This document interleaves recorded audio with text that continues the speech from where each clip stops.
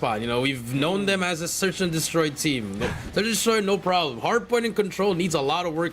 For the past 3 years, they have not been the best respawn team at all. But you know, at the same time in the series, you have 3 respawns there. So you know, you lose all 3 respawns, and pretty much, I mean, you're done. And for Visual Scaries, really, really great hardpoint team.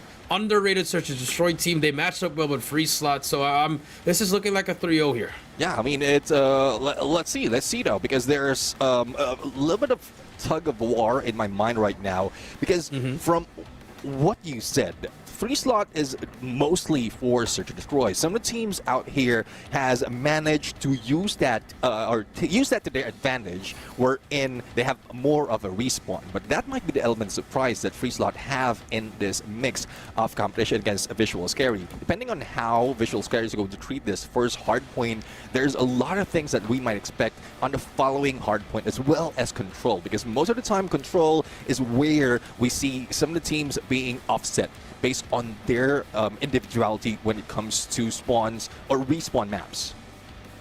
Yeah, that's true. It really does. But at the same time, you know, we can sit and talk about how good they are at S&D. You also have to incorporate the mechanical skills, especially go up against the number 4 team in the Southeast Asia. I'm sorry, in the MSP region. Yeah. I mean, we've seen them go head to head against Al Ula as well as Elevate and RVL. Yes, they're not winning against them, but you see that the games are longer, even though it's a 3-0. But if you dissect that life by life, match by match, you see them actually giving a run for their money. So that's the one thing that I'm fearing from Free Slot. Like, are they ready to face a team that's as fast as Elevate, but as also as lethal as Rival? So that's like a mix and match, like a baby. It's like a baby of Elevate and Ula. That's what's Visual Scary is. Well, let's see now. I mean, Visual Scary, visually, I mean, they're not scared at all. But definitely in-game, there's a potential that they can be scary. For the side of Free Slot, all chill. They have experience. 3 of the players has been playing together for the longest time, and that is the question that we have to point out right now. With the experience and tenure against a team who, I would say in the SMP region, has been quite fresh compared to the other teams that we've seen in this kind of competition, this level of the competition, would it be the element of surprise for both squad? The hard point surprise that Free Slot can offer, or the overall surprise is scary, Visual Scary rather, have to offer in this game. Because if I'm not mistaken, this might be the first time, if not limited time, that they are going against other regions like Free Slot. That's true.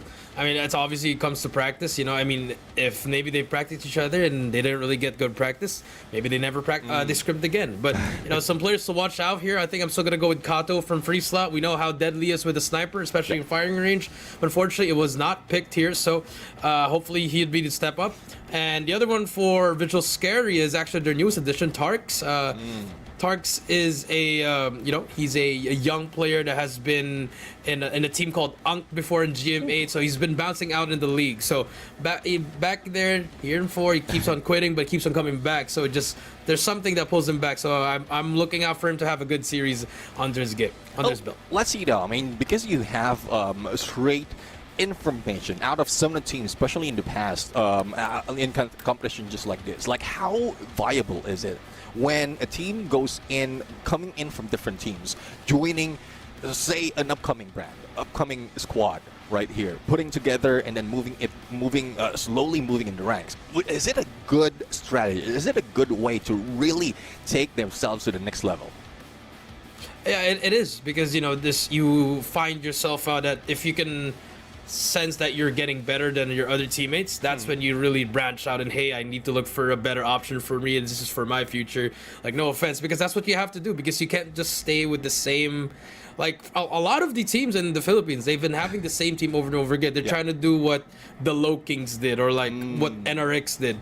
But, you know, sometimes if you're not part of the top 1%, it's really not going to happen. So you really have to find ways to be better in certain areas, which means you really have to use other teams as stepping stones, but obviously you need to get better as a player as well. Yeah, I did mention about Tarks, and if I'm not mistaken, out of last year, it's not only Unk.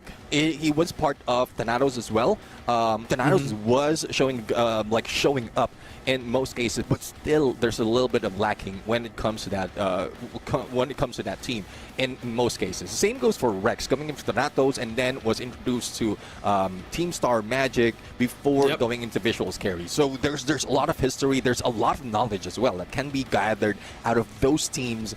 And in most cases, even if they're not really getting the championship, those mistakes, the learning from the mistakes, the learning experience that they have will be gathered, and hopefully they're sharing that along. Hopefully they're open enough to share all of those and fix all those mistakes once they group up together. Yeah, I mean, those two players you mentioned, Rex and Tarks, I mean, the only reason Tarks was in there because Jai was picked up to STE at the moment. So, I mean, he was filling up big shoes. And then for Rex, he also just joined TSM, but then obviously Idra came back. So, there's a lot of big shoes that they filled. So they've already had that pressure under them. So I understand they're like the veterans of the team now, even though they're younger on that side. So hopefully they would be able to give that experience. But on the other side of 3-slot, the whole team's actually been there since the beginning of COD M. So they've been there from the ups and downs from all the meta changes. But obviously the Philippine regions is a bit more advanced when it comes to it. We've gotten more teams that have been gotten better, and for the side of Thailand, 3-slot's the only been one that's been there. We used to have the WDC, you had so many great teams there. Yeah, Guitar, those legendary players. So, I mean, those were the old days. So hopefully these guys would really, try to revive that kind of Thailand that we saw back in the day. Yeah, I mean, veteran-heavy roster, really, as what you mentioned. You have C1 and Nawin, as well as Kato that has been put in years of shared competitive history. There's a lot, really, that is being gathered out of tenure. And this is looking like new guns versus old blood, or new blood versus old guns. So I really want to see who's not really better, but who can adapt quite well. Because yes, it might not be a winning a streak. It's still more of what adjustment are they doing, especially in the current hardpoint, or when it was revamped. The hardpoint has been increased, so there's more potential of really getting back into it, even if you lose the first few hills. So again, there's just a lot of potential out of these two teams. And for those of you who's waiting, apologies for the wait. We're just having a little technical difficulties for some players out here, and it will be jumping into the game as soon as they are all set. Yep, that's true. Especially in the Philippines, we got a lot of storms here, so better stay safe, stay inside, get some coffee, get some hot chocolate, watch some Call of Duty Mobile action. I got 5 series here today, ladies and gentlemen. We are not extending on the play-in. This is only a one-day tournament, and then we're gonna go straight into the business next week. Yeah, exactly. I mean, this is also a matter of stamina for the teams out here. I'm pretty sure they know how to play long hours when it comes to Call of Duty Mobile, but it's the pressure that Stage 4 has to offer right now that might bring more of that draining energy, or draining of energy out of these teams. So hopefully they're all set, hopefully they're all ready, and we might be able to get in a good start right now. So let's introduce, again, this is 3-slot. They're all set, locked in. I guess they're trying their best as well to keep it intact, despite of what's happening on their side. But same goes for Visual Security. I mean, there's a lot of happening in the Philippines. So just to set the expectation, we have Thailand 3-slot, and then we have Philippines Visual Security, who is fighting it, or who's going to fight it out for today. Here we go, ladies and gentlemen. We do have Chroma actually stepping in for the team here, but here we go. It's going to be Scary versus 3-slot. Game number 1. Map is going to be Combine. Starting things off with and now in here. Smokes are out here, but you see the aggression from Visual Scary. They win the first fights here. Yes, we do have a bit of a graphic error on the end, but don't worry, we're going to get that fixed. And now first points go to the side of Scary, Neptune. Yeah, we'll have 3-slot on the left side, and we have Scary on the right. So I'm really looking forward to how they are going to treat this crappy P1 right now. And hopefully this is something that wouldn't stop that could not stop them at all. And look at this visual scary right now. It's all mostly all yellow when it comes to elimination, as well as the points. Not given any of those hill time to the teams like Freeslot. Yep, that's true. I mean, they're just able to get all the angles that they need, getting the trades that they want. 30-1 so far. Everything's been going up for the side of Vigil Scaries. Hasn't lost a lot of gunfights here. I mean, nice shots from Rex as well. 5 in a row for him. Working towards that War Machine already as we are about to hit the P2. And at the same time, look at the spawns. Spawns being on lockdown. They're going to win the last wave here at the same time. Push them all the way back and get the opening shots as the Predator Missile will find 2. Well, let's see as what else can be done by Freeslot at this point. Seems like they are becoming free food out of the scary. And look at that. Multiple eliminations, especially on the position that's being taken. And despite of the challenge, Chroma will not be taken down that easily. It's a good thing that C1 was in there, but C1 was traded off. Scores right now, 1-57, and still counting, favoring Visual Scary. And this is not looking good for Freeslot at the moment.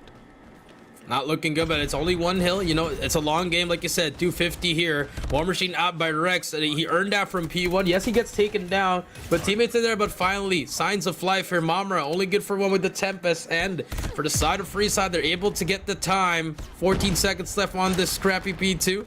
And you look at Scary. They're able to give this. They're able to push this because they know they have the advantage as they're about to push it one last time. Well, scrap points, not enough for Freeslot to be able to catch up, as well as the trajectory that they have to go to head into the next hill. It's quite far on the other side, and seems like Scary have the anchor spawned already, but C1 with that Tempest just mowing them one at a time. But unfortunately, no one is stepping into the hill. Here comes the death machine from S7G, but he has been taken down before everyone was cleared.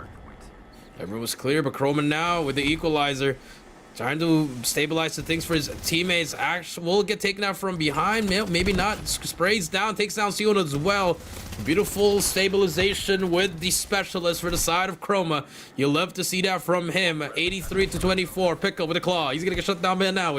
But the time will be on the side of Vigil Scary that they're about to reach 90 points and counting. I'm really loving the position being taken by Scary right now. The pinch on the front line before everyone from Freeslot can get into the fray and into that hill, and making sure that they have most of the hard point, most of the hill time at this point. A century mark being reached already and still not giving way to Freeslot. But look at the preparation being done by the team of Blue. But despite of that, Chroma has already made the rotation, taking down Kato, and there's only one waiting for them. But backstab will not work. Setek did manage to defend it, but not so much of Stephen Hill.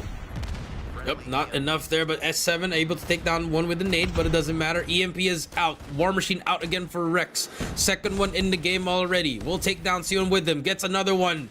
Death Machine now for Sebio. The spray and the prey, holding down his angle. Very easy angle to hold, with especially with the Death Machine. And for the side of Freeslot, they actually managed to use it, but Mamra with a Tempest able to shut down more. So beautiful usage by the side of Visual Scare, and at the same time, so much time being taken into the game. Yeah, it's one thing. I mean, you have a couple of investment on the operator, but you're not bringing it at the same time. One needs to fall down before the other one is triggered, or communication needs to be on prime. Thus, Visual Scary seems like they are on point on every rotation they're making right now. With only 5 seconds remaining of D4, rotation is quite near onto that B1, but look at the blockage trying to be set up by Freeslot. It's still not working for them. Visual Scary might bring them to, what, a 30 or probably a 50-point club by the end of this match. I mean, it's just a total decimation here. Yes, you're going to get kills from C1 here. He is on 18, but it doesn't matter. It's not translating to the side of the points here, as Visual Scary is just getting 3 kills here. But finally, C1 though, signs of life, you get 3, but where's your teammates? And look who's going to be on the hill. It's going to be Visual Scary once again. Chroma gets 3 more. There's just no help from C1. Someone needs to help C1 here. If you're Freeside, you got to start hopping on the hill, putting more pressure on it.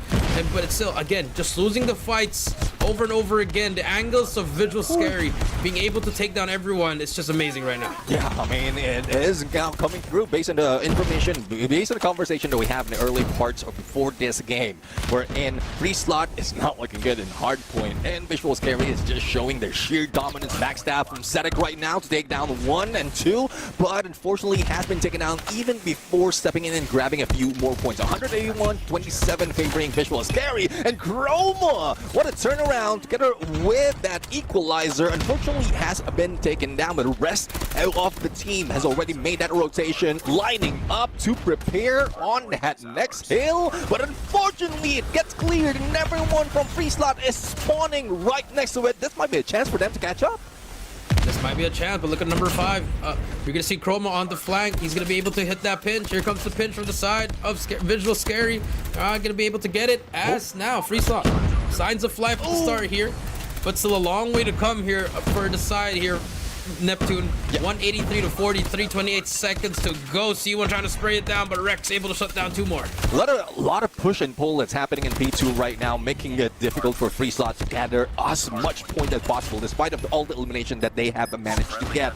And this is making it difficult. Scrap point being laid out. Now, as we head into P3, preparation is being done by both teams. But who's first onto the hill is Visual Scary, and they might be able to take anchor spawns as well. The rest of the team is still in rotation, but following them through is Free Slot, who's getting in the southern side. But will they be able to clear out? Sedek did manage to go in for this way, and now they have to stick it for 1 minute to make sure that they can catch up. That's true. Huge time here for them, but look at the spawns. Unfavor for the side of Visual Scary. Sebio with the claw, and now in as well. Needs to make a play with that claw. Needs to be able to help his teammates. So far, so good. They finally flipped the spawns, and now it's pretty good. And now win with 2, but Rex able to shut him down. 35 seconds left on this hill. Free Slot, where was this in the first half? But finally, it's better late than never. Yeah, better late than never indeed. And, well, let's see though, because Visual Scary, despite of them being paused for the moment, seems like they're trying to catch up. They might be able to do this, but we'll have to see on what preparation will be done by Free Slot at this point. Because from what I've seen is so far they are doing quite well in terms of rotation, as well as taking those anchor spawns. But for Visual Scary, they have the firepower from what we've seen earlier. They might be stacking up on operators as well as score streak for them to clear it out. But that's already a few hills as well as a few minutes lost for Visual Scary. Though they are very close, only less than 50 to go. But if this continues for Free Slot, then they might be able to bring it to 200. That is true. I mean, now, especially with that death machine from Sebio, able to hold down that line. Such great investments of the operators here. Claw, death machine is out. Kill feed, it's all going to be Visual Scary. We might be seeing the end here for the side of Free Slot. And now the end is near. So I face the final curtain. I'm sorry, I'm not a good singer, so I have to say it out. But anyways, from what we're seeing right now, Visual Scary is now in a 3-pronged position to be able to secure this hill for remaining points that they have, and they might end it. Introducing Free Slot to the 100 or less than 100 point club in this first hard point, though it has been delayed for a little bit, but only 1 second, and they will be able to push through. And I was not expecting this out of Free Slot. I was expecting more of a fight because of the tenure that they have. But again, we're talking about Combine, so this really is not a good map for them to start off on hardpoint. And Visual Scary will have 1 point already favoring them in this stage. Yeah, that's true. I mean, I agree with you there. I was expecting Free Slot not to win the hardpoint, but I was not expecting them to lose this bad. You know, maybe at least like 180, maybe 190, you know, keep it close. But this was just a decimation by the side of Visual Scary.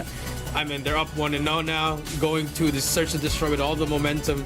Yes, you could say that Free Slot, that's their game in S&D, but I'm getting absolutely dominated in that first game. It's pretty tough, man. You got to have that mental fortitude, as Callie would say, to try to just recuperate and move on to game 2. Yeah, definitely. I mean, that is a good start for Visual Scary at this point. And for a fact as well, we're a little bit worried of their situation. Coming from the Philippines, a lot of things happening right now. There might be a few instances as well where in connection would be an issue, but it doesn't face them at all. They know exactly what needs to be done, and this has been the storyline for the Philippines, or team coming from the Philippines, for the longest time, from years ago. But still, they are pushing through. So let's see though what the Free Slot from Thailand is going to do on Search and Destroy, because you've already laid down the story for this squad. Search and Destroy is their best mode. This might come into an equalizer right here, but there's still a few of those surprises that we might see from Visual Scary right here, especially with how they are performing right now. Yeah, that's true. I mean, it's really showing. But first, let's take a look at the map highlights here, Neptune, for the hardpoint.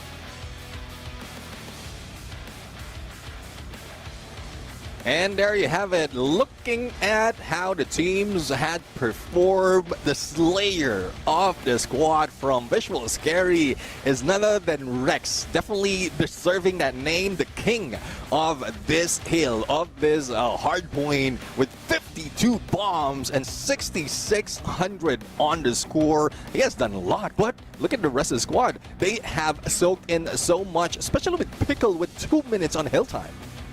Yeah, 2 minutes on hill time. I mean, he was allowing his teammates to slay around. That's why Chroma, Mamra, as well as Rex didn't really have a lot of time. I mean, it was just great positioning from them as well. Just communication as well. Hey, I got time. Push up, get the enemies to spawn out. And on the other side, I mean, we talked about Kato being that person, and he's still gonna be that guy here. Unfortunately, on the receiving end, went 19 and 42.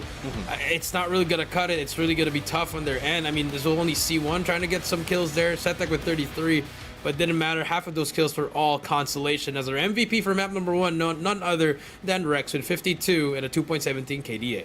Yeah, I mean, this is rare that we see a 2 plus on a KDA, but I'm really loving that this kid can show so much of potential. So hopefully they continue this on, not only in Search and Destroy, but also in Control, because that's where they will need it. If they can get it close against Free Slot on Search and Destroy and show the same running, so show the same, I'll say, tenacity, this aggression in Control, it might be difficult really for Free Slot to get back up. And judging from where they're placed on their regionals, it seems like they are still hurting at this point, because they do have that history, they do have that potential, but it's not showing overall for this year.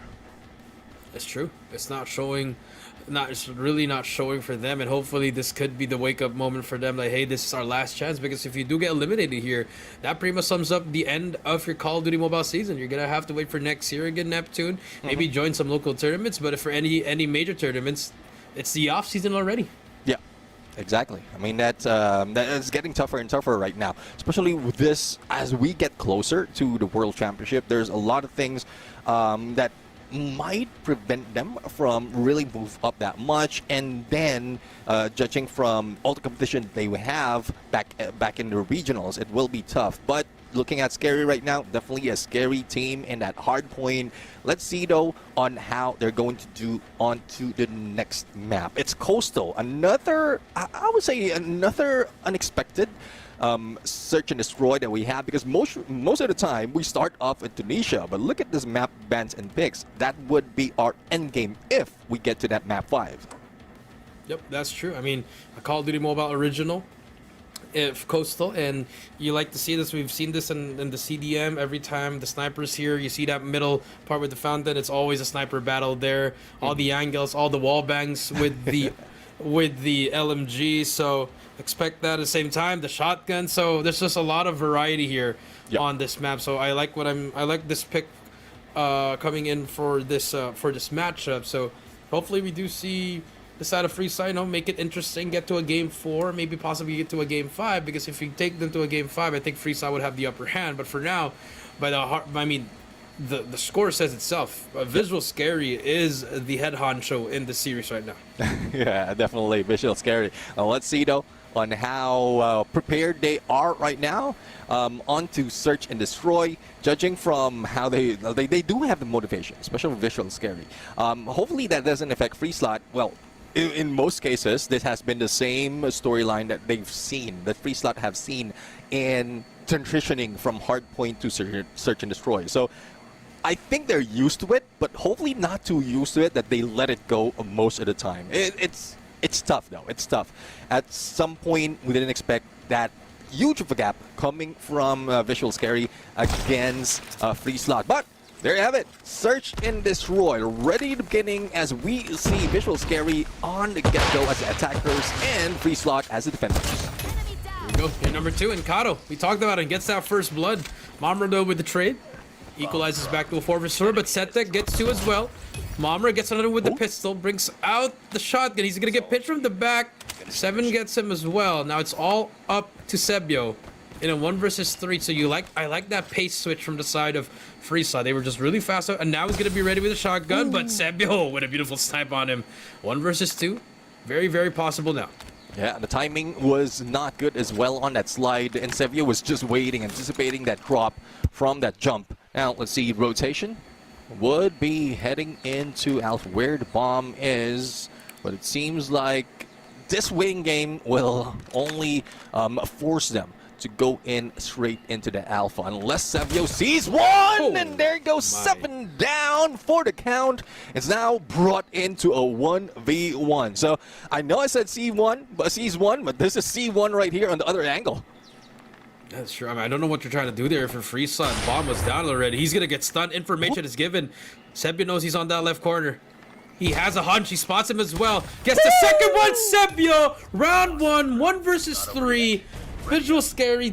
I mean, if you're Free Slot, you already know the bomb is down, Neptune. Yeah. Bomb is down. You just have to go there. You already lost 1 player. You're 2 players. Why are you outside giving so much information to Sebio as a sniper?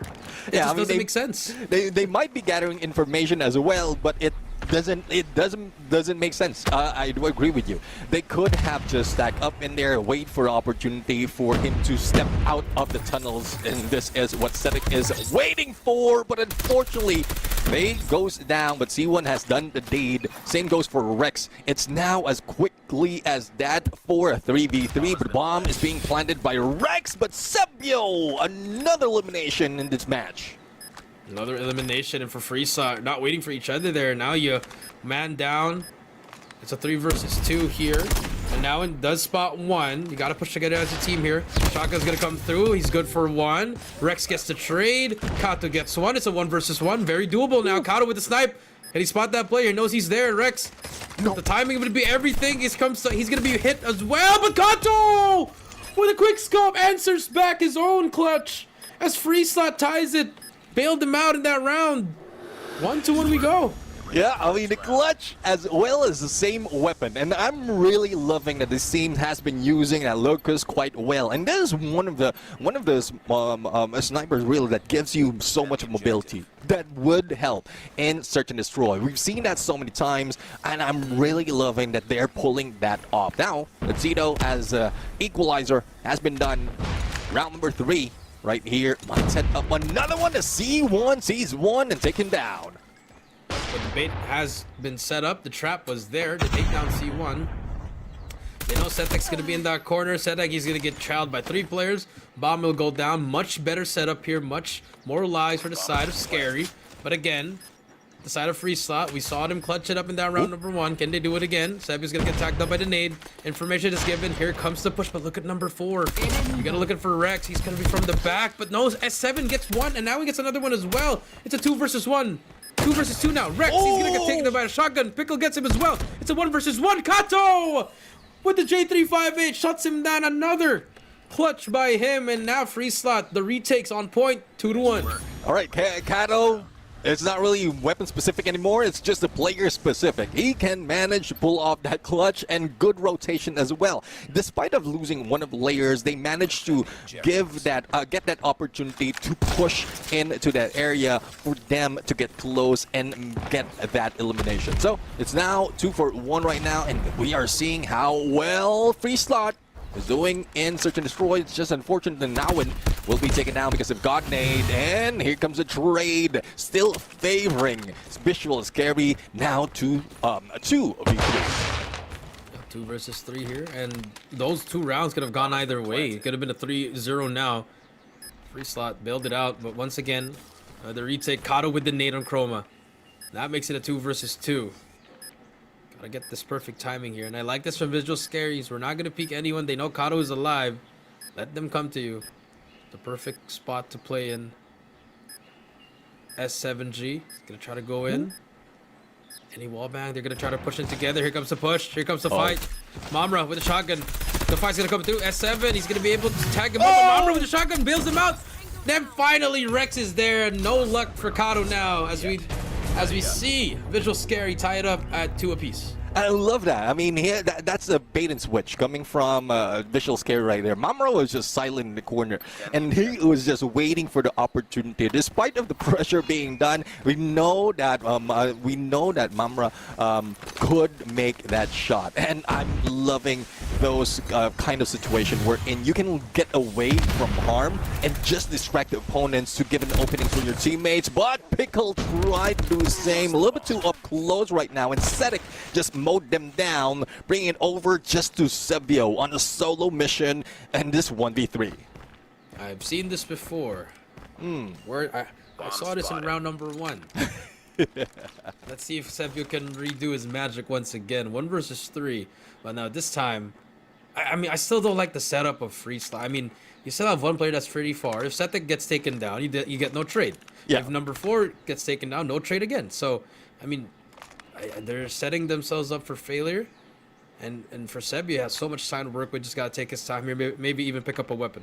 Yeah, I mean, it's getting difficult right now. I don't know. This might be a play that they're trying to pull off right now, just to throw off anything that might happen in the later part of the game. But I do agree, it's an off angle that they're taking right now, and they might be setting themselves to failure if they can if they are letting Scary to catch up based on this position. But this time around, I think they're gathering up. They are learning. It's not as if they are hearing us, but they learn from that mistake. But let's see though if Sebio can pull off another miracle. Yeah, now this time it's just all RNG for Anao and Sebio. He knows he's here. There you go. Ooh. RNG hits there. Finally, Free Slot. Finally a good round from them. Another good round. They take the lead at 3-2, and so far they're not. That's what we talked about. S&D stars. It's showing in this game number 2.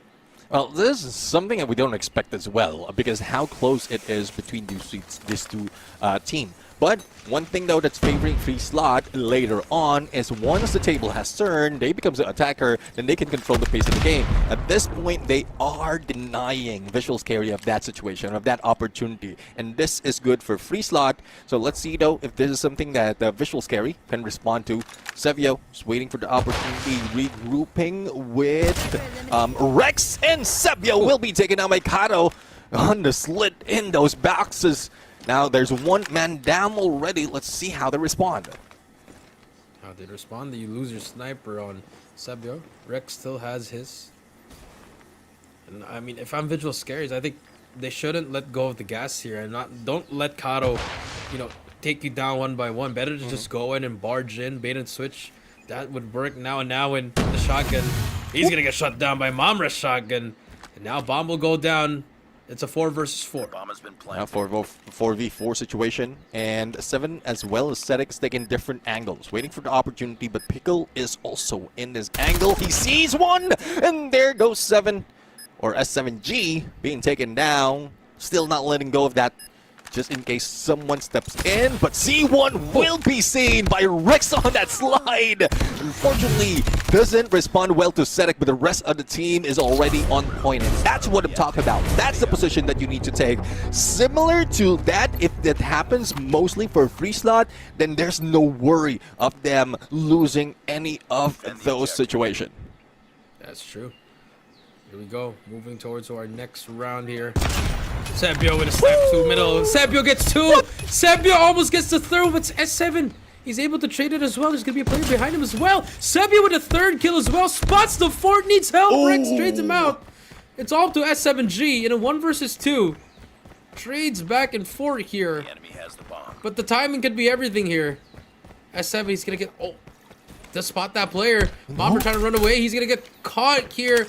Will get away with his life. But S7, the marathon man, just running. Bomb has been planted. Trying to get there as fast as he can. Bomb will go down, and this should be a round for Scary. I mean, it's just going to be a 1 versus 2. Mamra, he's going to get taken down. What are you doing if you're deciding visual Scary, but it's going to be a 1v1 Rex? He's going to back away. S7, does he hop on that bomb? No, he's not. He's going to go for the reach out. S7, S7 wins the fight. And visual Scary. Another throw of a round and free slot. 4-3.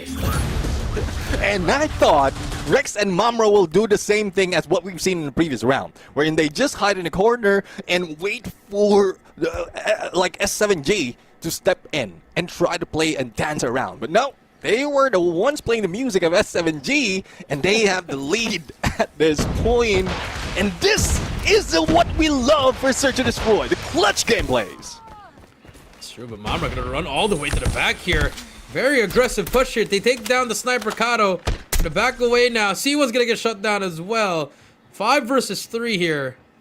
Anything could happen. As now in the RNG is not gonna go for him. Spots 1. He does get 1. Gets away with his life. He's gonna be 1 shot though. Has to back away. Sebio takes out S7G. Mamra spots another one. Set deck. Nice shots. That's all up to now, and he gets the second. All right, it's getting interesting now. Going for the ace here. Has to take down the whole team. Well, let's see. And now it is a big ask, especially with range that Mamra has. Up close, doesn't matter. They need to keep that distance to get away from him, and they managed to do it. And this setup, especially if they have the numbers, like Scary, is somewhat deadly. Like, let's take out the clutch that happened earlier. They are quite deadly in setting up that bait and switch, that trap that they're doing. So, equalizers being done, and this is not a result that we were expecting, especially from free slot, where we know that there's a lot of opportunities for them to really bring in the numbers favoring them against Scary. That's true. Chroma now gonna be the one to defend this. He has an angle here. Mamra gets 1 with Anawan. He's gonna back away. And now you're going to see how free slot will use the time. They always love to use the time until at least 30 seconds before they hop on it. But Sebio, he's going to get tagged up. That gives S7 some room to work with. But Mamra takes out set deck. Mamra takes out S7. That's going to be 3 already on the shotgun. My goodness. Only 2 more to go. Kato and C1. Well, let's see. C1 might be falling for the trap right now. Look at noise being done.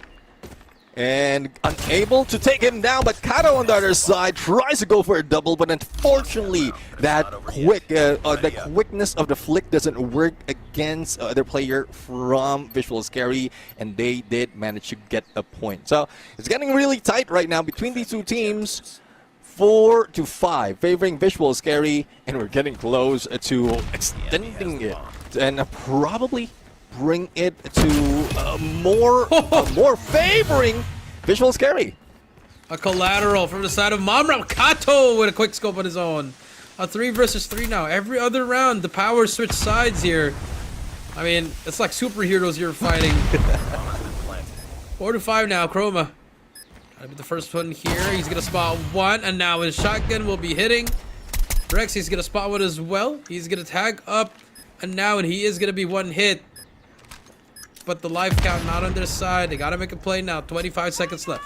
Well, let's see. Out of 25 seconds, they just need to take 1 down and probably stop them from doing so. Now, as Pickle goes in for the reach-out, C1 misses those shots. Visual Scary, plenty of time to go for the defusal. Now we expected right now, and the 2-point lead finally being taken by Visual Scary. There you go, some separation from them. And that was actually a good round for the side of Free Slot there, but again, your teammate was already needing help there. You still didn't pop out. You just stayed in that corner. I mean, you baited your teammate for you to be taken down as well. Not the best moment there for the side of Free Slot. We move on to the next round. Well, 3 more to go for Visual Scary to end this. Hopefully, Free Slot doesn't give them that opportunity. Smokes, just making sure that Sepio doesn't have an angle to take. And Kato being taken down by Pickle on their rotation. So still being stuck from spawns. They are being picked one at a time. Change will need to be done, but 7 did manage to go in for the push on the midline. Going back, probably getting that bomb is smarter. Though plenty of time and a lot of threat that might be coming in for side of Scary. There you go. 4 to 7 we go. Visual Scary. They can smell the finish line. They can see the finish line. They want to go up 2-0 here. I mean, this game would have been over already, unfortunately, for their own mistakes, Neptune. Yeah, I do agree. I mean, it's getting tougher and tougher right now. Hopefully, there's they're not motivated for a side of Free Slot.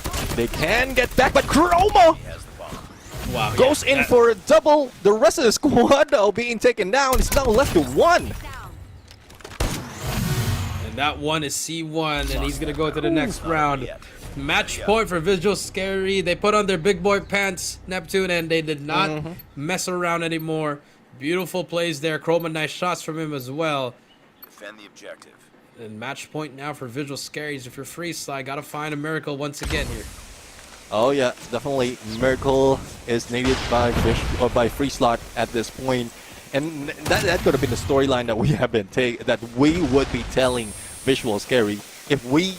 Like if Free Slot stuck to the story that we offered from the beginning of the show, but this is a surprise factor that Visual Scary has. Not so much of information that is being gathered that makes them even deadlier, and now it's down to a 2v3. Down to a 2 versus 3 here. It's gonna be a player at the back trying to fight for it as well. Settex to get a hit marker. Bomber shuts him down. They end game 2, 9-4. Visual Scaries up 2-0 now in the series. One more map to close it up. Oh my goodness.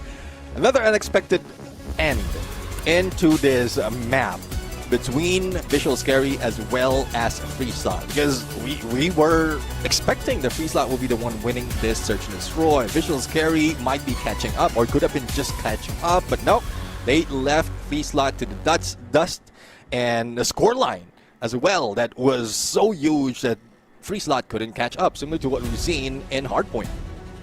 Yeah, that's true. They just could not catch up. I mean, they took the lead for what? After the 3rd round, they were up 2-1. But after that, now after the 4th round that they won, Visual Scary just took over on the 2nd half. I mean, they did not look back, and it was just a struggle on the side of Free Slot. Just could not find anything. Could not stop the bleeding. Could not set up properly. It was just unfortunate for them. Yeah, really. I mean, it's very unfortunate, and Visual Scary seems unstoppable at that point. And a lot of highlights that came out of this match in this as we look into more of highlights into the battle of Visual Scary and Free Slot.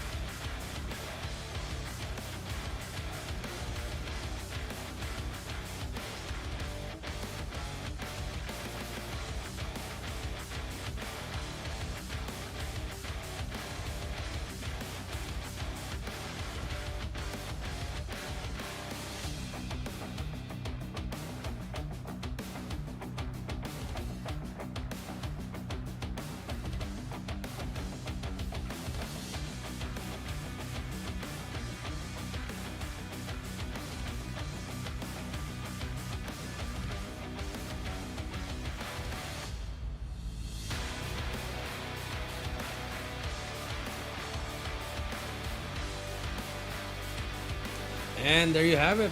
Our post-match highlights coming up here. Take a look at the games here. I mean, for the side of Free Slot, almost everyone's at 9, except for Setek and C1. And on the other end, you see Mamra with 23. Oh, yeah. Shout out LeBron or Jordan, depends on how young you are. So 23 and 6 there. I mean, he was an absolute terror, but it didn't even look like he had 23, Neptune, but he just kept on going and going and going. He was making timely plays for the team. That's why he is also going to be our MVP for this game. There are a few angles as well that Mamra was taken that made him get multiple elimination, and one of those was hiding in the shadows, hiding in the shadows on that bomb plant that they have, just trying to guard that. Makes him eliminate 2, and then also taking 1 or 3 elimination as he hides into the bar as players from Free Slot just stepped in. Collateral overall 23 eliminations, something we didn't expect out of this kind of search and destroy. That's true. You know, you don't really see huge games like that, but there you go. Our MVP for the game, it's going to be Mamra, 23 and a 3.83 in Search and Destroy. Congratulations to him. But again, job's not done yet. They have one more one more game to close it out. And if they do win that, they need another series to qualify for the group stage. Imagine, I mean, 3.83 on the KDA, and it's like, I think he only faltered 6 times in this match, so there's so much potential out of this. One of the players that is so aggressive on the CQCs, and really loving this kind of showing, not only for Mamra but also for Visual Scary, and he did manage to get the highest score in this map as well. So I want to see more out of Mamra, out of Visual Scary, as we prepare for the next map, Standoff Control. And what can you say about this? Because Control is something that can go either way, but stepping into a map that's familiar to everyone, I think there's one-sided to this based on what we've seen earlier. Yeah, it's going to be definitely a one-sided affair in the mechanical skill here, Neptune. But, I mean, objective-wise, you can get away with, you know, losing more lives, but ended up getting, you know, you get a clean wipe and you capture the point. That could be a possibility as well, Neptune. But, again, we've seen what happened in Hardpoint, and we've seen what happened if there's only 1 life remaining in a Search and Destroy. So, I think, you know, Visual Scary, all roads lead to them winning the series already. Oh yeah, I mean, they might be going in a 3-0, and you did call this out, 3-0. I did call out 3-0, especially with how Scary looked before this stage 4. They are, well, I do agree, out of the region, out of SMP region, they are going against giants. Giants, not only like word level giants. So, and it's a good start as well. If you're a team just like this, a fresh new team stepping into this kind of stage, and you're going against giants and winning it 4th. So I'm loving this kind of storyline for Scary. Yep, it is a really, really good story for them. But at the same time, I mean, I'm pretty sure they want to prove something to the world that, yeah, we may be a play-in team, but they can say that they're probably the 4th best team in the tournament overall by the looks of it. Because, I mean, you have the heavy hitters, obviously the Elevate, the Al-Ulas, then you have Rival. But then who's next? It stops with Rival, but then Scary is the next one up. That's the scary thing about this team, actually. So, you know, a lot of things could happen for Free Slot. I mean, you could be also a team that could give us the first reverse sweep for stage 4. Ooh, I mean, that's not really good for the side of Free Slot. Like last chance qualifier, and they're going this route. They have the history, but it's just unfortunate that they couldn't make the cut to take that first place in their region, and then being brought down to this. So I don't know what comeback Free Slot has to offer right now, but it seems like Visual Scary is definitely very scary in this situation. That's true. They're very, very scary. And they finally have Tarks back.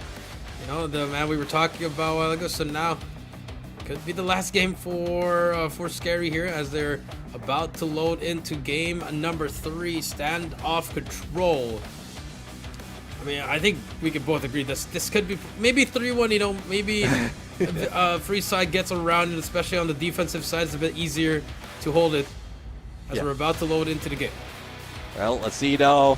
is now control. It's a mix of hardpoint as well as search and destroy. And from what we're seeing right now, we have Freeslot as defenders and Visual Scary as attackers. And first blood being dealt with by Freeslot, which is looking good for the team. Yep, it's not looking good for the team here, but this is what you like about the defensive side on standoff. You're able to get those kills, get 4 kills, 3 kills every life here, as the angles and the positioning will be good. But as soon as we say that, look at the side of Visual Scary is able to answer back, down 4 lives. Just need to shut down that player at the back. But look at Pickle, he's going to be putting pressure towards his speed point. Yeah, I mean, at least if you lose a few of the players, at least stack it up on those captures. And they did manage to capture the first stick. It's being cleaned up right now on that Bravo for the rest of Freeslot. But Sebio clears up the ones ahead of them and having good opening as well to eliminate more. But looking at how much they lost in terms of those lives in the first engagement or in this initial engagement, they need to move faster, probably prioritize more on the capture, and they're not even given a chance by Freeslot to make that either A and B. Unfortunate though for Freeslot, Alpha is now in the second tick and Tarks punches way through. I mean, as soon as you were explaining them trying to be aggressive, the life just started going down for the side of Freeslot. 2 more lives to go. I mean, this round is already done. Yeah, bro. I mean, all right, I need to shorten my explanations to get more time for that build-up, because I don't think Visual Scary is up to speed with my script. You gotta follow the script, guys. You know, gotta slow it down. But, I mean, that was one of their best rounds. I mean, now for round number 2, now it's on the defensive side. If you see how Freeslot was good at the start of it, Visual Scary could definitely be better from it, as they're about to shut it down. But look at now, and again, solid start from Freeslot. This is what happened in that first opening moments of the round number 1, but can they capitalize on it? Now, again, from what we've seen earlier, from the early parts of that round number 1, it is the defender who's winning this fight. But I think Scary or Visual Scary is one of those teams who can flip the table, similar to what we see in the second half, as they mow everyone down with Freeslot. Chroma, Equalizer goes in for the finisher, probably dealing with the rest of the spawns in this area.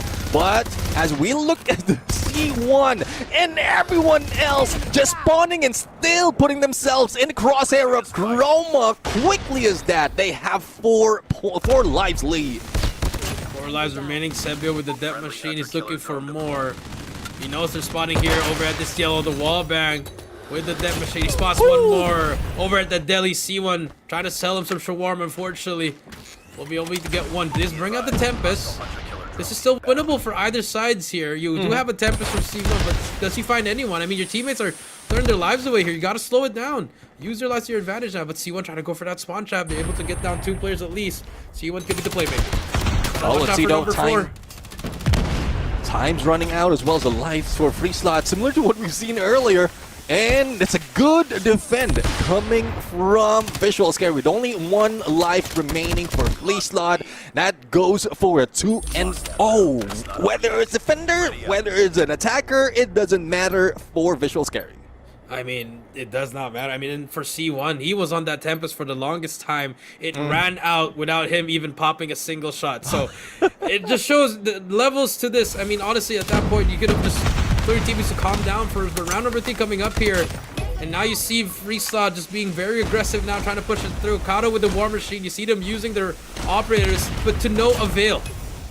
I mean, it's getting tougher and tougher right now. Even those with the operators being brought down, and Tarch right now with Annihilator is quite easy to tell that he might be able to get more, but the stun stops him from doing so. And let's see if they'll be able to capitalize on those takedowns, as the capture on Alpha is being done by Visual Scary. No one for the side of Freeslot can stop even those who are spawning and getting close to that Alpha.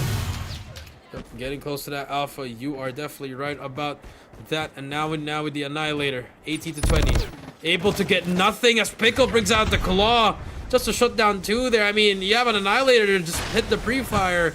Very unfortunate for the side of Freeslot here, as Visual Scary's looking to end this now. Four life advantage for them. S7G still trying to fight for his life here, but he's gonna get naded by Mamra. More fights coming through, and now Visual Scare, they're just pretty much toying around with the enemy now. I'll see now. I mean, C1 is in open to get information, but also can be taken down. Chroma and Pickle doing way in the rest of the outskirts of this map. And that dance, S7G faltering with 5 lives remaining. It's not looking good. And the capture can be done as easily on that Bravo, but the cleanup by C1 puts him in harm's way to be rushed by the rest of the squad. That's true. This is going to be done and dusted. This is going to be a 3-0 in control in the series as well. Last 3 lives remaining. Tempest is out. That's how you do it. Mamra through the smoke as well. Pickle with a punch and Visual Scary. Move on to the second round. 1 round away from going to the qualifiers as Chroma and his girlfriend are both smiling. Shout out to them. Hope you're having a great time, but definitely congratulations, Scary, as they take the map and they take the series. Oh yeah, indeed. A 3-0 that we didn't expect, and Visual Scary looking scary at all. Then it so quickly than one expected, but you know there's a certain buff right there coming from Chroma, so I mean that motivates you. That motivates a man.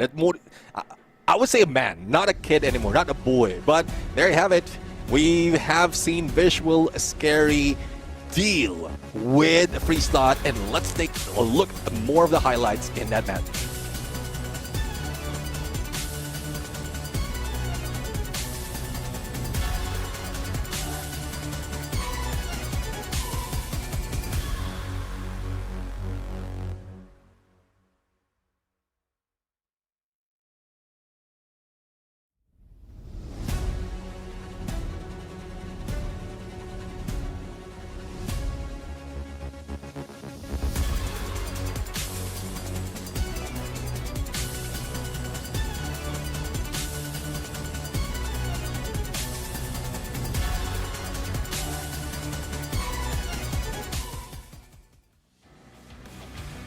And there you have it. As we saw the highlights, this is the match result. And look at that Pickle.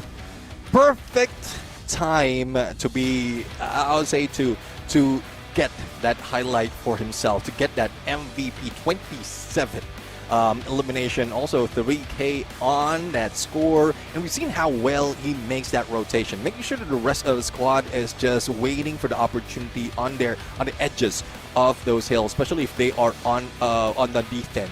And Pickle's the one who's roaming around. But from what we've seen in the side of free slot, I mean, they had the free will, but that free will converted to free kills for the side of Scary. I mean, I definitely agree. I mean, it was always the best start for the side of free slot, but then when it came to the crunch time, the middle game, the slow game, and the spawn trap, it was all the side of for the side of Visual Scary. Sorry, and I mean again, Kato, amazing in S&D, but look at the 7 and 19 once again. But it doesn't matter at this point because the map MVP would be the side of Mamra here with 27 and 2.45. This is Pickle. Sorry. Oh, yeah. Yep. You know, these guys have been together for so long. I still don't know who's who. Neptune, because they all look alike. Yep. Yeah. I mean that's the thing. I mean, if you stick together, and it happens most of the time. You stick together, you will see the similarities in their features. So the only thing that we are getting right now is judging from what we've seen as well of the gameplay that Pickle have, the post result that Pickle showed earlier. 27 elimination, 2.45 on the KDs, and I'm really excited to see this kind of KDAs out of the team, this kind of score lines out of the team, because this is something that we don't expect, especially in control. There's a huge opportunity of you being taken down, similar to or inequality to you taking down the opponent. But look at this, what's this, emerald or green, whatever color this is, but it's more of Scary in there. I didn't even get to the usual search and destroy Tunisia, where we might be able to see free slot really rocket off. So it's just unfortunate, but Visual Scary, visually at this point, definitely scary. Yep, definitely scary here. I mean, It didn't matter. You didn't have to go. So, I mean, if I was Visual Scary, my mindset was just to finish the first 3, and that was it. And that's what they did. They came in here, did their business, and now they're waiting for the second round. I mean, serious winner once again is gonna be Visual Scary. It was another quick 3-0. Yeah, quick 3-0, and well, let's see though. This is well, we've seen how well, and I've seen the back and forth in terms of MVPs for each series that we have. We're really looking forward to who is our series MVP and what they have to offer, because there's a lot of potential talents out here from Visual Scary. From when we saw them in the regionals, when we saw them in the Garena Masters, there's a lot of showing out here. And there you have it with 63 elimination. We have 2.1 on KDA. This is Rex, if I'm not mistaken. That is Rex, our series MVP. Yes, congratulations to Rex once again for doing his part for the team. 63 and 2.1, like you said. Came from Thanatos, went back, went to TSM, gained a lot of experience, and now it's definitely showing, not only mechanically, but also the way that he probably helping his teammate communication-wise. So you love to see it from the team of Scary. Congratulations to Rex and to Scary for the 3-0. Yeah, I mean, Thanatos gave him a lot of experience. Same goes with TSM, as we started off with that conversation beginning of the show. And again, with the help of Mamra and Tarks, I think Rex is already showing up differently. I mean, he has grown up in Call of Duty Mobile already, and this is a result of I would say all the players from Visual Scary growing up, going against the big dogs like the tenured player from Free Slot, which is C1 and Nawin and Kato, but we've seen how well they play. Probably it's because of, I don't know, there's a little bit of decline in terms of their performance that was evident in the Legendary All in 2026 as they ended up as a runner-up. That's true. I mean, you know, they still have a lot of work. I mean, again, like you said, not yet over Neptune. Yep. But I mean, not yet over, but at the same time, you're going to feel defeated after. I mean, it wasn't a great fight at all. It was not a great showing besides the 4 rounds in S&D, but what does 4 rounds do in S&D? I mean, it gets you closer to the win, but it does not get you closer to getting to the group stage. So it's going to be another long, hard road for them as they begin in the losers bracket. Yeah, it's getting tougher and tougher right now, especially for the side of Free Slot. For Visual Scary, they will be waiting for the opportunity as well to see who's going to win on the next series. Who are they going to battle with? But they're one step closer to get into the group stage, which is a good thing for Visual Scary. But there's still a couple more teams that we are about to see in this fight. So we still have Wudao as well as El Tantrum. So Wudao from Taiwan and Hong Kong, as well as El Tantrum that's coming from Indonesia rather. The Major Series 2026 runner-up. So again, just set this story straight. All the teams that we have here are runner-ups from their own regional qualifiers. So hopefully those kind of I say mishaps have been corrected already, because otherwise we will see another Free Slot run.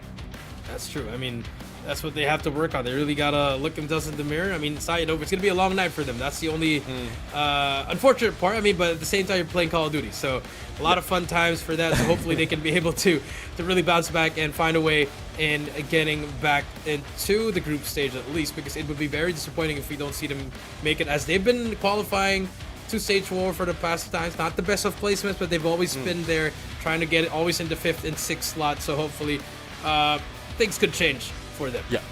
Well, let's see now. I mean, there's a lot of miracles that we're waiting for, changes that we're looking at, and hopefully this is the opportunity. This is a platform as well as a chance, a stage for teams to see all those changes, miracles to happen. But we'll have to see, though, on to most of the series that we're going to see. And that's 1 out of 5 series that's already scratched off our list. But the teams will need not to be complacent, because there's a lot more that will be happening. But speaking of which, we're going to go for a quick break. When we return, our Series 2 will happen. So don't go away. We'll be right back.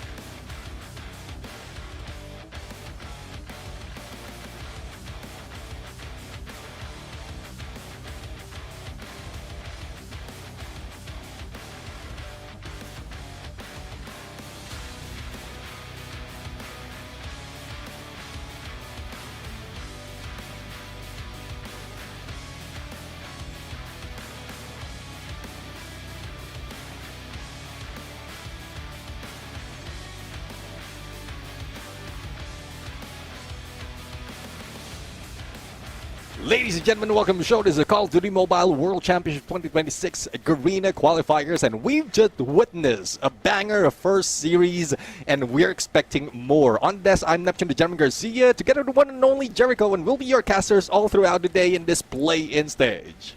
That's true. Play-in stage, 1 series down, 4 more to go, like you said, Neptune. And coming up next, it's going to be El Tantrum versus Wu Dao, a team from Taiwan, Hong Kong, and going up against Indonesia's second best. So it's going to be an interesting matchup here. But the most interesting is the team of Wu Dao. They have some imports from other countries here, like Type as well as Caso from Singapore, respectively. You saw they actually won their side of the bracket on their end, and that's why they're here. You know, the other team being Changed World is already in the group stage. So great things happening. So the second best in Taiwan trying to look and make some noise here to make it to the group stage, Neptune. Yeah, I do agree. I mean, noise is what they need to do right now. And I think that we're going back to a little bit of a similar storyline from what we've seen, or what we've set in the first series. Wu Dao, El Tantrum, we have a few changes on the mix, for, as you called it, for the side of Wu Dao. So how will that affect the team overall? Because as a runner-up from 2026, the major series, major 6 series, for the World Championship qualifiers for the side of Taiwan and Hong Kong, it might not look as if they are like that strong enough, but there's still a few more that need to be done. And if you're going against Indonesia's major series runner-up, that's El Tantrum, they did win in a 3-0 on the Swiss and then 9-3 on a map record before they reach the grand final. So there's a lot of storylines that will be built, and that has been built by all these teams. Yeah, that's true. And I mean, for El Tantrum, you know, they weren't even supposed to be in the mix here. It was supposed to be Evo's Esports as well as Visuals, but you know, they were able to upset a lot of teams there, and you know, Evo's having a disappointing season. You know, finally coming back to Call of Duty Mobile. I mean, obviously, it could be you know, just wasn't a championship or bust season. Maybe they go for another one, but at the same time, you know, defeating a giant like that's pretty good if you're on the side of El Tantrum as well as Visuals. So now for El Tantrum, I see this team as a lot of promise. In my opinion, seeing them in GSI, yes, they did not have the best of runs, but their games are actually pretty good. Especially their S&D was off the charts with the wall bangs, especially Ramen. Ooh. He was the guy just wall banging everything with the PKM. So hopefully we do see that in this matchup going up against the side of Wu Dao. Yeah, I'm really looking forward to those kind of strategies, those kind of gameplay coming for the team. And also, like, what would be adjustment? What, like, is there regional translating? Will this translate to this stage 4? Because if we look at the previous series, there's a lot of expectation really for the side of Free Slot, where we thought that it could end in probably a 4-map series. But Visual Scary, they just made a lot of changes to their strategy, and judging from the way they move, and I do agree with you, there are some instances where in speed is what's needed. So hopefully we see that kind of criteria, that kind of attitude out of both Wu Dao and El Tantrum. Whoever goes with speed might be able to take advantage of any surprises that can pull off, whether it's hardpoint, search and destroy, as well as control. That's true. I mean, it's going to come down to that one. I mean, we did all this, you know, like analysis for the side of Free Slot, but it just went right out the window. They could just not match with the pace of the side of Visual Scary. So I think that's one thing, but I think we can both agree that pace could be the name of the game here. We see how fast players have been playing now. We see how fast trades are happening. So I think if both of these teams could play on that similar pace, I think we'll have a 5-game series that would go all the way down to the wire. Let's take a look at the bracket for now. Again, Free Slot and Visual Scary. That was 3-0 now. Visual Scary 1 series away from moving forward to the 4th slot for a slot at the group stage. And now El Tantrum Wu Dao coming up next. A Free Slot waiting for the loser of this series that we're casting right now. Yeah, I mean, I feel it for Free Slot at this point. This is based on the tenure as well as what we've seen that they have done in the previous years of qualifying as well as getting into the stage. Seems like this is not the personality that we're expecting. So I hope that they will be able to watch as well as identify any strategies that they can capitalize on based on what's going to happen on El Tantrum against Wu Dao's matchup. But speaking of Wu Dao, it's I do agree. It's a mixed region lineup that they have right now. And one thing that worries me in this kind of situation, though it worried me even in the SMP region, is more of the communication. How will that work out for them? Because even for the side of SNP, the communication was not that different for Alula, and they were pristine at that point. So hopefully the case is same for Wudao, but looking at the maps and picks right now, we start off our hard point in Summit, and this might be a good start for Wudao at this point. They have experience already, and they might be able to offset the balance against El Patrum. Yep, that is true. It's really going to be a matchup here for matchup of styles, pretty much, because we know Indonesia's they're pretty 50-50 on most of the game modes, and for the side of Taiwan, they've been the weakest. We can all agree on that one. On the region side, Neptune, no, they haven't gotten the best of success in stage 4. Yes, in the region they have their own set of rules there, but the competition when it comes to stage 4 is an all-time high. So it's really going to be the competitive fire. Again, the pace would be, those are the two things that I'm looking at for both of these teams.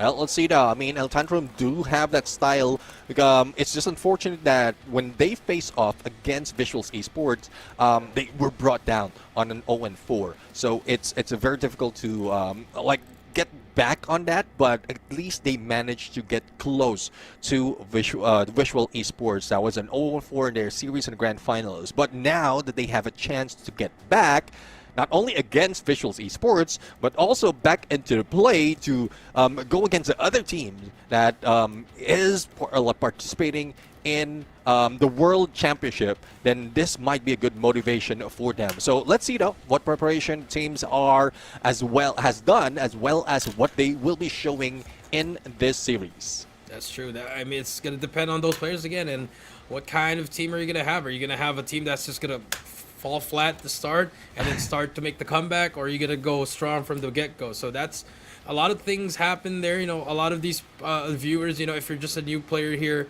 or if you're trying to get into the competitive scene, this is stage 4. This is where your dreams and your off season is on the line here, because if you lose this, if you don't make it out of the group stage, or if you don't make it to the group stage, you're going to have to wait the next year to get to the majors once again, and you're going to have to sit back, just watch as a new team would arrive, better teams happen, and would be over at December. Yeah, well, in comparison, Wudao does have a lot of or at least expectation and a lot of promise to show, because everyone else has state expectations and also recent Garena history. Wudao has that element of surprise, similar to what we've seen other regions do or the other teams has done, because they're like a new lineup, but they did show up recently out of their own regionals. So there's those slight adjustment coming from the teams, like the imports, as you call them, coming from different regions, gives a better perspective as well on how the teams can be read, if they will be read into the battle. So El Tantrum's firepower, though, might overwhelm them. So that's one thing that we might expect in this bout. This might be another 3-0 or potentially 3-1 favoring El Tantrum, just because of the numbers, as well as the on paper of what they've done before. Yeah, I'm gonna piggyback on you. I'm gonna go El Tantrum here, probably 3-0 or maybe 3-1. You know, maybe give there should be a one game that should go to the side of Wudao here. So I mean, I'm just excited to see Hardpoint again. I want to see some Call of Duty action again. You know, the first map, I thought I was gonna go to the distance, but you know, it was a bit faster than I expected. So you know, I mean, the play-ins, it's pretty fast, because this is where new stars could arrive. You know, like a beginning, an origin story, an arc here could start here for one of these players. All of a sudden, this could be the moment they turn around it in group stage. They eliminate maybe, let's say, Alula or Elevate, and then all of a sudden they represent. So, I mean, obviously it's a great movie, but you know, it has to start. There's a beginning, and this is the intro for them. This is chapter 1. Well, that's one thing now. I mean, in movie storyline, there's always ups and downs, and that's what we're seeing right now. There are a few of those climax that is really showing up in here, and one of those was what we witnessed in the previous series. So let's see now. I mean, the storyline chapter 2 in this play-in's book, I would say, is about to be set. It's about to be written right now. Again, there's no script being followed right here. Everyone has their own style when it comes to this. But looking at just past experiences or past gameplay, El Tantrum has the highest volatility at this point when it comes to gameplay because of just the history that they brought in from their own region of Indonesia. Yeah, I mean, you said the stats. The stats don't lie. I mean, 3-0, 9-0 map count, all the way to the grand finals, and the only team that they lost to was the team who's already in the group stage. So that speaks a lot. So I mean, second best team in Indonesia, and maybe top 5, top 6 in this whole tournament. So Yeah. I think that's the one thing that's really setting them apart up against a team like Wudao. And I mean, the competition in Indonesia is no joke. It's no pushover as well. It's probably the second best region right behind, the Philippines. So I think for Taiwan, like what we said, it's been the weakest one. Not the best, but they could still put up a fight. It's a puncher's chance, but I think it's really going to depend on that game number 1. I think if it's really close, I think we'll have a series. But if it gets dominated again, then obviously we would know the answer to that. Yeah, I mean it's just up to these teams to show up. It's either based on our introduction of them, probably against it. I'm hoping that Wudao goes against the flow, or go against the grain on what everyone is expecting, because Wudao has that potential of surprising everyone because of the mixed lineup, like less performance gives less expectation, but with less expectation, there's an element of surprise. So we've seen that for World Championship. We've seen that from teams that already stepped in, not only stepped in, but also grabbed the championship to themselves. One of those is Elevate, right? How the journey was from the beginning, from when they started in their own region in SMP, and then it translated to them being the champions. This might just be a similar approach that we are seeing from Wudao, or let's include El Tantrum as well. But more on Wudao, because when it comes to region-wise, I do agree. Taiwan and Hong Kong is not not a region that really brings up so much of prestige, so much of highlight. So this might be the game changer overall in the stage 4. That's true. That could be the factor for them. I mean, they could just be playing freely, like it's nothing. I mean, putting in their mindset like, hey, we're just here to put on a show. So maybe, hopefully, we should see that. Yeah, well, let's see though if that's something that we're going to see right now. But before we see the game, we're going to go for a quick break. Just make sure that everything is set up for the teams. When we return, we're going to bring you the action. So we'll be right back.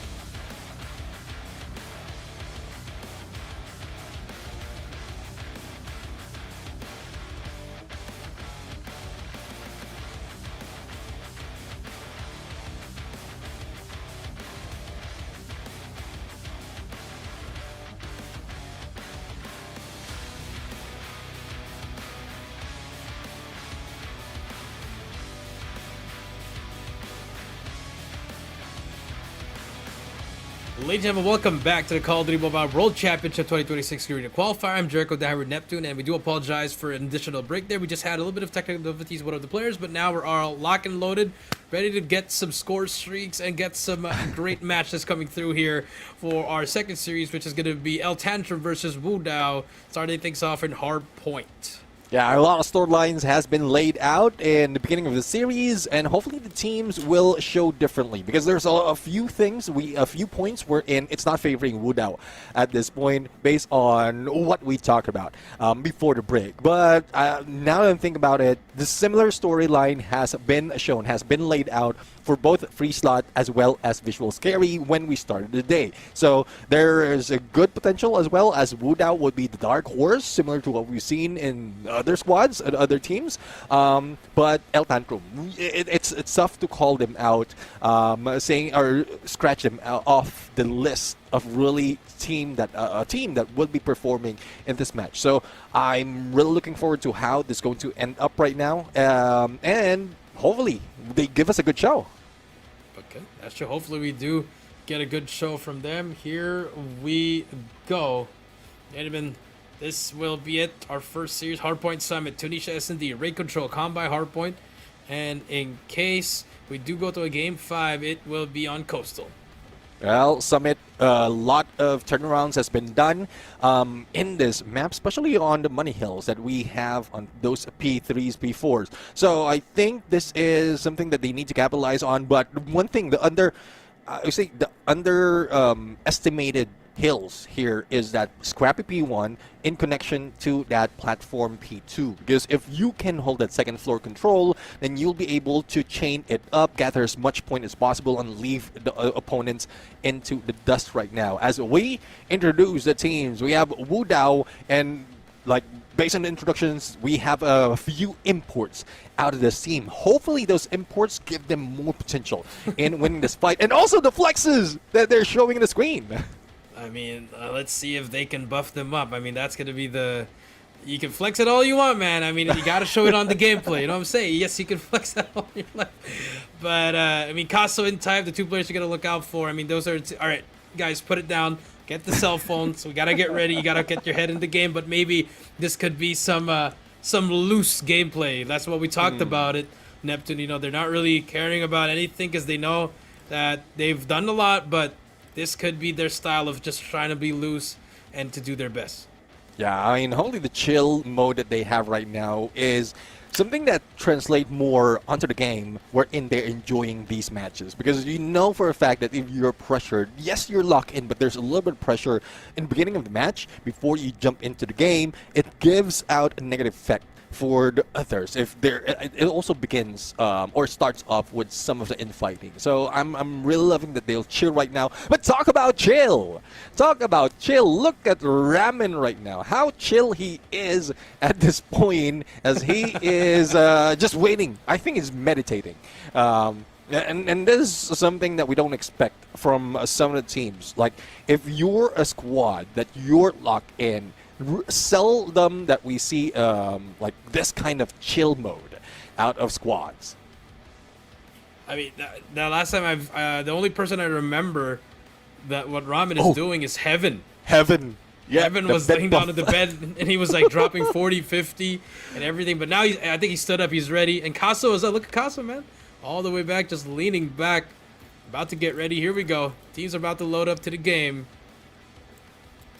Now that you mention it, I mean, Heaven, it's so nostalgic and also surprising that you can pull off those 40 or 50 bombs just laying down on the bed. and it's just something that we really didn't expect. But again, expected and unexpected is an understatement when we talk about Call of Duty Mobile, especially in stages just like this, because there's a lot of things, a lot of surprises that might be brought in by these teams. Yep, that is true. I mean, there's just a lot of things that you learn every time in the tournament, and for both of these teams. But you know what? I think I might change my pick here. I think I kind of want Wu Dao to win now. With all the buts that they have, you do not go against the house. So hopefully they'll be able to really show who they are here, or they'll just give us disappointment. But they'll all smash. I mean, look at Roro. I think it's his first time. I think he's really enjoying it. You love the energy, you love the vibe. So let's see how Wudao will do. Yeah, let's see. I mean, Wudao, that's again. I'm more of the underdogs, more of the dark horses. I would say. I love those who can bring in a surprise. Those who doesn't have so much in paper. Those teams doesn't have too much lines in their resume, because that's where you see you see the enjoyment, the happiness of the game, like how they enjoy playing Call of Duty Mobile, and it's translating to success, and that's what we want to see. I really see that from Wudao's side, but with El Tantrum's record, it's really difficult to let go of the fact that they might be bringing this to a rough end against Wudao. But the scoreline, 3-1 or I'm gearing away the 3-0. Let's go for 3-1 or 3-2. So 3-1 or 3-2, but still favoring El Tantrum. Yep, that is true. But here we go. Game number 1 starting now. Wudao, El Tantrum, Summit Hardpoint, and first things off, Larissa with a 2-piece there, and you see El Tantrum aggressively on the hill. But for the side of Wudao, it's also all fires, and it's going to be a fast, intense game, especially in a map like 7. Yeah, this is what I'm talking about. Taking that second floor, making sure that you have great angle to clear out, as well as to get information out of your opponent. And El Tantrum showing up quite differently, similar to what we've seen earlier when we watched the first series. Same scoreline is being shown right now, not given a chance for Wudao to step in. And even preparation, trying to chase them out from spawns. A little bit too aggressive though, but it's definitely needed in this kind of situation. That's true. You see Ramen here on your screen, getting a lot of kills to his teammates. Also just fighting on that time, staying alive here. Pretty good use of movement here. Almost gets it, but it's gonna get shut down by Type there. And you see Wudao, after a slow start, able to get some time on this hill and finally get some, some definition on this P1. Alcido, we have Caso, who's already setting up on that second floor. Control and probably a great potential as well to clear everything out before they head into P2. But the deed has been done.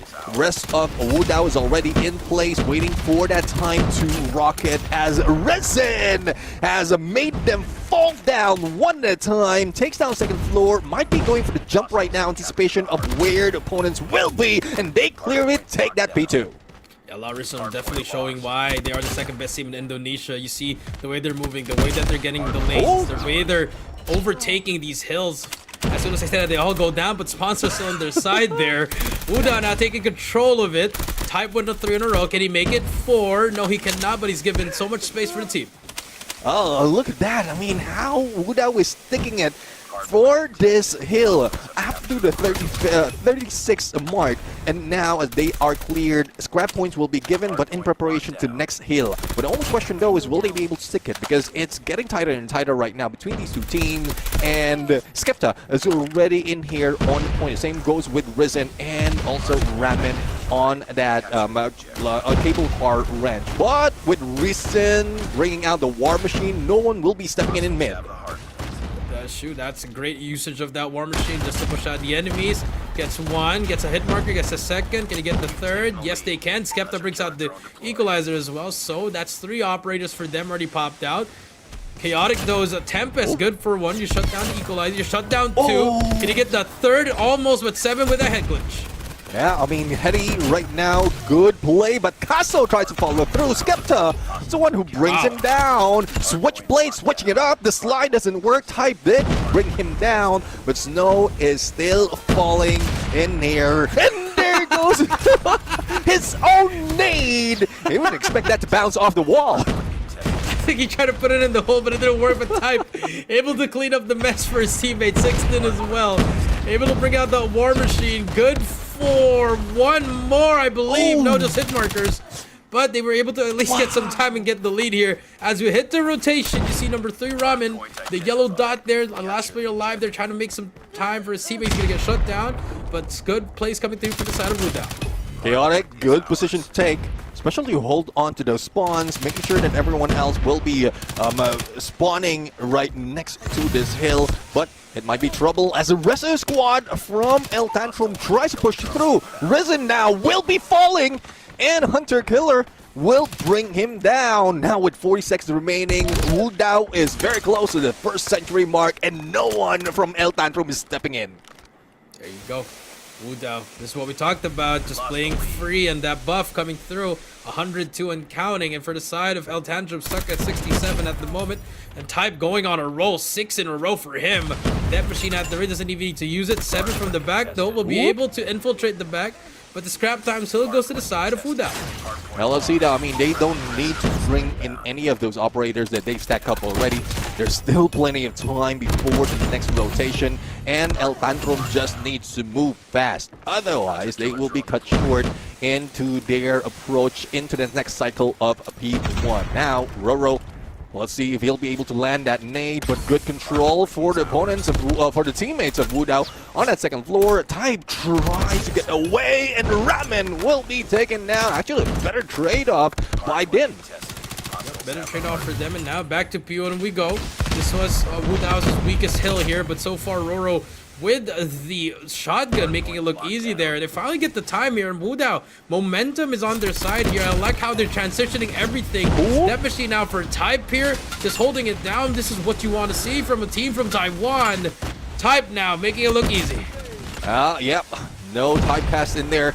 Just waiting and spraying. All have the score streak as well to make sure that it has more firepower. But unfortunately, the moment he stepped into the hill, he got taken down. El Tantrum is trying to get the final few points in here, but the catch-up is real for El Tantrum. They're being left into the dust, especially as they lost that P4, that P3 and P4 earlier. So let's see. This is something that they can get away from. El Tantrum can get away from because Wu Dao is looking fine. Looking very great here. 148 to 93. Ramen, they're all getting shut down here. Gunfight department, it's looking pretty good for the side of Wu Dao. I mean, 155 and counting. One machine out for Din, but no! The punch, the jab, the hook shuts him down. But it doesn't matter. El Tantrum able to capitalize from that mistake. The Sparrow good for one though, but the players of Wu Dao on that bridge applying more pressure onto this hill. Well, let's see. Oh, 7 Brain Chaotic, as well as one more. Roro in that gunfight now at P2 is cleared for the taking. It is El Tantrum, might be able to catch up, but Chaotic, that jump with the Tempest, and Ghost turn around, tries to break down 3, unfortunately doesn't make that hit as he hides into the corner, but as he goes in for rotation in preparation for that P3, they might have been set, but Skepta is the one who's bringing the house down, making sure the spawns favor them, but it fails. That plan fails, and the rest of Wu Dao steps in. Base of Wu Dao steps in, but 182 to 106. You do not see this kind of play coming through from a team from Taiwan like we talked about it. But again, the imports making it look easy. Roro with the equalizer as well. Skepta from the back though, he's gonna be able to take down 2. Breaks the hill on his own, but spawns are not on their side. Type with the death machine, he's trying to look for more plays. Unfortunately, not be able to find anything. That's the first one. But the push now. Look at the side of El Tantrum. They're still trying to get the spawns, but Casso from the back able to clear it out, and Wu Dao now stabilizes the hill and gets some time. Yeah, half the time right here is now favoring Wu Dao, and they might be getting that double century mark as both sides, the north and the south of this hill, is being cleared out. Snow, though, did manage to go for a clean out, but it didn't take out Casso, and Casso gets plenty of time to reach that 200. Now, it's only a few more for them. They can rotate into the next hill, probably guard at anchor as well. They will be able to capitalize on this, but let's see though on what the team, the energy of the team has in the comms.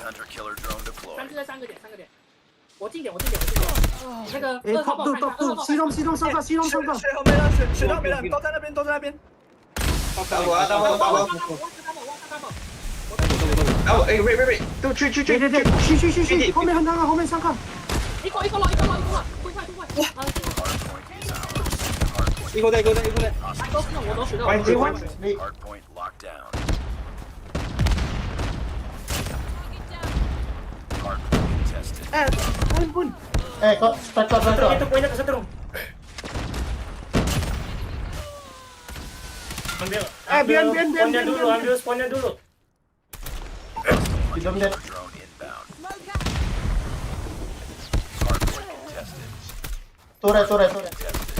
Well, definitely, you love to hear the cons on the side of Wu Dao. You hear them perfectly. You hear the urgency. El Tantrum, just the energy is just not there. Neptune, and it's showing in the gameplay as well. 14 points to go before this game will end. Wu Dao dominating in this hard-pointed summit. 242. Type still on a roll. Finally gets shut down. Does not get the EMP, but it doesn't matter. 8 more points to go. Roro with the shotgun. Here comes the final push. Here comes the final. It could be it. It's counting down to the victory here. As you see, El Tantrum trying to fight for their lives here. Snow with the death machine. He's not going to be good for one there. 7 points to go. Chaotic. Trying to push through, just trying to break it through. Roro with the equalizer. Could be the to seal the deal. Gets 2 more, and that could be game. 4 more to go. And now you do see Wu Dao stepping on it, and they're going to take game number 1. 250 to 147. They are hyped about it. I'm definitely hyped about this result as well. Again, we've identified them as one of the hard dark horses, but we didn't expect this kind of showing out of Wu Dao. And I guess it goes to show as well that communication is something that they really need to work on. And you've heard it from the team comms. Wu Dao was just constantly throwing in some words. It's just unfortunate I couldn't understand it, but it's just that they are like moving and talking at the same time, and the translation of that into the scores is quite evident. It is quite evident. You are right. You saw the urgency. I think that was the biggest thing, the urgency and the energy. You saw them really come out with a bang. They did it. They knew they struggled at the start, but all of a sudden they were just really putting pedal to the metal of their Neptune. You saw how aggressive they were. The SMGs were getting the trades that they need, even though Casso took himself out in B3. It didn't matter. They were actually really helping each other, and that's what you want to see. This is what we're talking about. This is where you really, start your story here. And for them, take a look at the highlights here. You'll figure out why they actually won this game.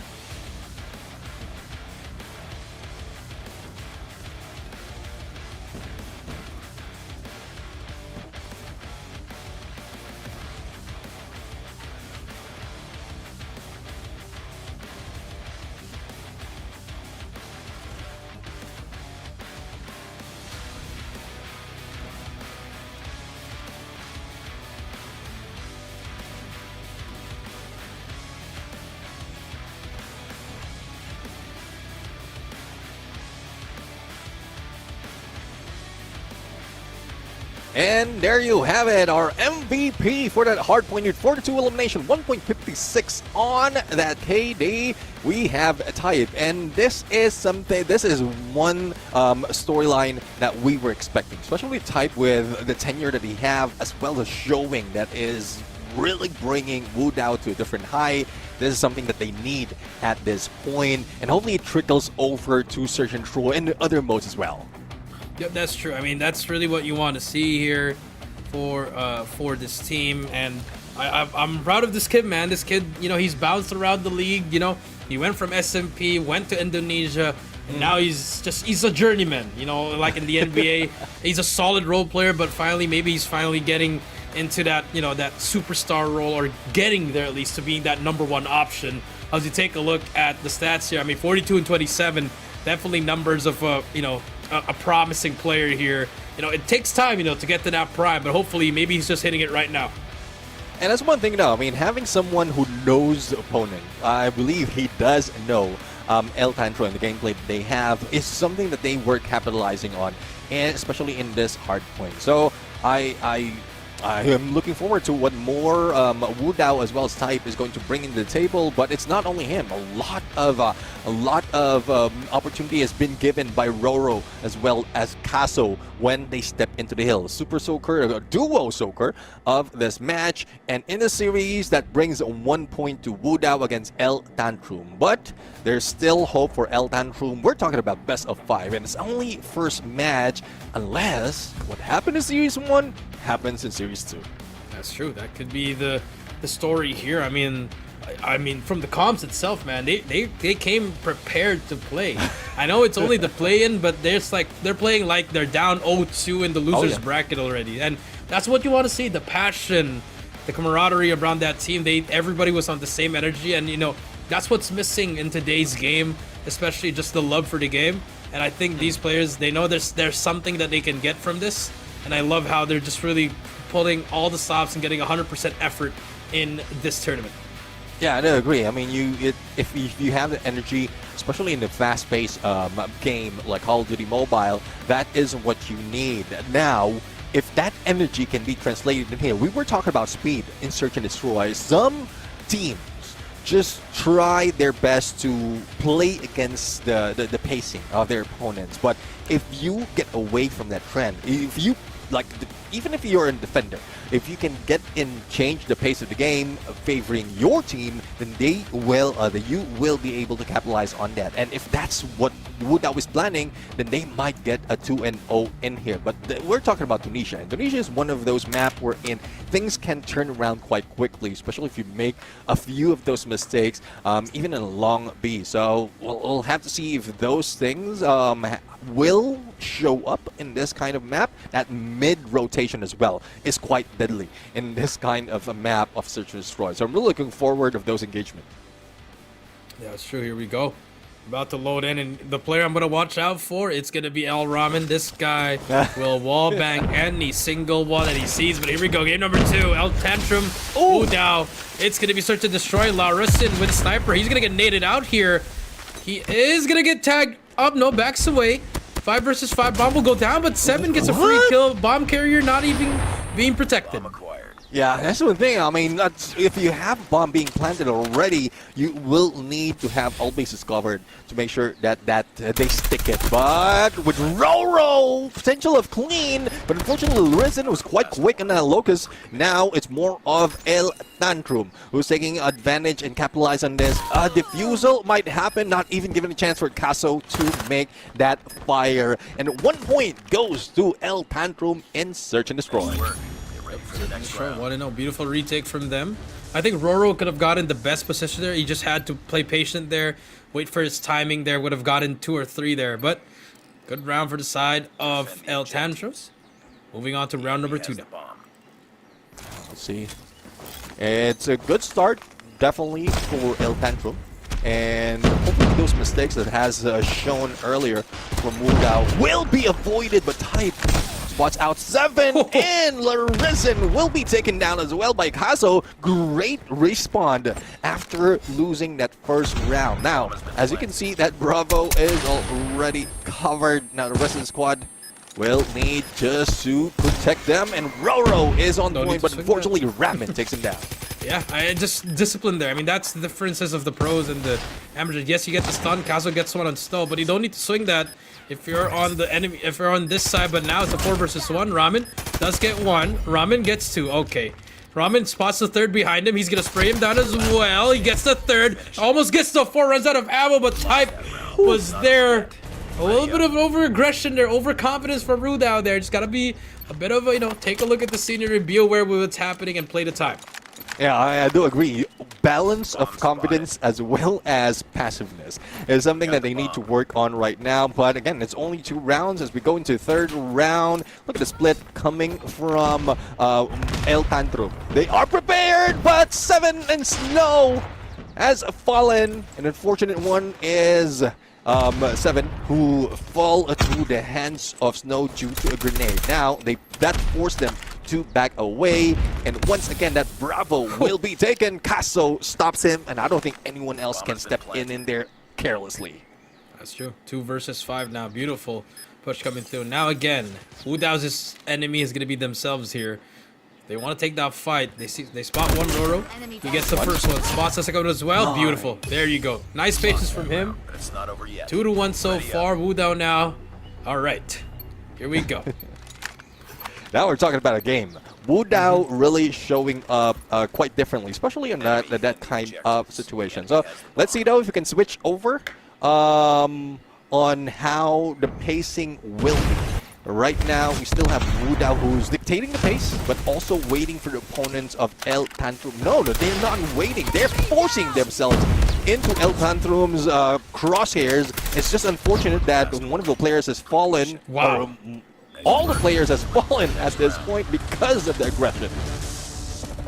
Now that's over-aggression did get to them. They just kept on trying to push through to two sides and could not get an opening. Good round for the side of El Tantrum, and 7 gets a triple kill there. Now if you're Wu Dao, do you want to do it again? And I guess the answer will be yes. Here we go. Here comes the push.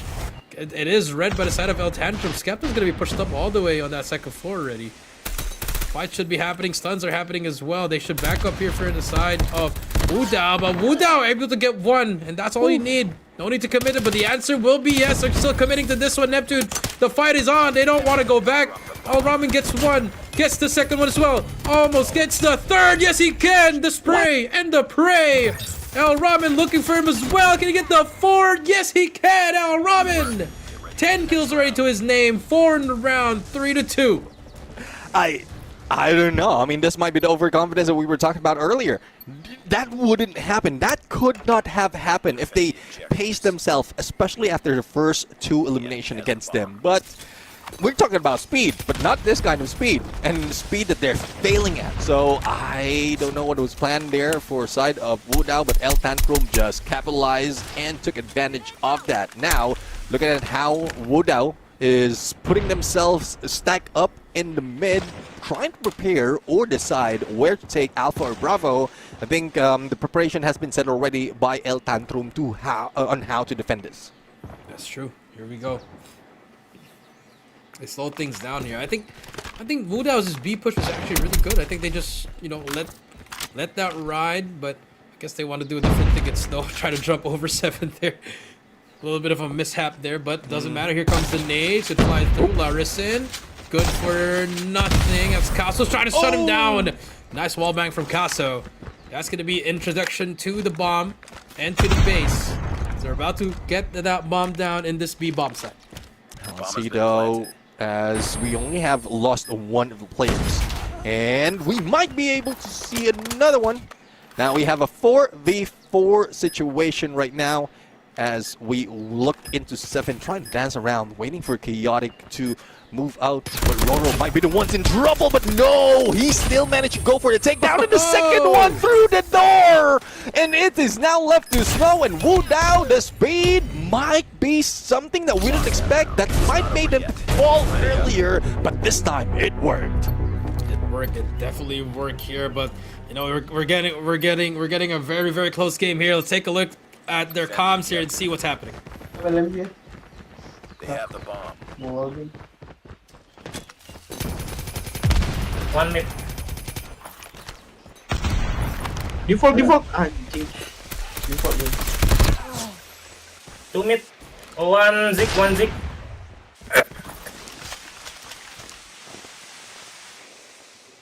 Masuk There you go. The bomb has been planted. Frag out!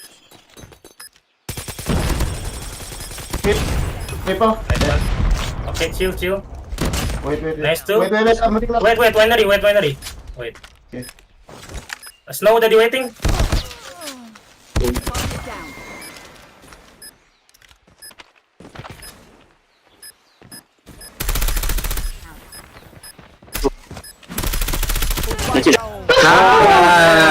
Lost that round, but it's not over yet.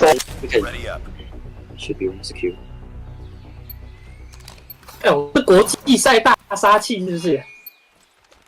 哦，El Tantrum player. Drop the bomb. They don't is still in the same pace. There is a little bit of energy that we're hearing out of communication, but I guess it's something that they've set up on how important the lead, the calls are coming from just one person. But judging from what we've seen in Wu Dao, I mean, it's more to give out more information and gather it and like on their heads before moving. And it seems this is what's working for Wu Dao at the moment. Yeah, that's true. I think what we're seeing from the side of El Tantrum is a bit more laid back, veteran style, like, hey, we're just here to play. But like for Wu Dao, they're playing like it's their last game. That you can hear from their comms, even when they're winning, they're lifting each other up as Castro's gonna get shut down. But now, I mean, it's working for both teams, you know. Wu Dao is more of the loud, the brash, and then for El Tantrum it's just the chill, the laid back, the unk style, you know. And now, I mean, we're going to tie up here unless Sixten can be able to try to clutch it up. The reach out almost gets him. My goodness, almost gets out. That would have been possible, but now we're tied at 4 apiece, just like our first series. Neptune 4-4. Yeah, I mean, that was just 6 against 7 at that moment. 6 against 7. 6-7. But anyways, I mean, jokes aside, I do agree with you.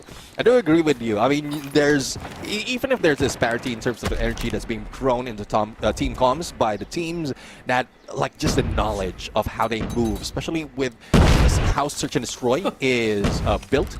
So there's just like more chances of showing up differently in terms of communication as well as game style, and this is what we love. But Larisen has risen from the depths of this fight and goes in against Caso as well for the 2. So for the 2 Chaotic now all alone here. He spots one there, has to back away. It's a 5 versus 3. They spot one in the middle. Cuts down Larisen. Somewhat doable now as Roro's gonna be able, he's gonna get caught sprinting here.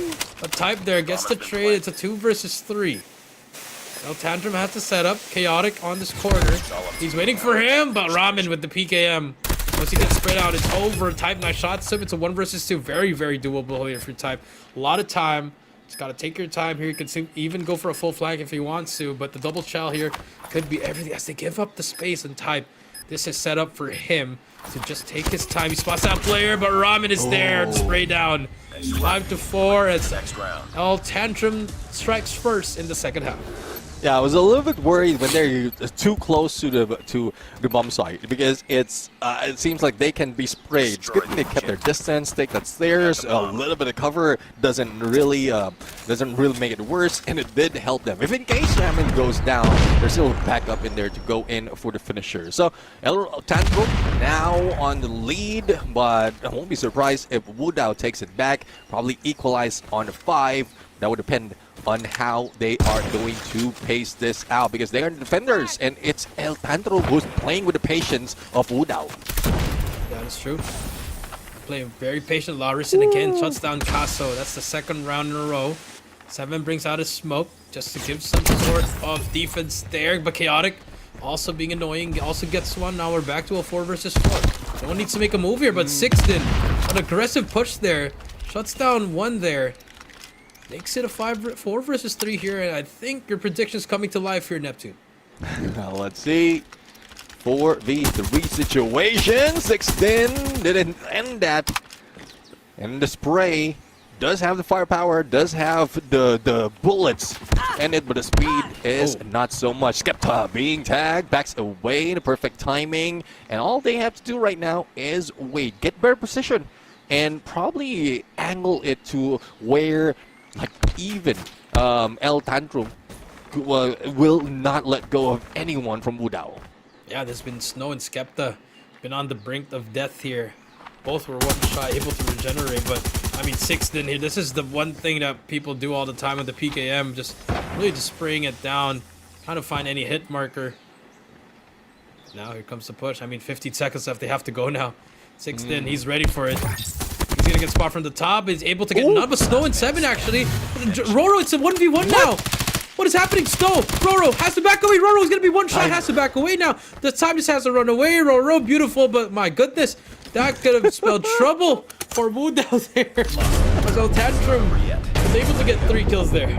A sliver of health, but did manage to get away. I mean, if he didn't think or probably saw the time, he might still go for the challenge and might have lost it. So it's a good thing that he pulls away, and there you have it. Equalize.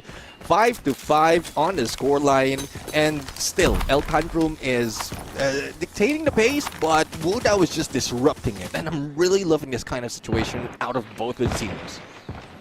True. Loving every single bit of this. I mean, it's great S&D here. Both teams really back and forth. No one's really giving a lead here. Super spread out for the side of El Tantrum, and Type is in a very good position to take down any player that comes up here, which is number 2 Skepta. Thinking about it. So far, no noise whatsoever. Everybody's just trying to get information. But you see number 4 stall. He's gonna punish Chaotic. Ooh. Punish this one for being too aggressive there. You lose a life. That's one thing though, you don't have to be too aggressive, overconfident as well. So that's what happened. But the trade was brought in by 6din. Oh, Silent Slayer in the shadows. Now might be able to go in, capitalize on this, probably buy more time with the 45 seconds remaining for them to make their move. This might be it to probably bait El Tantrum, or rather Wudao in, but they're losing space. El Tantrum is losing space as well as players, so there's not so much that they can do. Yep, not a lot that they could do, and 6din, he's gonna get tagged up as well. This is a game of tag here. Now here comes the push by 7. They're gonna pitch this B side. Type, I think he's ready for it. Type spots him. Gonna be a player right above him. Casso, he's gonna get tagged up. He's gonna be able to get 1. Type gets his back. It's a 4 versus 1. Beautiful defense. All to El Rama. We've seen him get a 1v4. PKM versus PKM. 6din shuts him down. 5-6 we go. A rare occurrence that we see PKM versus VKM, and we've seen that you don't need to stand still in there. Yes, you have a great potential of accuracy if you stand still, but some slide doesn't really hurt a lot, and you can see that from the side of Wudao. So 3 more points, and they will win this. So El Tantrum, hopefully we get more energy of that. That's true, and now you see 16 just trying to spray it down, looking for enemies here. 6din, he's gonna get tagged up. He needs help from his teammates. He's gonna be pressured here. Now more players Type and Roro from the back. A quick retake could happen here. Snow takes down Casso. It's a 2 versus 4 now. Roro, here comes Type from the back. The punch is gonna come through. Type gets the trade. There's another right in front of him. He has to reload. Has to reach it as well. They don't know he's there. It's a 1 versus 2, but Larissa with a snipe cuts him down. We are going to a 6-6 round. Only our second series. It's only our game number 2. Yeah, I mean, it's going back and forth, and I'm loving this kind of situation. I'm loving this kind of play for search and destroy, because we're seeing great potential out of the team, and it doesn't matter whether attacker or defender, because we've seen how well both teams manage to trade off those points. But it's getting closer. It's getting closer towards the end, and hopefully it doesn't run any longer. Those who take this, the 2-point lead, is already in a good advantage, especially in if mentality is involved. But from what we're seeing, great position being taken by Wudao right now. No one showing up for El Tantrum. That's true. No one showing up. Larison trying to throw that nade. To no avail. I think Wudao just has to, not be overextending here for no reason. Again, look at that. Oh, 6din, he's gonna get information once again. You see Chaotic, he does get 1. Beautiful. That's 1. But he's gonna get traded as well. Now again, another 3 versus 4. They're trying to copy what the style of El Tantrum's doing, but it just hasn't been working for them. Yeah, I mean, that's difficult. If Wudao would try to do it, the trade-off is against them, because it's a 1-2 trade, and it's not looking good. So patience definitely is what El Tantrum is holding on right here, and as I called for earlier, they're playing with the patience of Wudao as well, forcing them to step out in the open, and El Tantrum is just capitalizing on that. But Casso did manage to take down Snow. Skepta though brings down Roro. It's still a favorable game for El Tantrum, but time's running out. They need to make that move for the side of Wudao, otherwise that bomb will go off. And there you go. El Tantrum able to answer back here. And for the side of Wudao, a little bit of hesitancy in this search and destroy. Hopefully we do see them step it up here, but El Tantrum looking great so far. Can they keep it up? 2 more rounds to end game number 2 and tie the series at 1-1. Well, Cedo, attacker still on the side of El Tantrum as we wait for how setup of Wudao is 6din, caught off guard, anticipated the mid by Snow, and Larisen still goes in for a takedown on that Lucas, bringing him 11 on the elimination. Skepta though traded off. It's a quick 2v3 situation, and Snow is not backing off because they have the number. Great pressure on that pinch, and now the 2-point lead and match point for El Tantrum. Match point for Altantra. We talked about it, how they're going to be able to take over. And after that 6th round, they kept on going and going. Now, 1 round away to win game number 2. And they're going to go for this B push, or even a mid push. It's going to be a split. Here comes the rush. Well, let's see if this rush can bring us the rush. And what a shot. What a flick in there from the Risen. And that's after one of the players has been taken down. Chaotic did manage to go for a trade, 3v3 situation, and it's getting closer. And from what I'm seeing, Woodau is feeling pressure right now. A little bit slow on the movement as well as their approach, but this is good. This happened a little bit early. They could have escaped from being brought down by 2 points. Yeah, and the bomb is actually down here. I'm not sure if Woodau would know that. It's on that corner. I think he's going to be able to spot it. Knows that the bomb is down now. He should give that call. Just gotta chill here. Now like this for the side of Woodau. And look at this. Roro has a big play here. Just needs to get one at least. Uh-oh. Comes the fight. Roro, I didn't know why he had to push that. He had the perfect angle already, but Type from the back, number 1. Type does not overextend. Last man standing. He's gonna get tagged up by Snow. And that's just falling apart here. Chaotic, it's all up to him in a 1 versus 4. A 1 versus 3, and look at that. They're all going to A, and this should be the game for El Tantrum. And not so much a Chaotic can do right now. Going Oh, it's solo. over, it's over. No, there you have it. It is done. 9-6, a 3-point lead by El Tantrum that we didn't see. We didn't expect from the beginning of this game, especially with the back and forth. But El Tantrum just knows how to play, not only with the patience, but also with the minds of even us casters, as well as the viewers who pull off this kind of surprise. I mean, they should have been up 2-0 now from the hard point, but, you know, they struggled in the hard point, and now they're looking to bounce back. And as we can see, El Tantrum's able to get a game under their belt now, and definitely we're going to have a game number 4, so moving towards to that control. But, I mean, El Tantrum, that last round, they shouldn't have won that round like that, but like I said, Woodau versus Woodau, they took themselves out there. Yeah, there's so many instances where in the speed of Woodau was just uncontainable. They couldn't contain them themselves, and that was a downfall of the squad. So it's just unfortunate. They could have just taken the lead already. But this is what we love as well. When it comes to the storyline where you did mention about some of the teams trying their best to give out the energy, and that's the energy that we've seen out of this game. So let's check out the highlights out of this match. Yep, let's take a look at the highlight.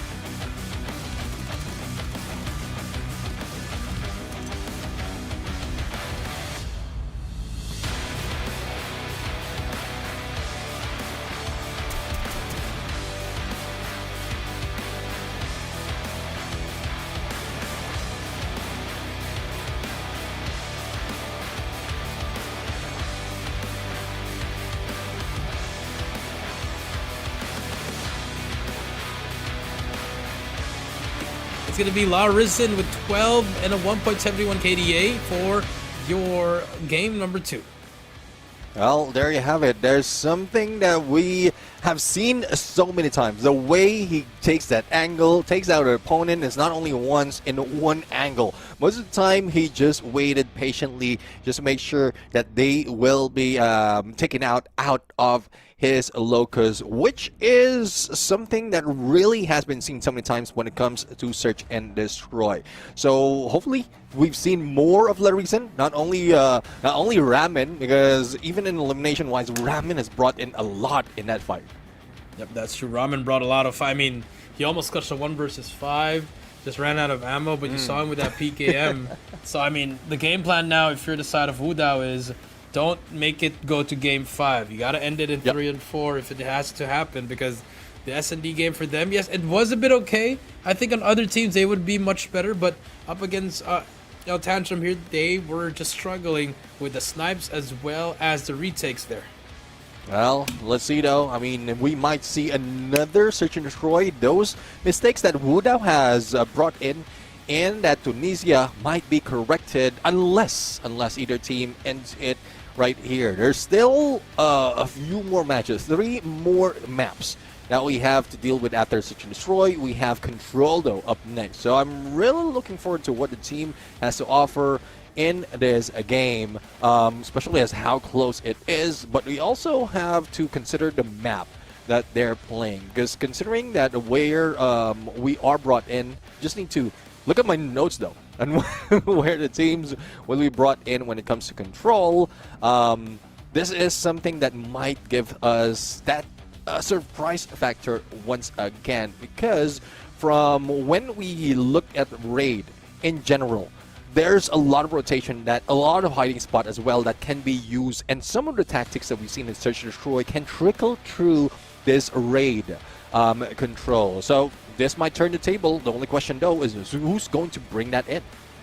That's true. Who's going to be able to get that momentum? But, you know, looking at the hard point, I think it's going to be a pretty close control. You know, maybe down the line could go at least 3-1 or 3-2. It could go to that round 5 on it. So I think it's going to be interesting. I like what I'm seeing, but if Wudao wins this, I think they'll take it home in hard point. If El Tantrum wins this, all of a sudden tables could be turned. They could close it out in 4.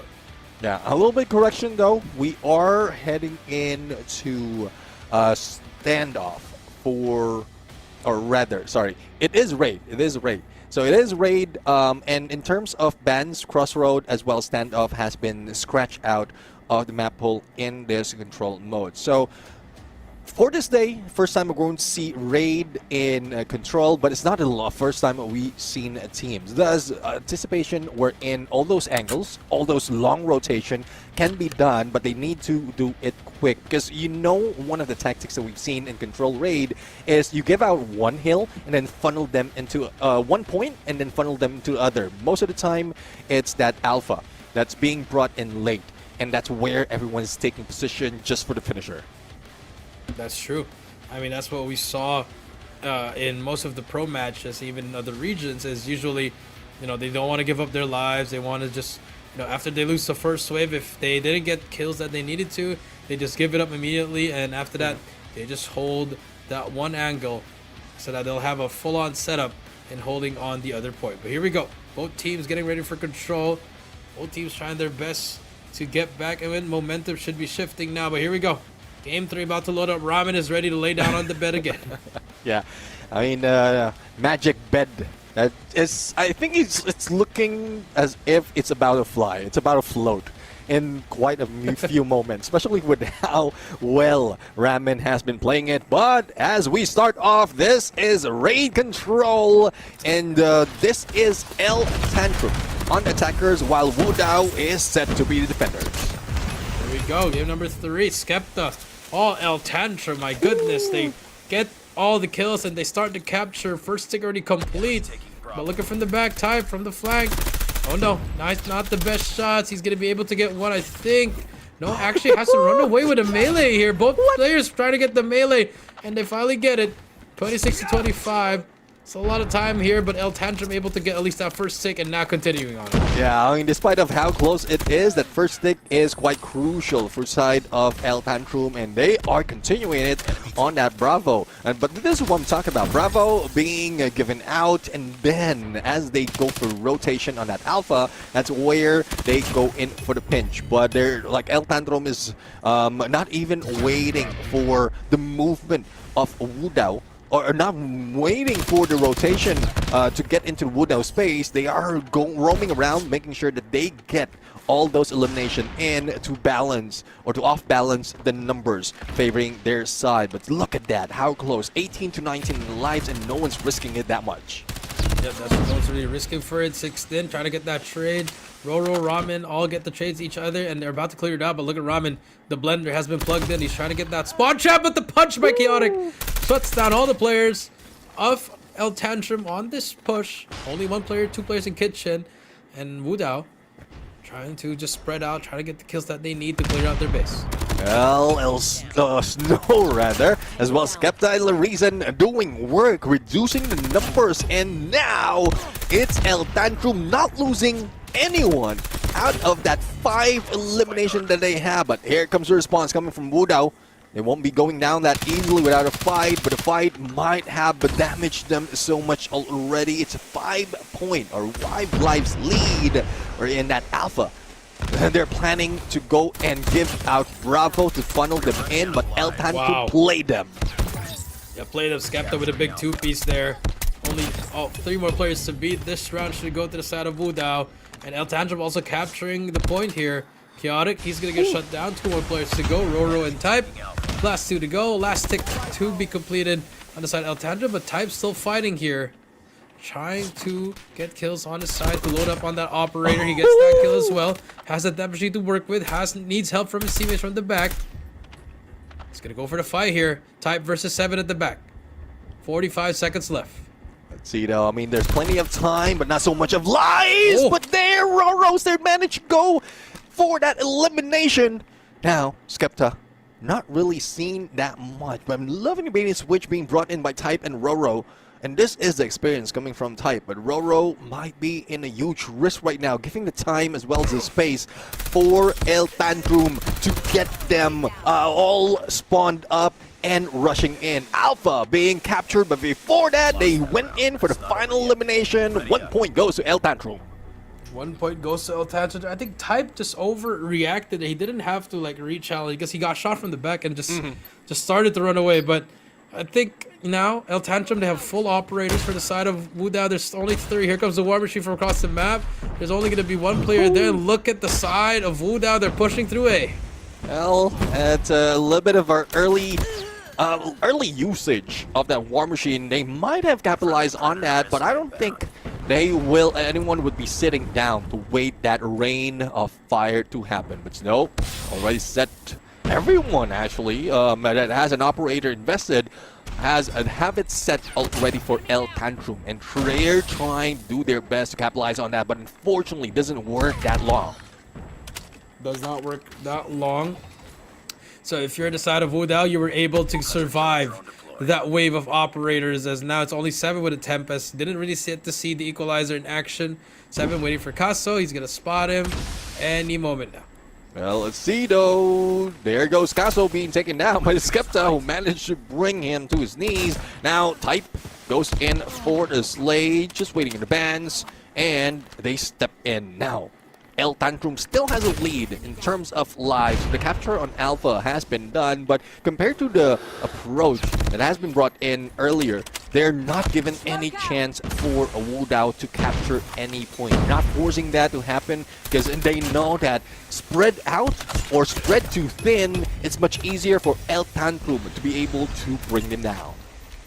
That's true, easier to bring them down. 9-17, Ramen 4 in a row, working on his second Sparrow. Can he make it 5? No. 16 gets him, but at least 8-16, 7-16. Life is not on their side here, but there's going to be player right behind him, number 1. That's going to be 7 with triple kill again. Last 3 players remaining, 2 seconds to go, does not matter. It's going to be El Tantrum 2-0. 1 more round to go up 2-1 in the series. Yeah, I mean the energy. See, I think Wu Dao has spent so much of energy because of that hard point as well, from what I heard in Search and Destroy, and I'm not seeing that in Control right now. Probably they do have the energy, but it's just not translating to the points just yet. Outwitting them is El Tantrum, and you've seen the number of elimination that has been brought in by Skepta, but Type tries to go for the spray. No prey at this point with the Death Machine, and he is the Death Bringer in this moment. That is true. That Bringer, the Predator Missile, good for one. Type, he's going to eat a Sparrow and get shut down there. 26 to 24 now. They've used their operators. Casa with the Annihilator gets one. Knows there's another player behind him, but he's going to get taken down there. No more operators for him. Roro Equalizer is already on. Looking for more here. Now let's see if they can get more. Bravo, though, being captured. And I think, judging from the position of Wu Dao, they might let it go, but no. It's still a chase. It's being done by Caso. And Chaotic is trying to take that other angle to protect Alpha. So they can make this work, especially when they have the lead in terms of lives. We've seen how overconfident they can go given this kind of situation, though. The passiveness is needed for the side of Wu Dao to ensure that they take back a point and not lose out on the 3-0. That's true. Wu Dao trying their best here. I mean, they're up in the lives here, but B will be captured. An additional minute for the side of El Tantrum. They can make it look like an S&D. Down by 5 lives here. Wu Dao looking for some signs of life here. Up by 6 now. Skepta, that's a big kill there, but Caso shuts him down. So where was this all along for the side of Wu Dao? Is this the beginning of the reverse sweep onto Control? Again, only 1 round away. Now it's going to turn into an S&D. Well, let's see now. There's only a few more lives difference between the two, and plenty of time to work with. Now, Skepta, this might be the equalizer in points, with equalizer in hand, but unfortunately has been brought down. So, still have plenty of leeway for the side of Wu Dao. And Wu Dao, I'm loving this kind of pacing. Not really too aggressive compared to what we've seen in the first few rounds. But Snow might capitalize on that, but no! Type turns it around, but he was taken down as well, but the trade-off and damage has been dealt. Only 2 remains. Only 2 remains. Snow is going to try to take himself out to prevent the kill. Skepta takes himself out as well. Just not to load up on the operators there, gentlemen. You know, a little bit of a strategy there. So the operators of the side of Wu Dao won't be loading up as we head over to round number 4. Now you see it's only El Tantrum with the War Machine as well as the Annihilator. Well, let's see though. Arisen, well, he pulled that off. Not so much was translated for the first time that was done. So let's see if he can get a few more on a closer angle. But Snow, a little bit too late in there, not anticipating the ones in the prone. But Type right now follows through 29-25. And the same question that I'm having right now, similar to what you asked earlier, where was this from Wu Dao earlier in the early parts of this game? That's true. Where was it? But now, it's never too late for that, but 7 shuts down 2. Chaotic shuts down another one there, so nice shots coming through. Snow, he's going to get the perfect timing here. As Roro, he's going to get traded by 6th though, 23-20. So very, very doable here for both of these teams. War Machine's also at the ready. Well, 6th in position, but Larizan has taken that corner already. So 1 peek and he might be taken down. And there you have it. Ramen is one who spots him. Chaotic, though, responds. But Bravo, almost captured. The final 3rd tick is about to capture to extend the time. But they don't want to risk those lives. It's quite even. But Wu Dao, takes the lead. But with the Sparrow, it's now equalized. With the Sparrows equalized. Hold the 13 we go. Hunter Killer Drone trades him. Pass it out with the Annihilator. Could be the biggest one here for this round. To force around number 5. Predator Missile will be looking for people. He does get spotted by that Predator, so has to back away. 20 seconds to go. Caso, big kill, makes him 1 shot, has to back away. War Machine is there to help him. Type, Death Machine, War Machine already invested. 14 seconds left. Here comes the push. Well, Caso just in the kitchen cooking something up, plus a ready in store, so he will not be stormed in. But 9-8 on the live count not really looking good. Defenders might be looking into win right now, especially the time's running out. And no one from the side of Wudao is stepping in, given a chance to step in. Unless a capture will be done completely on that alpha, then they will be able to add a minute to this game and extend the suffering from both sides. There goes 16, spots him as well, gets one. Gets taken down. The Tornado 7 with a big 2-piece. Last 6 remaining for both sides here. A minute left. S&D We're running has out of transitioned over. You see player over there. Snow gets away with his life. Ramen as well gets trade. 3 versus 5. Not looking good for the side of Wudao. Here comes the equalizer. Shuts down Sixten. Last player alive. It's going to be chaotic. He does have a Tempest to work with. It doesn't matter. He's going to play right behind him. And that's going to be GG's. El Tantrum. They take game number 3. 3-1. And they're going up 2-1 in the series. 2-1 in the series, and this is something, well, we were expecting that based on pacing as well as what we've seen in the first few rounds.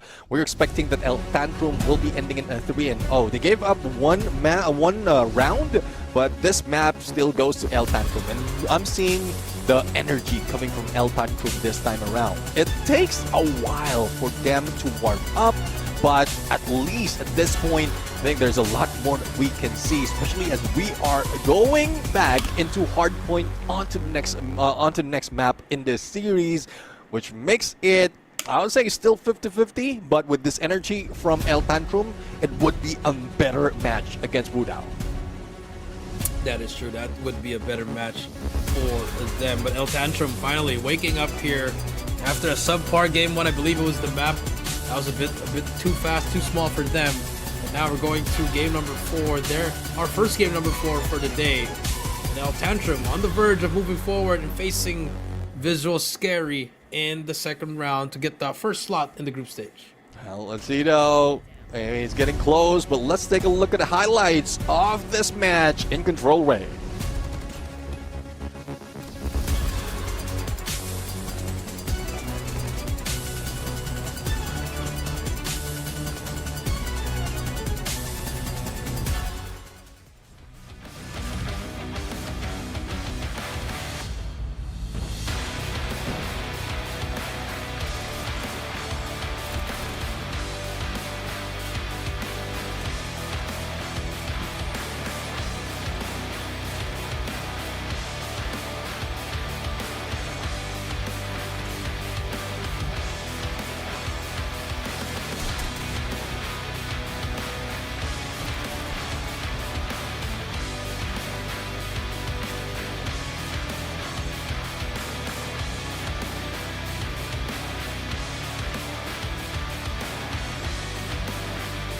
Have El Tantrum as a winner in that control mode.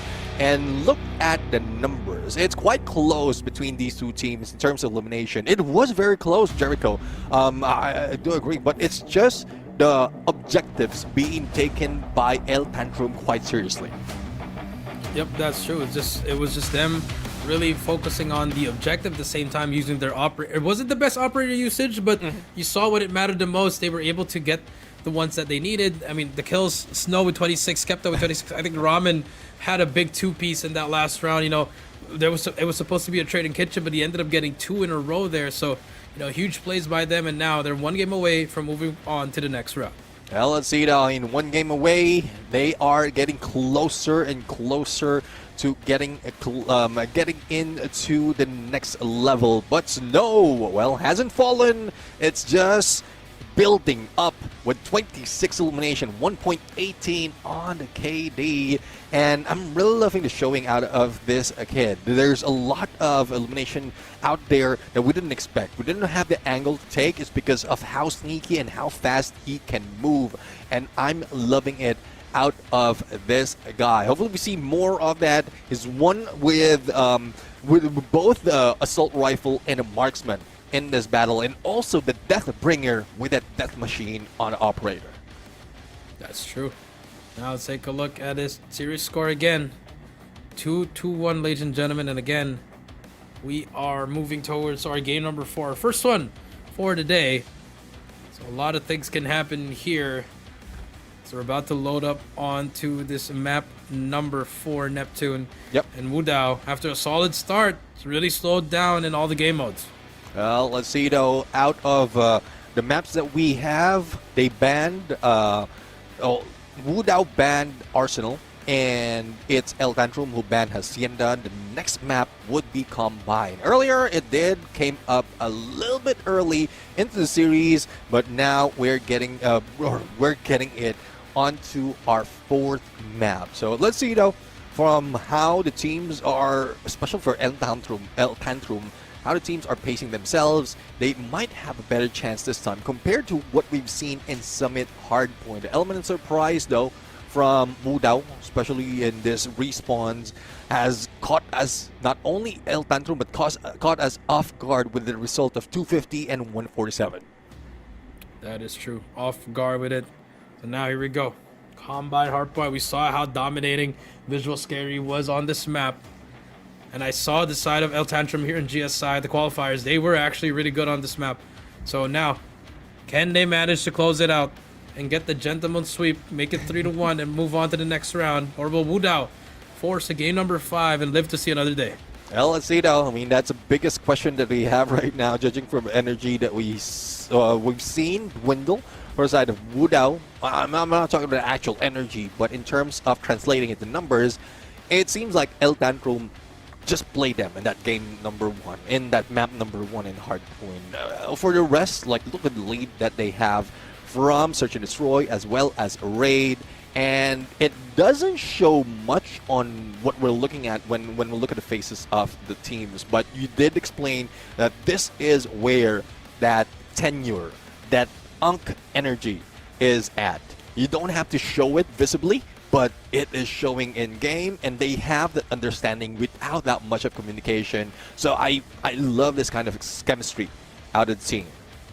Yep. And not only that, they also have, you see the stabilizer. They're just chilling, even though they lost that game number 1. Just focus on it. A little bit of a laugh there, but you know, when it comes to the game, they're all just focused on it and just really helping each other. And I think that's, I mean, it could be, I think Believe 7 is that in-game leader. You heard him, he was the one just very vocal about it. Doesn't show the emotions, but you saw how he's able to stabilize the team and just, you know, make everyone calm down and just focus on what's at task. Well, let's see. I mean, there's a lot of expectation right now, and hopefully we don't jinx him and probably bring this to a longer fight. Yes, there's one what we call Caster's Curse, where in teams that really looking out and doing quite well didn't do so much. And it did happen not only in the first series, but also in the first game between El Tantrum as well as Wudao. But I guess in my mind, in our minds right now, everything's equal. Let's see though if this can be ended by El Tantrum in this map as we start our 2nd round of Hardpoint. Yep, here we go. Skepta is going to be the opening kills, and we saw this from the side of El Tantrum again. They start off the fight, they get the kills that they need. Wudao, another slow start for them. Points being taken by the side of El Tantrum, trying to pull a move from the side of Visual Scare as they clear out everything. They get the spawns, and now they're stabilizing in this P1. Well, let's see though. I mean, seems like they managed to stabilize and hold it well, but they're losing players to step into the hill, and half of that time would or might be gathered by Wudao, as they have 3 in the hill already. 2 versus 2 on this P1, and La Ramen is trying to defend this. Goes for the takedown against Roro, but the switcheroo as well as straight up is being done from both sides. And you know how it is with P1. It is scrappy overall, but who can take advantage of that scrappiness as well as preparation on the next hill? They might win this game. Yep, they might win this game. Here we go. Type's going to be able to try to push it through, but El Tantrum able to get 14 points off that. 2 seconds left to go. Casa with the spray down. Ramen with the trade. You see the aggression coming through from both of these teams, but El Tantrum able to get inside the hill, get some time off this. Wudao on the retake. Well, let's see now, the lab being guarded by Roro, and it seems like it could have worked, but Roro with a shotgun now needs to deal with 7, but he has been taken out. 7 has been traded already. Great kills overall, but when it comes to getting on those points, it's still Wu Dao who's taking advantage of position, especially the spawns that they have, and they are forcing El Tantrum to be funneled into one corner. That's where we see them being taken down. But El Tantrum, a couple of slays as well, stepping into the hill. They take advantage of the spawns with plenty of time to spare. Yep, plenty of time to spare here. Here we go. Nice scrap time coming through. But Wu Dao, they play so well in hardpoint. It's just not translating the other game ones. But now you see Type on the back end here, trying to hold that anchor for them. P3 will open up. Here comes the hill. 6 seconds to go. But look at that, El Tantrum. They're trying to barge in. They shut down 2. They do lose 1 player in the process, but it doesn't matter. They have their operators. If they want to use it, they spot the player in the corner. They shut him down. But now you see Chaotic, and you see a death machine coming through as well. The operator should come out. Ramen with the Sparrow, but he's Typed though with a spray down, and they push back the players of El Tantrum. Well, let's see, if they can push back even further. Probably push them aside. Oh, the takedown against Larisen, making him waste that war machine. But all operators being spent for El Tantrum didn't translate so much. It's only now that they have only a couple of players to play with into this hill, and Wu Dao has already stepped in to guard this area. As you look into this guy in 3, which is Caso, doing his best to buy so much time for a rest like Type to get in for the backstab. It seems like it was a waste of energy, waste of opportunity, because it doesn't translate to so much of numbers, and El Tantrum is slowly catching up. Slowly catching up. He has Snow 17 already. Has a Predator missile and a Hunter Killer to work with. There's a fight in the middle. Skepta able to shut him down. Caso and the crew trying to hop on this P4. Able to get it. The Predator missile able to stop one. It's gonna be the last player, Caso. But the War Machine from the side of Sixten, it's only going to be good for nothing, actually. But Caso trying to fight on his own. He's going to just stay alive there and contest the hill. Now El Tantrum getting some contestation on this hill. I'm not seeing that speed coming from Wu Dao anymore.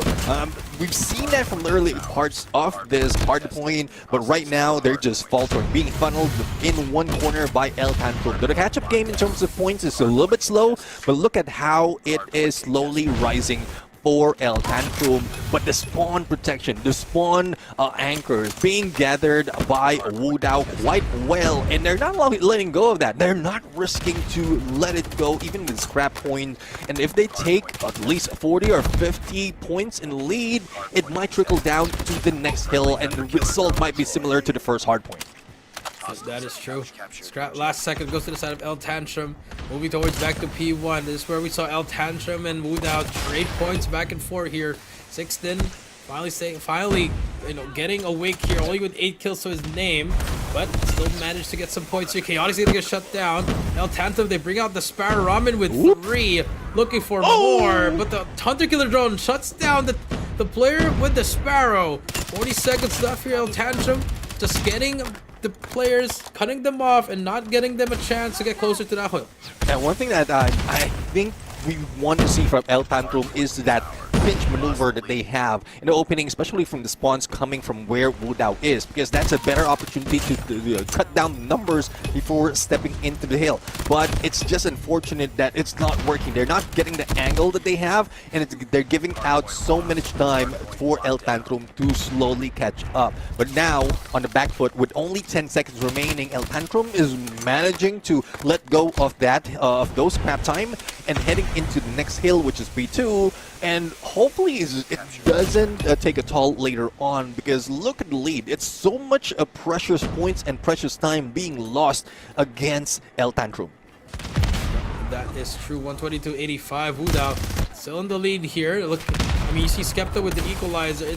Good plays coming through for the side of El Tantrum. Can just not capitalize on the hill here. They always get the worst timings. And now Caso, Roro, equalizer. But Larissa with the War Machine, able to stabilize, get some kills there. Gets 3.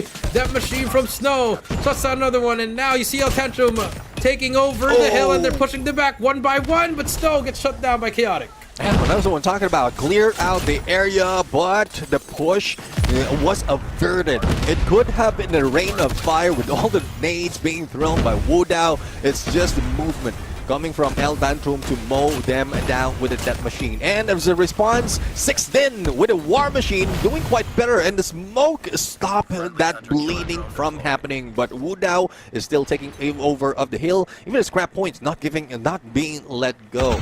And I'm loving this ideation coming from Wu Dao. And even if they're late in rotation in the next hill, they still can manage to clear it out and catch up. That's true. 144 to 105 now. B3 coming through here. Huge place for both of these teams. This could determine a lot of the points here as Roro shuts down with a shotgun, but there's going to be a punch from Snow. The sides have turned, the tides have turned here as we see Wu Dao on the back end trying to contest it, but Snow from the top stays alive. Hunter Killer Drone takes himself out, but it's okay. Information has been given, but you see Wu Dao trying to push through, trying to barge in, but El Tantrum given the spawns here. 7 gets one more. And now a Tempest by Chaotic could bring it out if he wants to. Alcido, we are seeing Larisen taking a corner as well as Skepta on the other side. So this plan is working. Probably it's just a P3 thing, but if this can be done even in P2, there is no risk of losing out in this kind of tug of war when it comes to points. And there you have it, very close to equalizing it with only scrap points remaining. El Tantrum let it go for a moment. Rotation to P4 is now being done by El Tantrum first. So let's check on the energy level of the teams as we look into or listen in to the player comms of the squads. P3 cutting, P rock side cutting. Be advised, hostile predator is B2 哦，套造。啊，没有，我们在跪呢，我们在跪呢。我在 rock side，我在 rock side。我们都，spare one more green，spare one more green。Queen 点。Rock side， window， Rock side。Run。My goodness. friendly killer drone deployed. B2-1.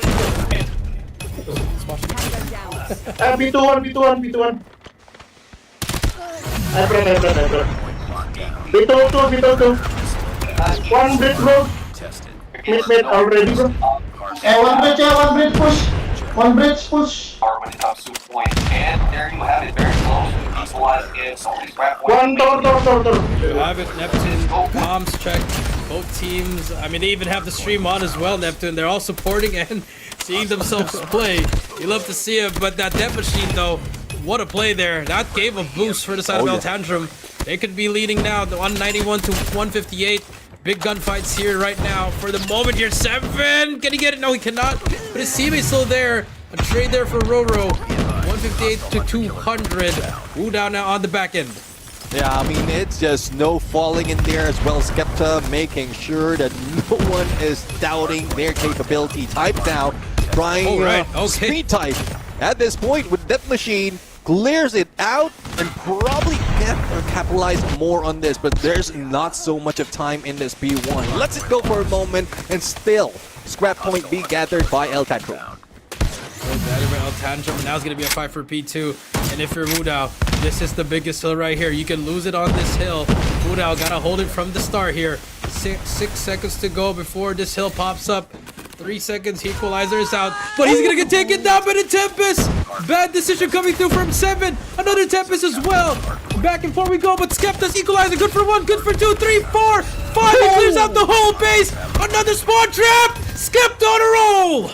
Skepta definitely on the roll, and he's rocking it. Now let's see though if this is the end, if this is the finisher, because they only have a few more. That's enough for the time that we have in this hill. Wu Dao has let it go so easily, and Ramen with a double and a Sparrow gives more time and opportunity for El Tantrum to end it. Only 20 seconds remaining, and still have the Death Machine in hand. Is knowing we've seen how deadly this has fallen against Wu Dao. It is Death Machine now for Snow. He saw him get a 4. Can he get the second, third? 4. He looks for the other player to reach out. The spree fire almost gets him, but Chaotic will be there. Game will end here if they don't contest. 1 more second to go, and El Tantrum goes on to the second round to face Visual Scaries and win the series 3-1. El Tantrum. I mean, we were doubting them in the beginning, especially with how that hard point ended in the first game. But look at them now. There's so much energy when we listen in on the team comms, and this is what we expect. I guess I don't know. They might just be chilling it. They're just trying to flip the script from the first hard point, but given an opportunity right here to end it, they just showed up differently. And there you have it, the winner of the second series for today, El Tantrum. El Tantrum, my goodness, what a play there. Skepta with the 7K. That's definitely gonna go into the social media. Social media crews probably clapping inside the production booth right now. What a play there. I mean, El Tantrum struggled in the first game, but it didn't matter. Came up, stepped up, got 3 in a row. Now they're gonna go up against Virtual Scaries in the upper bracket to get the first slot for the final 2 slots in the group stage. And that will force Wu Dao to face a free slot on lower bracket. But before we go anywhere else, let's take a look at the highlight of that hardpoint match.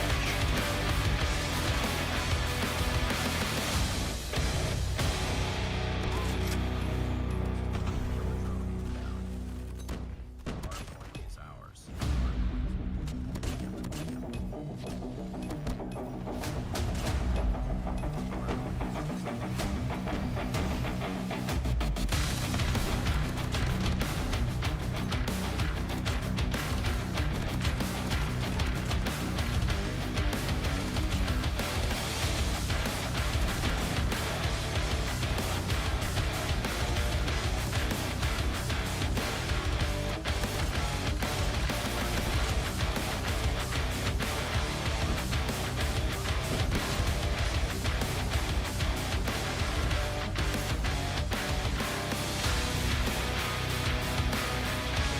There you have it, series score. Those are the highlights. Again, Wu Dao's, they were the ones that got the first game, but it didn't matter. El Tantrum won 3 straight.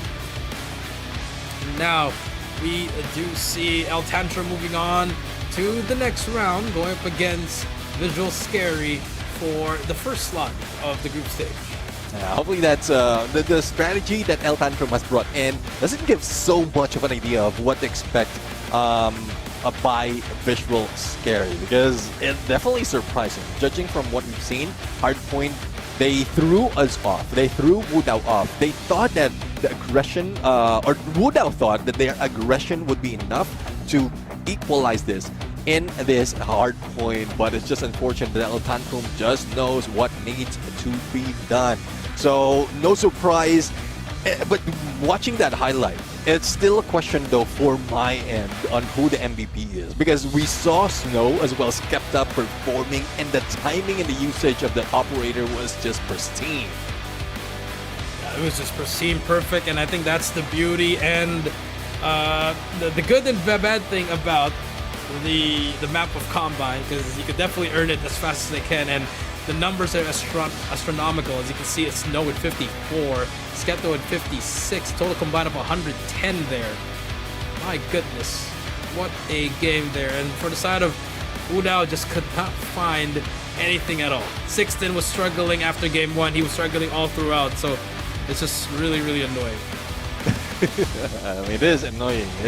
It's really annoying, especially if you're in the losing side, but look at how well they played it. I know this might be something that may have been waiting for to be pulled out in the latter part of this play-in, but they had no choice. Otherwise, Wu Dao might be able to catch up, and you've seen the energy coming from Wu Dao. It's easily to hype them up, and El Tantrum was just trying to bring them down to a level wherein they will be confident, or probably overconfident that El Tantrum can capitalize on that, and we've seen that breakdown happen even in the final fight of that hard one. Even that final fight, you saw it. It all went down there. What a game for a second series, and it went to a fourth game. It's probably one of the best games we've seen so far for today, Neptune. Yeah, definitely. I mean, one of the best, great trade-off as well from what we've seen in this game, and again, an element of surprise that that both team has brought us. We were expecting that Wu Dao would be in this situation. We called either a 3-1 or 3-2. We let go of the 3-0 because we've seen the energy, especially with this kind of lineup being brought in by Wu Dao. But that first hard point threw me off, and I'm expecting that Wu Dao is bringing a lot in this fight. But El Tantrum says, no, stop it, Neptune. We're just going to go with your initial plan, 3-1 scoreline, and this is the result. I mean, well, you know, that's what you want to see from this. And take a look at our MVP. It's going to be Snow for the map. It's going to be him with 26 eliminations at a 1.8T and 80. I believe that should be 56, but it's all right.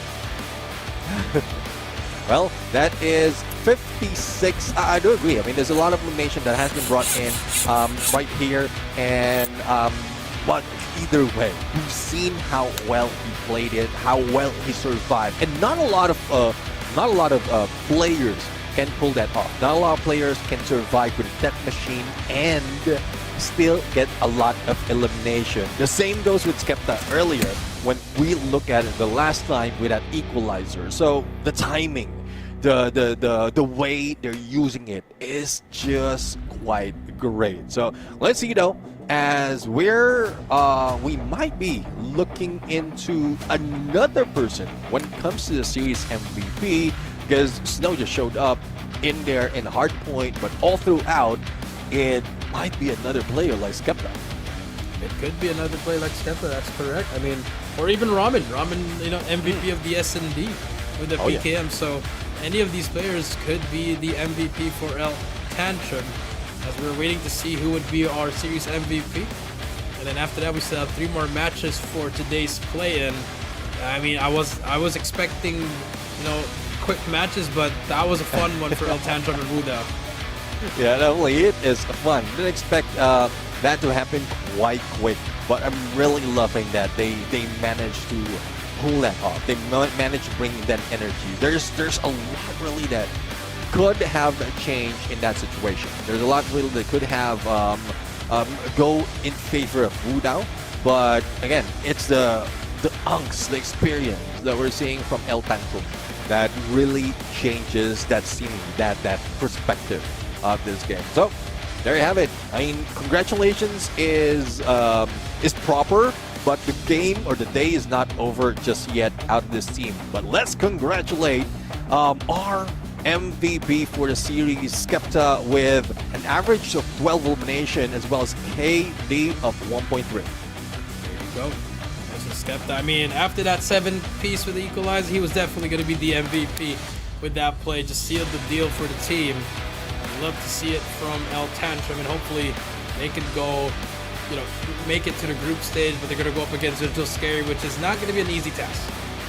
Yeah, I mean, not an easy task, especially with what we've seen in the first series of this game. So we'll have to see. We'll have to see on how that turn out. But I think before we see that, we're still going to find out who's going or who's going to be let go. Because again, what's unfortunate about this one-day play-ins is we need to eliminate at least one player, especially when we step into the lower bracket. But a little bit of recap though on this match between Wu Dao and El Tantrum. That's a 3-1 scoreline in the back-to-back maps out of El Tantrum. Just shows us how well and how experienced they are to manage all this. That is true. I mean, that's how they just kept to their composure, even though they lost, you know, 103 points. It didn't matter. Their S&D timings were amazing as well. And then their control, they managed to slow it down and get the kills. Take a look at the bracket again. Virtual Scary and El Tantrum already on the second round. Wu Dao free slot. That's going to be our next game to find out who will be the first team to get eliminated and the next team moving on to the second round. It's just unfortunate that it has come down to this, and we like we're going to let go of another squad. So far, despite of them losing out on their matches and their series, we've seen a lot of hopes. But it is what it is right now. We do have 4 teams in play-ins for the last chance qualifier to get in one step closer to get in stage 5. But the group stage is what awaits the strongest of the teams out of the 4 runner-ups that we have in this table. That's true. Here we go. I mean, I'm just excited. I mean, this is already like a playoff atmosphere vibe, especially with the bracket style. You know, and you know, this is, you have 2 chances to get through the group stage, and you know, this is the first part. And so far for Freesat and Wudao, they've already used their 1-up. They don't have anything else. If they lose this, it's goodbye, and they'll see you next year for the next majors. Yeah, no more free lives out of these teams. Whoever loses will be kicked out. But we're really looking forward to how they're going to change the pace of the game right now, especially with a couple of losses. I'm pretty sure a few of the learnings as well has happened in this short amount of time. So hopefully they make it work right here for the side of Freeslot as well as Wudao, and energy. Hopefully it continues, because from Wudao's energy, after Hardpoint, they have plenty of it. Search and Destroy, it started trickling down. And I don't know what happened in that final Hardpoint as well. They tried their best, but probably it's because of the map as well, where in El Tantrum just use that specific map to their advantage against Wudao.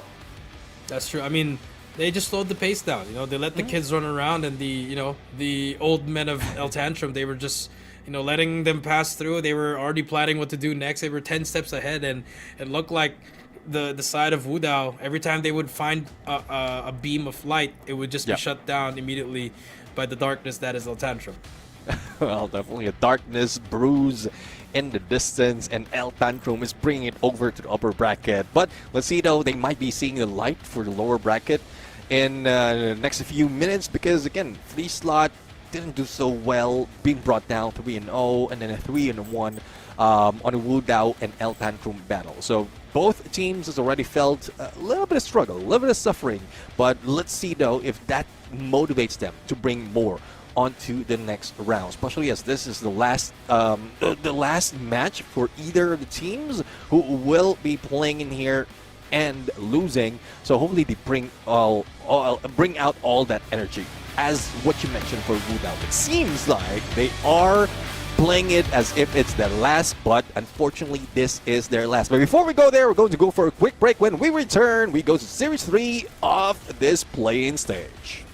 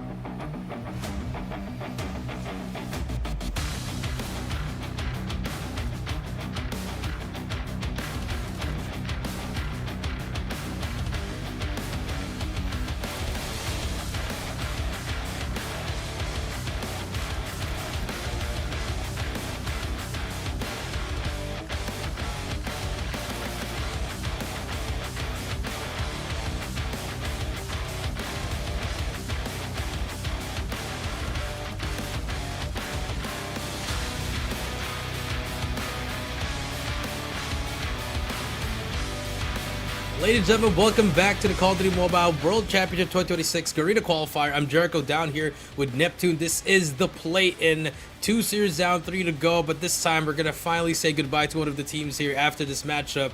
It's going to be up against Free Slot versus Wudao. Both teams struggled in their series, especially Free Slot.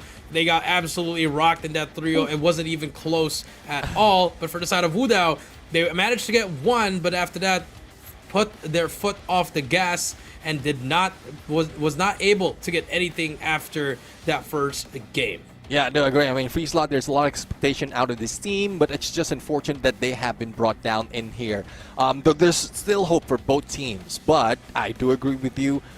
Losing out on 3-0 and 3-1 is quite difficult for the team. Hopefully, it doesn't demotivate them, especially for the side of Free Slot. For Wudao, they did give out a great fight, even in the final moment on that combine hard point. But it was just El Tantrum, just controlling them, especially the funnel that has been brought in. So we'll have to see, though, if both teams will be playing any of those rounds. There's a lot of insights that has been gathered in there. So hopefully both, for matches that we've seen in Pre-Slot, Wudao was watching, the same goes for vice versa, so that they will be able to get a little bit of fighting chance. Otherwise, they might be the ones to be kicked out.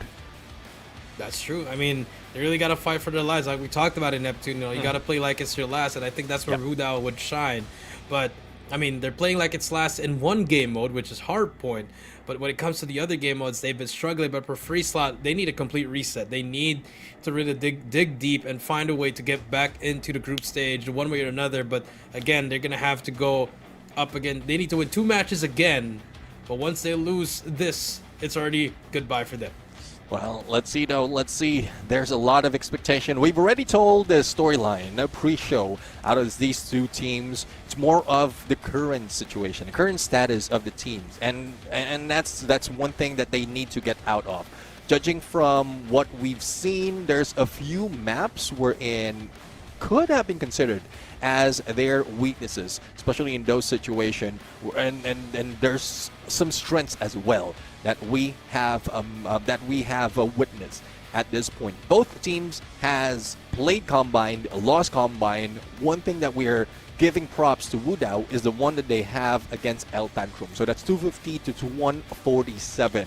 But given a chance to be brought in different map, that might throw off the game of Wudao, probably the energy they have, because they're going back to back. That's true. But at the same time, Wudao could still be, even though they lost, it could still be a bit of a hot, they'd be like really like, wow, we could have won that, but now they're just gonna come back even stronger. But for Free Slot, a bit of a long break, a long break that they had to watch one series, but now it's gonna come down to the maps. Do we see Summit being played again? Do we see Combine being played again? So those are the two things that we have to see, especially for S&D here. Do we actually see a fire range here? Because that's what Free Slot wanted here. So those are the two games I'm looking at. For Control, I'm not so sure because both of these teams haven't really showed anything. Obviously, you give the edge to Wudao for that one round that they did. But other than that, it's a difficult game because both teams are at par. They're not really giving their best at the moment. Hopefully, which we do see now in this series that could be their final series. Yeah, well, let's see though. I mean, there's a lot of expectation, a lot of hopes out of this team.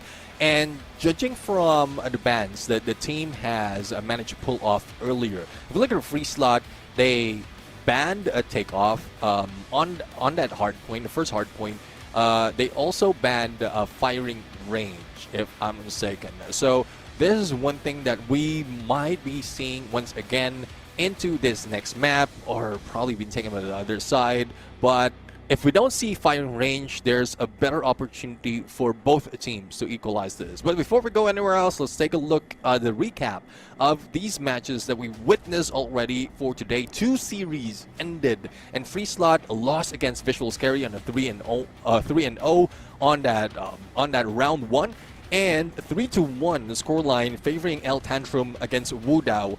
That pushes both Free Slot and Wudao in Series 3 in the lower bracket. And just set the expectation to everyone else. Anyone who loses this will be saying goodbye to Stage 4. It's true. So it's all going to come down to this one, your championship hopes, your aspirations. Take a look at it. Summit, once again, Meltdown, Crossroads Strikes, Combine, and Coastal will be your 5 maps for this loser bracket series. And I'm liking this. Combine is still being picked here, so both teams, they want to try their hands on it, but will we even make it to Combine? That's going to be the question here for this series, because it's looking like it could be a 3-0 as Wudao really showed up against El Tantrum, and Freesot just could not find anything up against the side of Visual Scary. Well, we might see this side of Freesot that we were talking about in the early parts on the first series of the game, where in the Search and Destroy might be better this time around.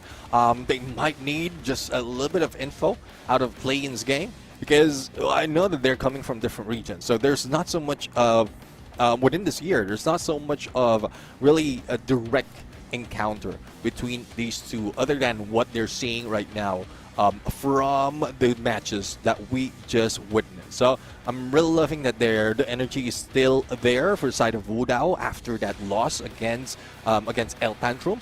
And look at the smiles out of this squad. But for Freesot, I think it's either they are just focused, locked in, or they don't have that energy yet. They don't have the motivation yet, and hopefully they get it soon, because again, last chance, final chance for the team to move forward and get into the group stage. Yep, that is true. This is their final chance for them to really make a statement here. So I hope they're both ready. By the looks of it, both teams are going to be ready, and we're also going to be able to listen to their comms now, see what's going to happen, in the middle of the game. I mean, we know how Wudao is going to be communicated, but I want to see how Freesot is. They're the unks of this one. It's another young blood versus old blood here. So it's going to be interesting how you see the energy drink being drunk. They're all ready for it. They're about to step on it. Vibes are still high for both of these teams. So now it's just coming down to the execution. Yeah, I'm quite surprised on that result, because from the beginning of the series, like Series 1, Series 2, it's young bloods going against like old dogs, but now the same story is happening right now, especially with the result that we've witnessed in the first rounds of this bracket. But there's no more waiting, as we started off Summit hardpoint between the battle of Wudao and Freesot. Here we go. First game coming through. It's going to be in Summit. You do see the fights happening here.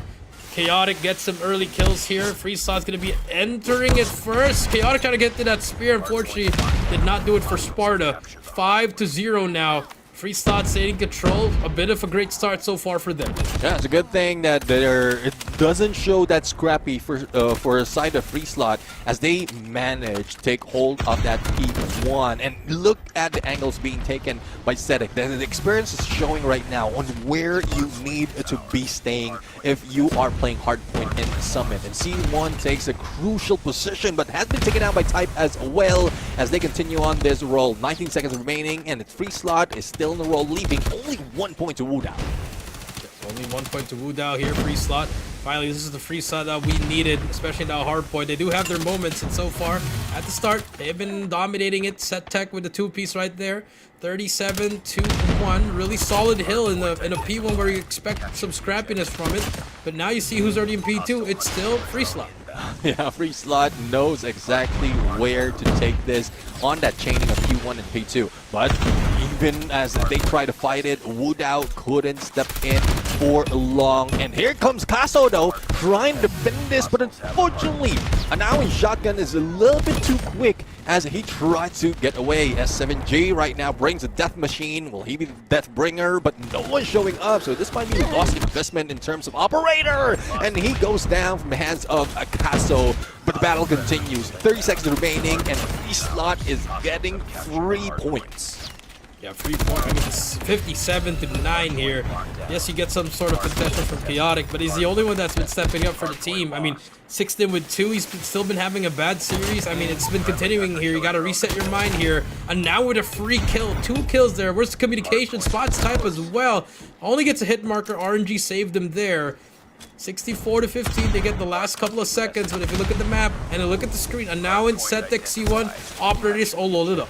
Well, let's see if the operators will be used in this next hill because this is a money hill for most of the players, but Free Slot still taking advantage of the Tempest already being brought in by C1, but unfortunately has been taken down. Kato though brings in that War Machine, but I don't think they will be able to capitalize more on that operator. So wasted time, wasted investment, and this is a chance for Wudao to catch up.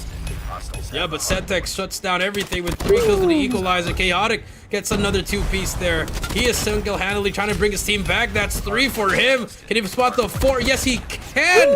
Chaotic 4. Needs help from his teammate. 5 for Chaotic. He is on a roll. Can he make it 6? Yes, he can. He's just challenging everything on his own. 7. Needs help from Roro, but the damage has been done.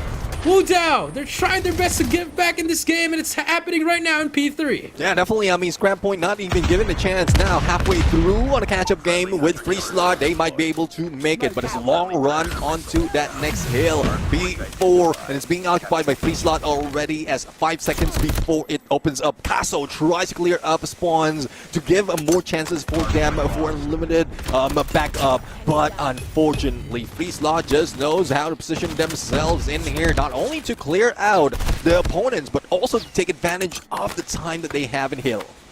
That's true, 92 to 50, 40 seconds left to go in this P4. So far, you see the side of Free Slot getting the angles that they want, but the push could happen any moment. You see the pitch in the middle. Chaotic's gonna lose that fight, but the teammates are already inside the hill. They shut down the players, and now, now the team here coming through. Casso able to get 1, get 2, needs help from his teammates, but the spawns in favor. It's finally gonna flip here, and now you see the switch of the sides as Wudao about to get the time on this P4. Oh yeah, I think it's Scrap Point, but similar story from what we've seen earlier. All the Scrap Points halfway through, or second half through this hill. That's where they are gathering the points, and delay in the rotation, especially in each hard point, is making them suffer in terms of the lead that Free Slot has been bringing in. Smokes, trophies, and every utility is being brought in. Just make sure that Free Slot will have a free reign the first few seconds of this P1 as it opens up, and the journey continues. 100-point mark and adding. And it seems like even second floor is not needed that much for Free Slot to cover this area, but Wudao on a comeback run, splitting the spawns of Free Slot, making sure that they have more out of this hill. Yep, more out of hill. You are correct. Here we go. Trying to look further, pushing through. The Tempest, only good for 1. And now with the Claw, needs to get another one. Yes, he can get a 3rd. Nice spray there from him. And now 25 kills, so is Zane gonna make it 26? Yes, he can. Looking for more. Spots a player on his left. 27 for him. And now on a roll, he's being chased by another player. Has help from his teammates. C1 with the Tempest.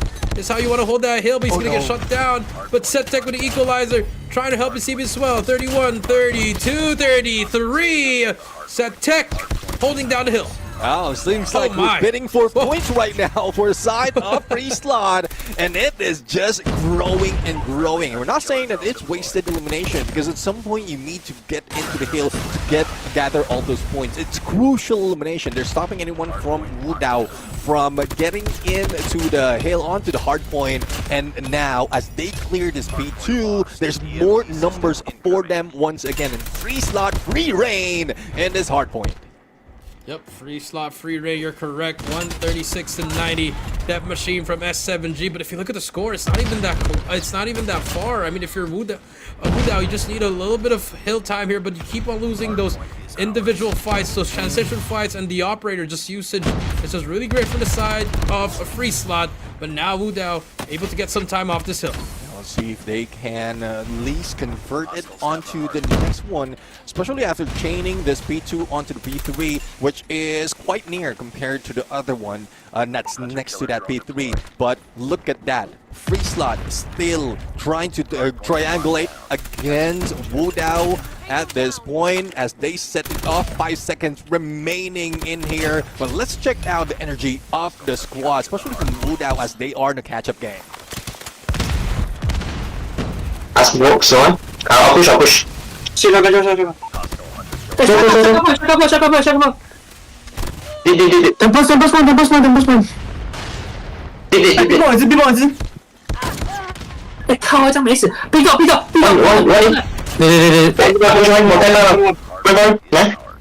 We got so. Hey, one shopping, one. What is on?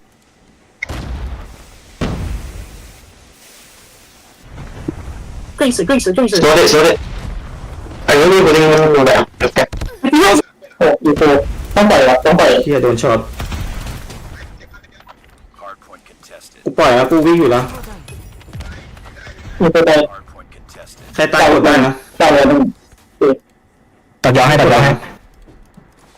advised, hostile hunter-killer drone มัน inbound. มันจะสี่เหมือนเดิมอย่าเพิ่งกดอาหารอย่าเพิ่งกดกดเลยยสี่ตัวยสี่สองยสี่ตียสี่สามพี่ตียสี่สามมาได้สี่เราตีสโมกเต็มเลย Hardpoint lost. All right, here we go. Neptune, you see the equalizer again from SetTech. About to hit 50 kills there, but 184 to 134 is very, very winnable. If you're in the side of Wudao, just have to get this time here. But as soon as we say that, we just see people going down, all the kill feed going to the side of Free Slot. Yeah, I mean, I think they have that player comms buff because Wuda was on point when we were listening on them, and you can feel the energy as well. Speed up 200 how to they're bringing 134 in here. the number. With the War Machine from COD holding it down, Free Slot able to get the kills that they need. S7G, that machine out as well. Now trying to hold down this P1. This could be huge for him. Hardpoint Trying to is ours. make it look easy. Scrap time would go to the side of Wudao, and Free Slot completely gives it up. They can definitely do that, but now you see them fighting for this P1. Roro and C1 trying to fight it through Kato and Free Slot set up in this P1.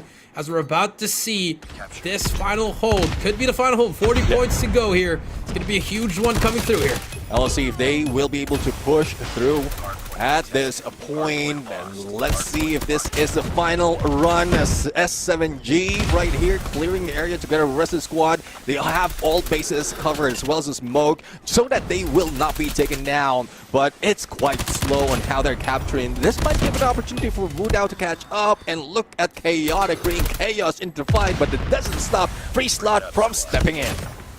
Yep, does not stop them from stepping in. 17 more points to go, 15 to go, and Free Slot having a free reign. 3 points in this P1, about to close it out. 10 more points. Neptune, this could be the end, but Roro has something to say about it. Stops the bleeding, but needs to be perfect. Nice shots from him, but needs to get almost all the kills here. Needs to fight one through the cage as well. Roro trying to keep his team alive here. Yeah, they are staying alive at this point, but it might be cut short, especially in the number of points that's needed for Free Slot to end this. But Roro is that motivation of the squad. He's not giving up. He's not letting go. And speed as well as a reload is just bringing them so much in the point. But that switch might have cost them with only a few seconds, 8 seconds remaining. And this might be it as the rest of the squad from Wudao couldn't catch up with the numbers, with that chase.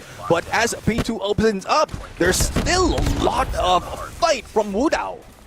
Yeah, a lot more fight here, but as soon as you say that, the game is over. 250 to 163. Free Slot, they take game number 1. Finally, that should really feel good. You know, it took a long time for them just to get that win, but it's worth it. And now Free Slot leading the series 1-0. Yeah, I mean, Free Slot, there's a lot of promise from what we've seen here, especially in Hardpoint, the way they played it against Wudao. This is not a Wudao that we witness as well as we expect, especially in this fight. But it is what it is. It might be a stamina thing, or probably it's because of the loss they have against El Cancun that slowed them down. But looking at how the rotation is being done by Free Slot, as well as how to defend each of the hill the moment they step in, it's like the rest was worth it for them. Losing that fight, waiting as well as watching battle unfold for that series 2 might have helped them get a few of those advantage against Wudao. That's true. I mean, you just saw them really step it up. You saw the aggression. You saw the operator. I think that's the biggest thing we saw. The amount of operators they were using. Take a look at the highlights.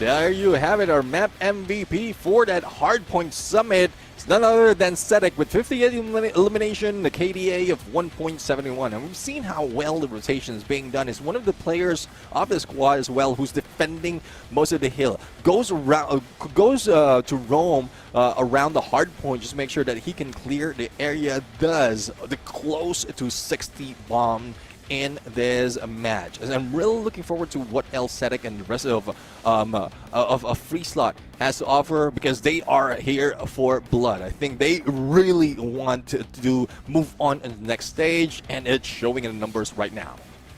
It is showing the numbers here. I mean, Chaotic with 49. He was the only one that was really, you know, had that urgency.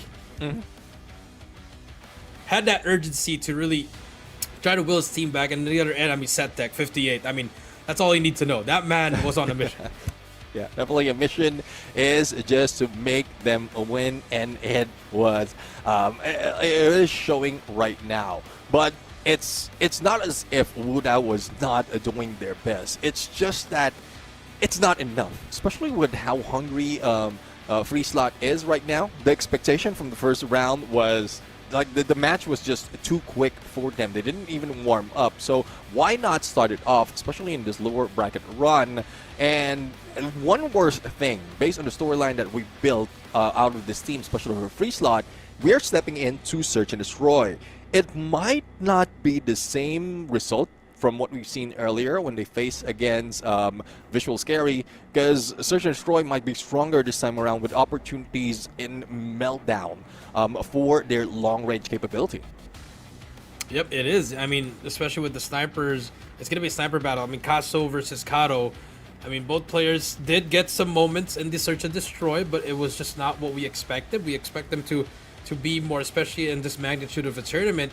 You got to put everything out. You got to bring all your strategies out and be on point here, because one mistake can really ruin your chances of getting to that next round or even to the group stage for this case. Well, let's see though. I mean, there's a lot of opportunities, a lot of storylines that might be built, a lot of results that might happen at this point, but judging from how Wudao looks right now, they lost a little bit of energy compared to when before we started that hard point.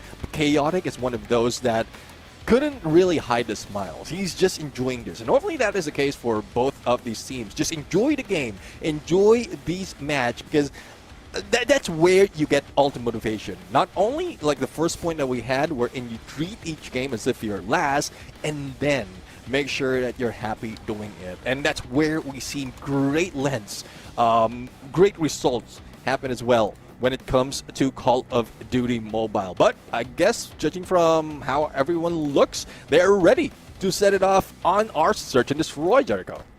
Yep, here we go. Game number 2. Search and Destroy coming through. Meltdown. Again, Free Slot leading the series 1-0. Now we're going to slow things down here. As we see, Roro gets S7G. That's going to be the first blood. Could be the opening that they need. They stop the push for now. Let's see if they can also stop the bleeding for the side of a Free Slot. They slow it down. And now might be able to catch one. But I think he's hearing the footsteps, and Chaotic brings down Sedek. So another one being taken out for the side of Free Slot. It's not looking good for them. And Roro, though, tries to far back, but Anowin brings him down. But the trade-off is quite quick. It's now a 1v2. Now a 1 versus 2. We see C1 clutch up. Timing could be everything. C1's gonna get spotted, and Kaso, they strike first in the Search and Destroy. Beautiful aggression on the defense. Trying to let them make all the mistakes there, and they capitalize on it. It's a great thing so far for them. Defend the objective. First round goes to their side.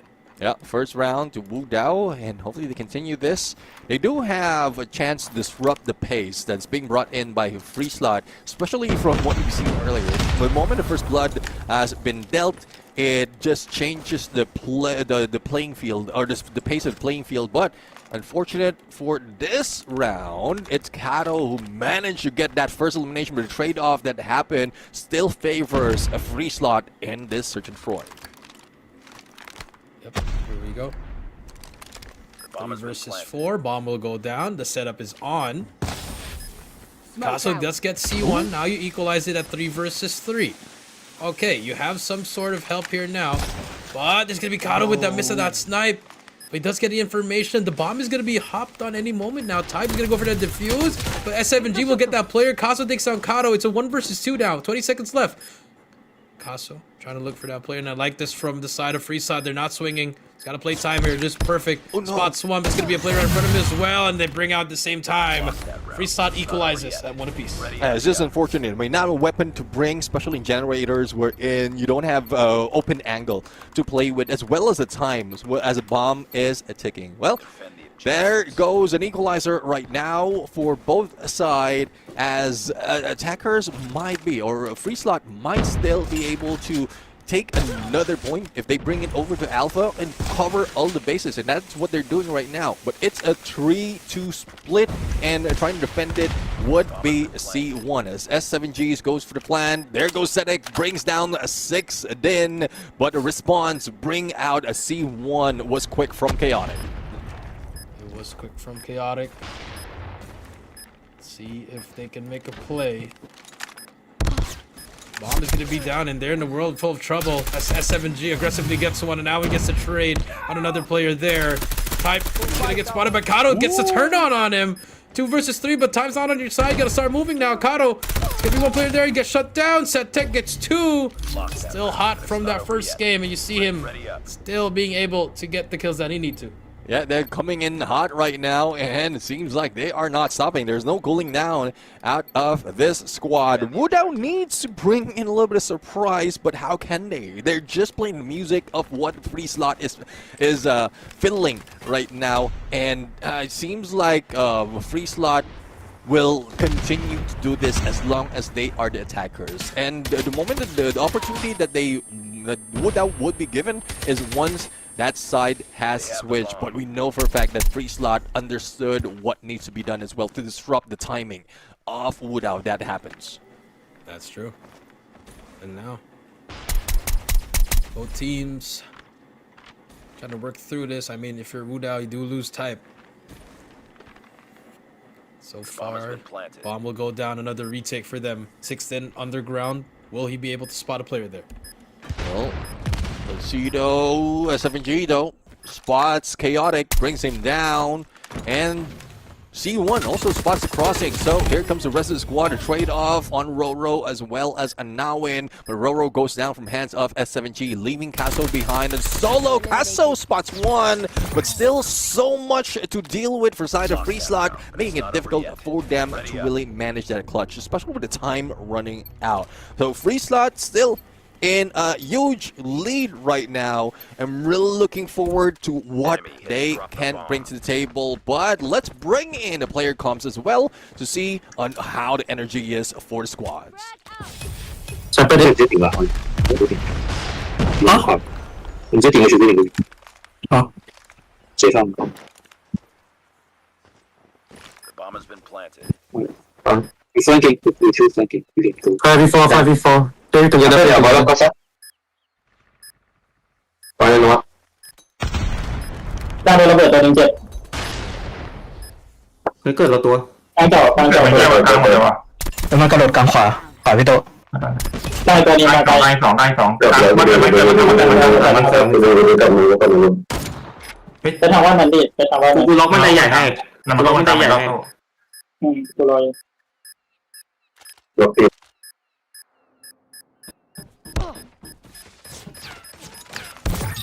哇 ，nice try。 路线很对，我进运气背到对劲。发 A 啊，大概谁胜 A？ Defend the objectives. And there you have it. I mean, you can feel the energy, you can see it translate the numbers, and how, I don't know, there's not, like, I know I don't understand it, but there's still a lot of pattern in there wherein they just focus on shortening the calls, and it's working for the squad. That's true, and I think they're just more disciplined now for the side of Free Slot. They knew it was a 3 versus 1, and they stuck together, and the bomb was down. They did not do the same thing, and Kato with a nice spot there is able to get 1, and now it's just a 3 versus 5 here. not looking too good for the side of Wudao here, and they're just reading this really wrong, man. They're trying to overhelp each other. I know they're one man down, but look at this. Chaotic, there's a player right behind him. Timing could not be everything. The yellow dot did not push through. And also at the back of the spawn, they're also fighting. So many players happening, but Call of Duty time is not working. Finally, and now it takes down Chaotic. The bomb has been And now bomb's gonna be planted. Now it's gonna be another 5 versus 2. You do get 1, but that's only 1 for now. Well, let's see. I mean, it's the split from Wudao that might catch them off guard. And there goes a shot from Sedek. Kato understood what needs to be done. Just wait for the moment to bait that switch. But type will be brought down. And again, we're seeing the same pattern out of Wudao. The moment that you slow things down for Wudao, that's where their strategy, their rhythm is being thrown off. And Freeslot understood that. They've seen that in the first game that we've seen a search and destroy for Wudao, and we've seen how well El Canto played that music as well. So it's just a translation of the tenure as well as experience that we have from Freeslot that's leaving Wudao down in the dust. That is true. And now it takes down 1 there. And I think for Wudao, just to add on it, they always, once they hear an enemy, they just all rotate immediately, giving so much space to the side of Freeslot here, as Kato is going to get shut down by Kaso. Nice kill there. Now it's 2 versus 3. Now you have a man advantage here, but now it's about to take down another player. And now in surprise hit, not even giving any sound cues. Give an opportunity. Same goes for C1, but C1 missed that shot. The same goes for Nawin, but Kaso has been taken down. It's a 1v1 situation, and C1 might be able to capitalize on this. Plenty of time to play that old switcheroo, taking it over to Alpha, and then baiting 6din in that silo. So let's see if he'll be playing that, or understanding that Bravo is already being guarded, and then just wait for him to come out. Well, I'm going to tell you this. 6din will move at 35. Right about, yeah. That was too easy to read. That was so easy to read. I mean, that's what it shows, man. The young blood versus the old blood. He knew how to play that time. He knew he was going to move there. Lovely to see from the side of C1 there. Now 6-1. One more before he switched sides here. It's looking like a one-sided. Has been a one-sided S&D.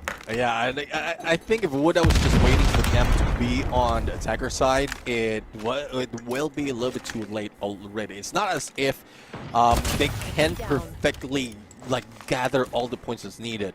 And judging from this, Freeslot have understood what needs what can be done, what needs to be done, and we're talking about old dogs right here going against young bloods. And look at this. Chaotic, though, one of the most proactive in terms of gunfight, especially in search and destroy, but Sedek goes for a double. There you have it. Not so much of contention, and now this might be a chance where we see Wudao wake up. This could be it. I mean, you ended the half at least with 2 rounds. Now we're going to switch sides here. You are going to be on the offensive side, but for Freeslot, I mean, 7-1. They just need to close it out. Don't play with their food here. Picasso with the Pharaoh. He has that stun gun. Trying to make a play out of it. Let's see though. I mean, this is where Wudao is already going for the aggression for the speed, but Freeslot understood the deed, goes in for a challenge onto generators. They still have an opportunity right here, and the 2v2 turned into a 2v1. Castle the only player to be dealt with plenty of time to spare, and they are now on match point. Match point just like that. Lost that round. I mean, that was a pretty fast retake by Freeslot. The moment they were planting, they were already running through at the bottom, and no contestation for the side of Wudao. I mean, they were just waiting there. I was like, okay, I guess they just they gave up that space, and now 8-1 we go. I mean, we've seen comeback, not just in esports, even in sports, but I mean, this one's a tall task. Yeah, a tall task, a tall order, definitely for Wudao. And you saw the pattern already. You saw how well Wudao can be read, and they're being read as well as written in this point. Their story is being written by Free Slot. So hopefully they have the patience to play it at this point. Probably all pull off a little bit of some trickery right here. But it's just unfortunate that even Sixten couldn't bring that bomb closer to himself and probably have planted them already so that they can funnel them in, and they're the ones who lost one player. Make that 2 players. Here we go. 3 versus 5. You're about to go down 0-2 if you're on the side of Wudao. And it's not looking good for them at all. Sixten, he's going to be able to spot one. Got the bomb. Can he spot the second? Yes, he can, but decided to switch weapons there. Habits did show there. But, I mean, advantage still goes to the side of Free Slot, even though Sixten gets that kill. Never mind. 1 versus 4. Roro, all up to you now to try to keep the dream alive here. Well, let's see if they can keep that alive. But again, it's difficult to tell. They do have the bomb. They can go for, I don't know, if they can still go for a fake and force them out into generators. But it's a tough call because you have numbers against you. So Roro can just go and run and gun, but he will be losing out. The point goes to Free Slot as expected, and this is where Tenure really brings in the results. That's true. Not only Tenure, they knew they had a bad series, but they needed to come back here with a vengeance, and that's what they did. I mean, for the side of Wudao, they were the team that's a bit hotter, you know? They just came off a series. They should be the one really leading the charge, but unfortunately, maybe the energy, maybe the mindset, no one's really stabilizing that team. No one's telling them to calm down. And Free Slot takes the series, takes the game, and now up 2-0 in the series here. Congratulations to Free Slot. One more, and they have another chance to move on to the group stage. Yeah, pay them what you was offered to Free Slot. They did lose out 0-3. They can bring it forward to Wudao, bringing them out of contention in this stage 4 with a similar result. But I'm still looking for that energy. I'm still looking for Wudao to at least bring back a point, give them a little bit of motivation at this point. But let's take a peek at a highlight, a recap of what happened in Search and Score.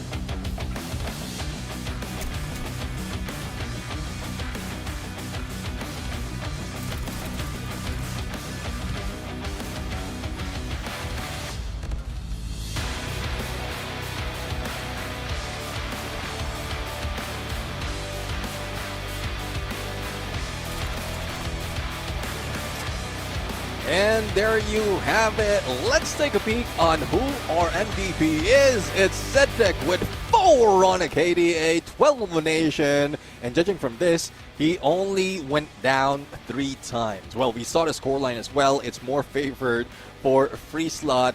But out of these teams, out of these players, I mean, bringing that SMG mostly translates to going down that quickly, but not Zedek, especially in this situation wherein all you have to do is wait on an angle and he can take down either 1 or 2.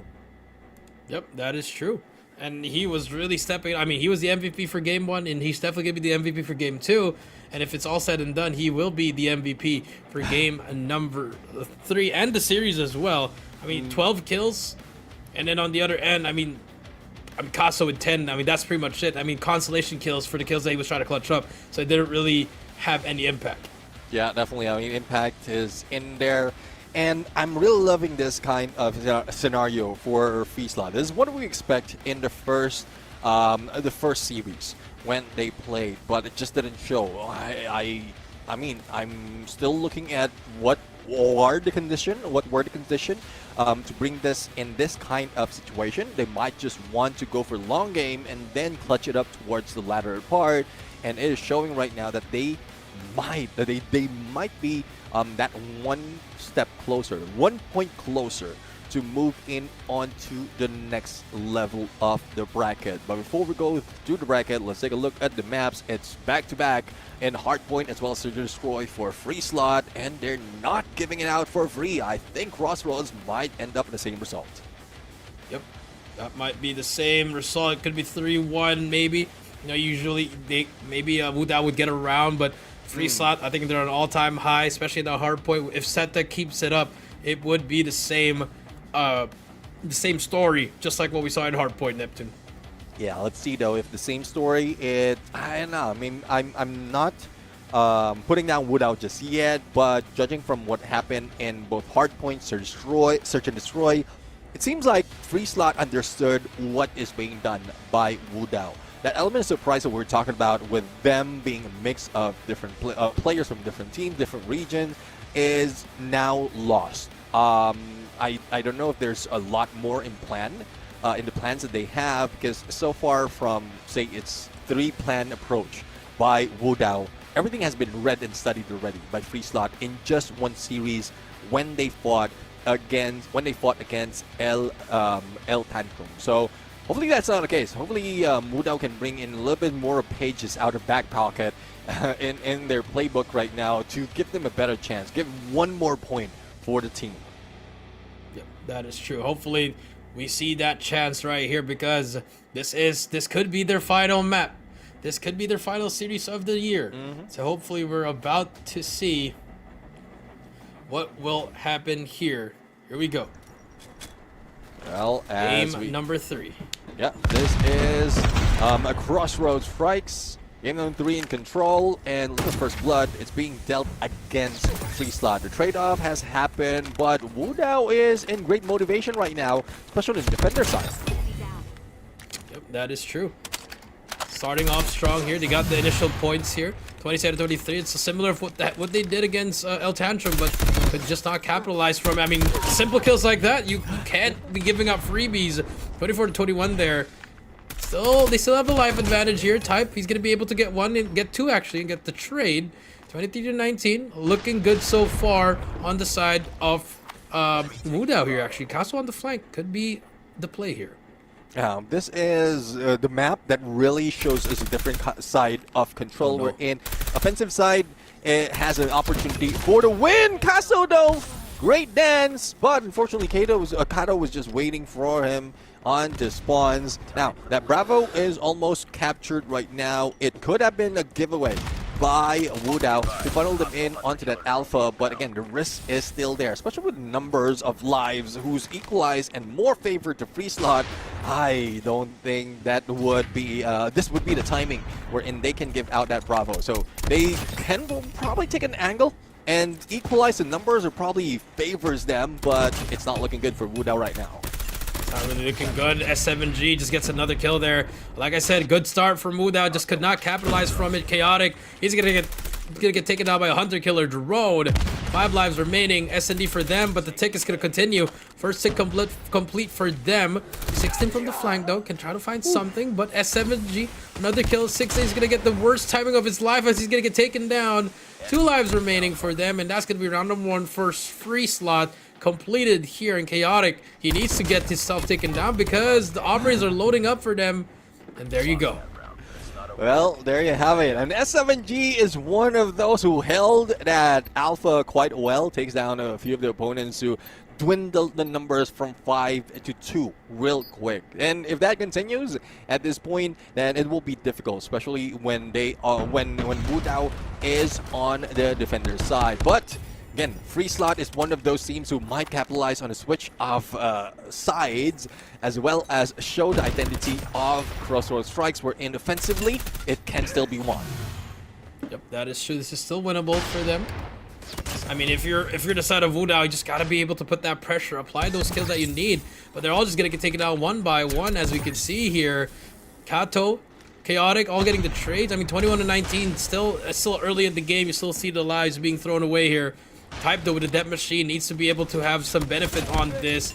Able to get one. He's gonna get tagged from the back, but his teammates are there to help him. C1's gonna get him. I mean, at that point, you need someone to block for the team. You need a blocker. You know, get someone as bait because you have a death machine that could change the tides. And there's one thing that I'm seeing right now for side of free slot. They're not moving too quickly. They're not moving too carelessly.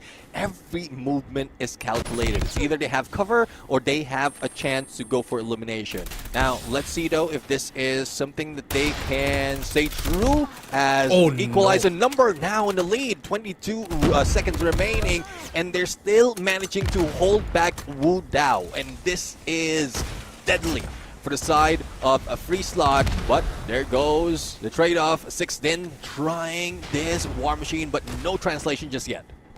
Translation, time's out on their side as well. They're starting to capture B here. There's only 9 seconds left. S7G throws himself away there. 8-8 we go. Seta gets a big 2-piece. Only 9 seconds to go. They're going to give this up C1. Perfect positioning here. I think he could try to stop the B push here if he wants to. C1's trying to make a play here, trying to run at the back. If we could switch over to number 4, that would be amazing. He might just be able to do it. He spots him as well, and that's the play there. 6 seconds to go. They have to hop on the hill now, and C1's gonna be hiding on that corner. Gets one more kill on Roro. Does he get it? No, he has to switch to gun. He gets that kill. 1 second to go. They hop on it and they extend the time. And Kaso brings out the Annihilator. Not the best time to work on it, but if you're S7G, you just have to take your time. They know he's there as well. They're going to be able to make that push. Wu Dao, they get the time extension and they get the round number 2. My goodness. That's a millisecond remaining. That hop was just deadly. If you make a mistake on that jump and slide, that could have ended already. It's a good thing the trade-off did happen, but it was a little bit too nerve-wracking. I was at the edge of his seat right there, especially in that moment. But this is a good motivation for Wu Dao if they'll be able to make sure that they go in for the defend a little bit better compared to the first round. So let's see though on how this affected the player, if they still have the energy now that we go into the player comms. กินตัวหนึ่งว่ะปิดขวาได้อยู่อ่ะมันเดินแล้ว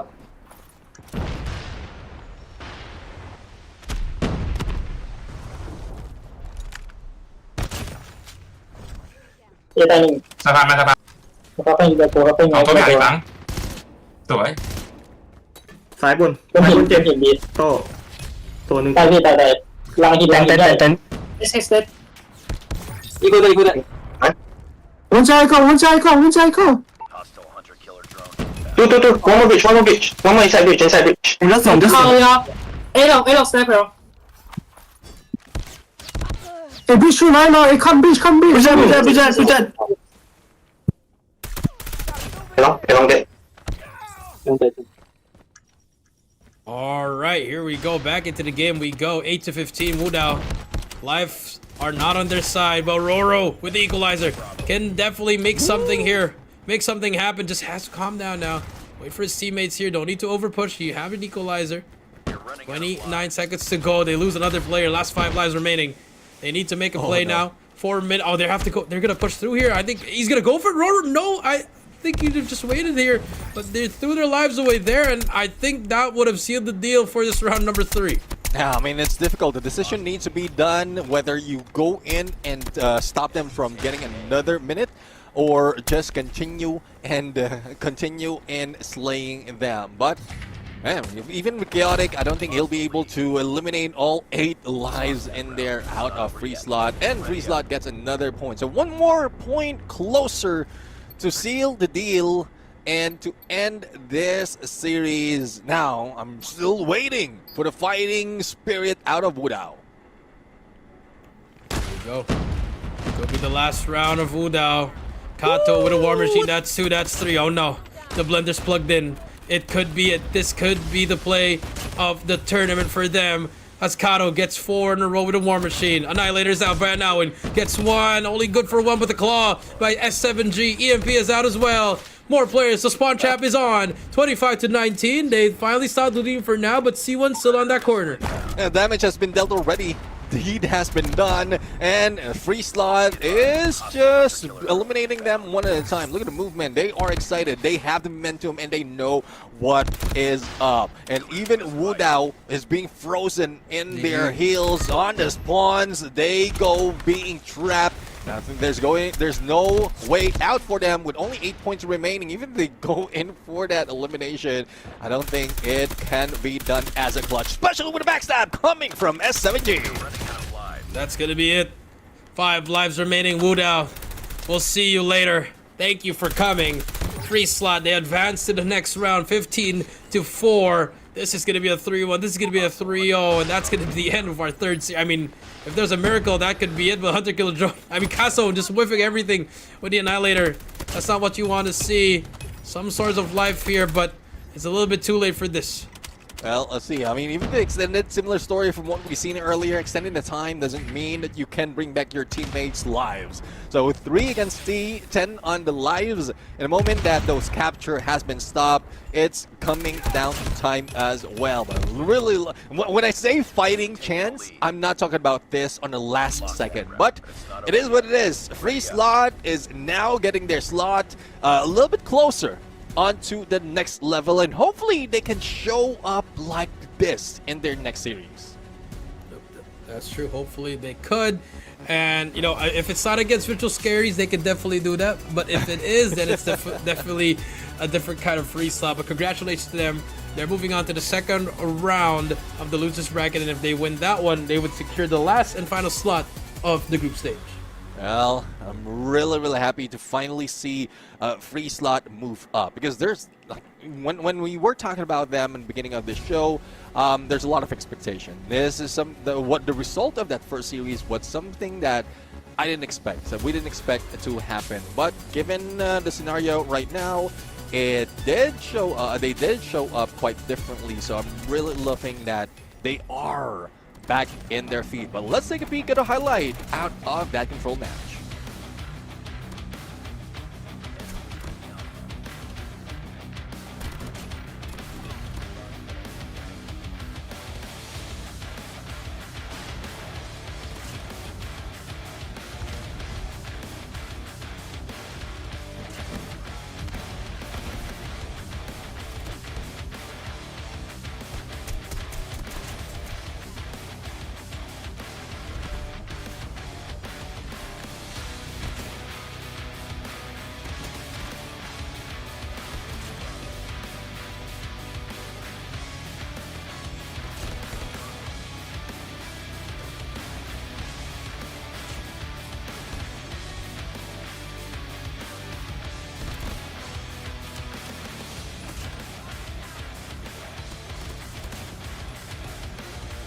And our match MVP for this one, none other than S7G. 27 kills and a KDA of 1.17. Congratulations to him, to his team, and they live to see another day, Neptune. Yeah, I mean, they stay alive in this dream that they are chasing right now. A chance to get in onto the next stage, onto stage 5. But again, it's a longer route for Free Slot right here. But you can see the fire, the fighting spirit out of the squad. Brought down to 3-0, paid their opponents the same result in the name of Wu Dao. And with this, I think it's a great motivation for Free Slot as well as S7G to do more. But not only that, they brought in a lot of fire, a lot of fight, and a lot of firepower in that control. And we've seen the ideation out of, well, probably because we're the observers, we've seen the ideation of Free Slot. They just slow things down and play with the patience of Wu Dao, and definitely like Wu Dao just started falling down like flies, and there's nothing that they can do, especially in those final moments. Yeah, that's true. This just could not find anything at all. It was really unfortunate for them. But hey, like I said, this is the end of their season if you're Wu Dao, but they could always come back next year, get better, and revamp the roster if they need to. Take a look at the map's emotes again. It was a 3-0 Summit, Meltdown, and Crossroad all went to the side of Free Slot. Yeah, I know you're looking forward to that combine, but unfortunately we didn't get to combine. Free Slot just ended it in 3 rounds, and again, I mean, just give what you taken earlier. But what a great run out of these two teams. It's just unfortunate that we have to say goodbye to Wudao, as they have already lost the 2 lives that was provided in this play-ins, and we do have Free Slot moving forward onto the next level. What we have to do right now for Free Slot is to wait on what will be the result. Who are they going against on the battle from the upper bracket? Before we go there, series winner definitely is Free Slot, but we're looking forward to who is our series MVP. That is true. I mean, I personally would say it would be Set Tech, gentlemen. I mean, he did really great there, and then, well, there he is. 93 eliminations, 1.5 KDA. This man was on a mission to not go home from stage 4. Yeah, 1.5 KDA, almost a century on the total elimination. And we've seen how well he make those sprays. He's one who steps forward but not carelessly. Completely opposite to what we witnessed in the first series against Visual Scary. Or probably Visual Scary was just forcing them out in the open. Couldn't give the opportunity for Sedek to show this much of elimination. But really loving this. Great showing not only for Sedek but also the entirety of Free Slot. Journey's not over for them. The journey is just on a upward swing after this win, and we'll have to see though if they can continue on, probably bring themselves on a clutch heading into the next stage. That is true. That's going to be the question for them.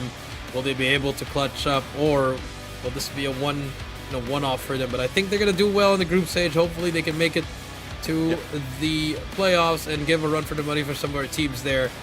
Congratulations again to the side of Free Slot, as they are one step closer to getting into the group stage. Yeah, well, in comparison, I mean, 93 elimination out of, if I'm mistaken, around 100 plus. It's more of Sedek doing the number, and there you have it. Free Slot will be heading in onto our last series of the day. Wudao, unfortunately, we had to say goodbye to this team after 2 grueling maps or series. They have to say goodbye, and as you call it, we'll see them for next year, if they will be joining us for next year. But I'm really looking forward to this battle on the upper bracket. Visual Scary against El Tantrum. It's again a similar story of Old Dogs against New Blood, but the only difference is we are seeing some fangs out of both. That's true. I think both. It's going to be a banger of a match, but I think Visual Scaries clear all these 3 teams by a mile, in my opinion. So it's going to be tough. Maybe the S&D, you would see Ramen do pull off something. Larison with the sniper, maybe that would be the story. But for Hardpoint, it's definitely going to be scary taking that one as well as the control. Yeah, I mean, it's something that they really are very proficient in, and there's no doubt that they will bring in the fight against this team. But I'm still hoping that Visual Scary will be brought into a very tight spot. And we want to see them really fight for the best, not just a 3-0, not just a 3-1, but it's just me. I might be called off guard in here, but as we've watched them played in their initial fight, it was not scrap at all. They know exactly what needs to be done.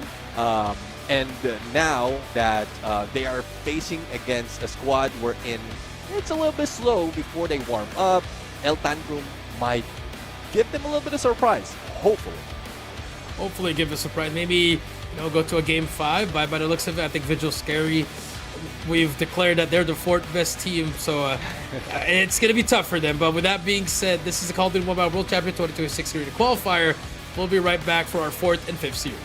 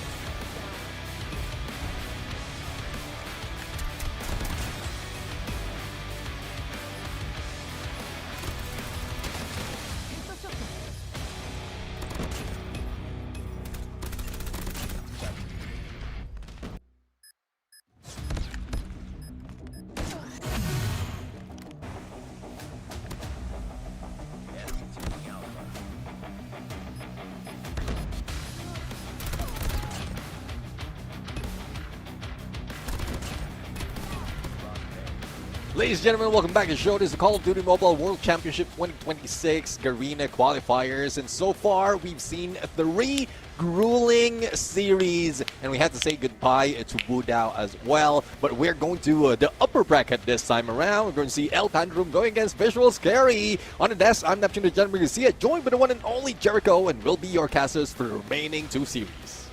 Yep, 2 more to go. Neptune, you're right now. Now we're going to see the first team to go on to the group stage. It's either going to be Visual Scary or El Tantrum, and I'm predicting that it's going to be Visual Scary here. And I'm going to give you a score. It could be 3-1, but I wholeheartedly know this could be a 3-0. Yeah, well, let's see though. I mean, El Tantrum, there's a little bit slowed down, especially when they face against Wudao earlier. And even on the in the maps that follow, it seems like they're not that aggressive comparing to Visual Scary. And I do agree. It might come down to that kind of scoreline when we're talking about Visual Scary. They did manage to go against a lot of I would say great opponents on the Garena Masters, on the regionals for SMP, and this is a great training ground for them as well. But I know that El Tantrum has that tenure. They do have that I don't know, that winning DNA on them. But we'll have to see if that trickles through, especially against a team that has been scary all throughout.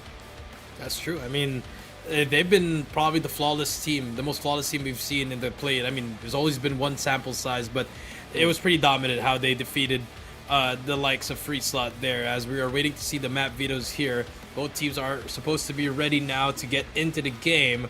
But I think the hard point, it's definitely going to be on the side of Visual Scaries. I think individually wise, they match up pretty well, and they have that upper advantage in terms of the mechanical skill as well.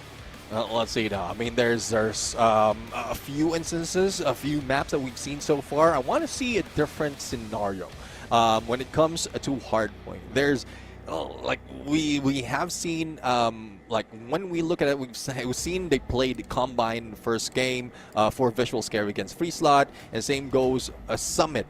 That's when they started off, when they played El Tantrum against Wudao. But I want to see some other maps. We haven't seen Takeoff, we haven't seen Arsenal just yet.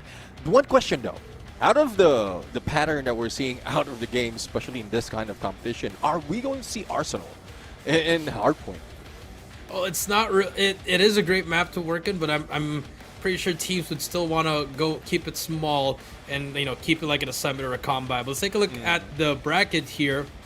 Again, we started off the day with Free Slot Scary. Scary won that. Tantrum Wudao. Tantrum won that. And on the Series 3, Free Slot took down Wudao, and now they're waiting for the loser of the Visual Scary versus El Tantrum matchup. Yeah, well, let's see though in a bit. We still have a best of 5 series to deal with between these 2 squads from SMP as well as Indonesia. Let's take a look though as to where we're going to be brought in when it comes to the map. We're going to there's a little bit of a bug right now out of this, and there you have it. Take off. So I asked, I was given, but hopefully this is something that would be going either side. It's not so much of a challenge really to go one-sided, because Takeoff is one of those hardpoint maps wherein a flip of the spawns would translate to some of the scripts, some of the score lines moving over to one side, and there's also a few money hills right here that can also go to that story. So we'll have to see though if both El Tantrum as well as Visual Scaries will be able to bring that in this fight. That is true. I mean, I like this map set. I was trying to look for an Hacienda, but I believe they did not pick that. So but the Combine, it's been I don't know if that's a death pick for whoever picked that. I mean, if it was El Tantrum, then they probably didn't see what happened in that first series, but I'm pretty sure that could be a Scary's pick here. But to take off, it's a pretty good map. You have it's a pretty big map. You have big rotations, and especially that P3, when you get that operators, you load it up there, that could really get you a lot of points. Yeah, well, let's see now. I mean, there's a lot really of storyline from what we've seen in Combine. I think it's twice already that we've seen it all throughout this day. So a few of those surprises, a few of those strategies well being brought in, but Visual Scary right here. They started off the game, the day rather, with 3-0, And I guess with the rest, they have plenty of energy to really bring the same result, probably a huge lead against El Tantrum. But I want to go to that story. I want to piggyback on what you're saying. But there's still hope. I'm giving a little bit of hope for El Tantrum. Though it's slow, the comparison between these two teams are from both ends of the spectrum in terms of movement, in terms of speed. But I think that's what might throw Visual Scare if El Tantrum do it well. Yep, that is true. That's going to be the story here. And at the same time, they don't have Chroma anymore. You know, Tarx is back here, finally going to be able to play a full set. So that's also going to change the dynamic, as Chroma was their main war machine there. Let's see if this would, you know, make them better. But let's see what's going to happen here. We're about to load up in the game here. El Tantrum, they have a lot in on their play here. They need to be able to really, you know, start strong, get that first 5 kills in order for them to really get it going, get the blood flowing as well, you know, so that they'll have a good chance at winning at the series. Now let's see, we're talking about blood. I'm looking at first blood as well. Who will be dealing that, as well as a multiple of elimination right here. Though we're talking about hard point, and it's more of the hill time that is crucial in this game. But like, it doesn't hurt, especially in P1 and takeoff, wherein most of the time it's scrappy. But those elimination really brings favorable points, as well as spawns to those who are stronger in the firepower. If you take the elevation, then you have better information, you have a good line of sight as well, but you can be a target. But what would be the trade? It might be a trade of 1-3, 1-2 in terms of elimination, just to help out those who are taking those hills. So I'm really looking forward to those who will be close enough and fast enough to take those high grounds. And we'll have to see, though, if it can be done well. Yep, that is true. If it can be done well, I mean, execution comes down to that, strategy comes down to that. So there's just a lot of things that you need to take a look. And now, Ramen, no more laying down in the bed. He's ready to do the business. Hopefully, he'll be able to show up. I thought he will not be taking this sitting down. He will be taking this standing up. But no, I mean, I think he's still in the cross legs right there. Only move his camera, not showing the bed. But he does have the bed buff, so this is good. It's something that throws me back years ago when it comes to Call of Duty Mobile.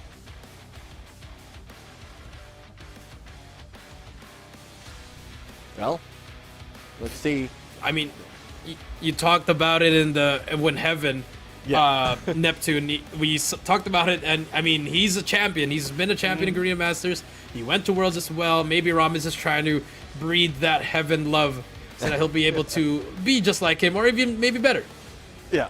Let's see now. Better might be a stretch, because I don't think there will be anyone in this kind of in this short of a time. I don't think there will be anyone that could be better for the moment, until we see some like really remarkable play out of snipers, or probably not snipers, but anyone who would be going in for the play. But speaking of play, here we go. Take off in it's hard point in the battle of El Tantrum against Visual Scare. Here we go. Game number 1, and so far we talked about the first 5 kills, and that's what's happening for the side of El Tantrum. Snow with 3 kills with the SKS. You love to see that from him. But now, Scary able to shut that player down, and look at that smoke. The smoke really acting as deception here, letting the players of Visual Scary get on the time for a moment there. But El Tantrum answering back here with a solid P1.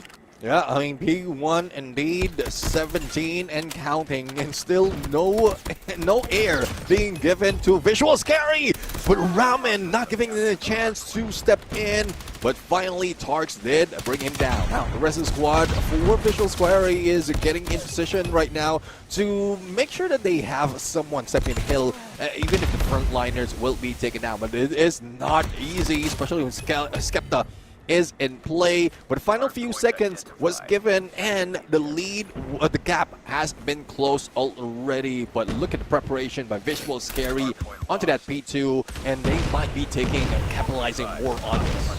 That's true. Sebio now in the smoke, trying to make a play here. He is going to get shut down, but there's a player right behind him. It's going to be Tarks, Momra, and Pickle. They clear out the base. Skepta all alone. It doesn't matter. They hold down the spawns after a subpar P1. Now controlling P2.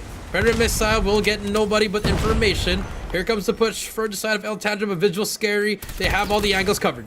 Oh, Tark, a little bit too aggressive stepping down from the stairs, but it's a good run if he can go for that elimination. But there's one thing that they should not risk. They just need to make sure that all angles are covered. And Tarks for a double, almost a triple, but Pickle steps in, being taken down by the Sparrow. But even that Sparrow is no use if you get eliminated by a God Nade. And Visual Scary still on roll, even on his grab points. But El Tantrum, I think they are prepped up to go on to the next hill. That's true. 50 to 25 here. Solid hill for Visual Scary there. Now P3 is going to open up in a bit. They did the late rotation, but they look at their operators all loaded up. Snow does have that machine. They take him down. That would be the opening they need, as Sebio will take him down. And now you do see the Visual Scary's player. They're going to spawn on the backside, but Skepto, the equalizer, only good for one. Rex is now War Machine. He's going to try to buy some time for his team here, but unfortunately, the push will not happen. Sebio with the Death Machine trying to be the human turret. Good for one. The Claw as well. Tempest is out. Beautiful operators for the side of Visuals, but no kills coming out from them. Yeah, I mean, it's good. They're just forcing everyone for side of El Tantrum not to step in to this hill. But finally, they managed to get a few points. And Larisen right now, good chance to use and capitalize on that operator. It does expire, only bringing in a few, but they did get most of it in terms of hill points. Now, Tarks trying to go for the backstab, but unfortunately, the dance plays the music of 7. But Pickle there almost gets that kill, but 63 to 59 here.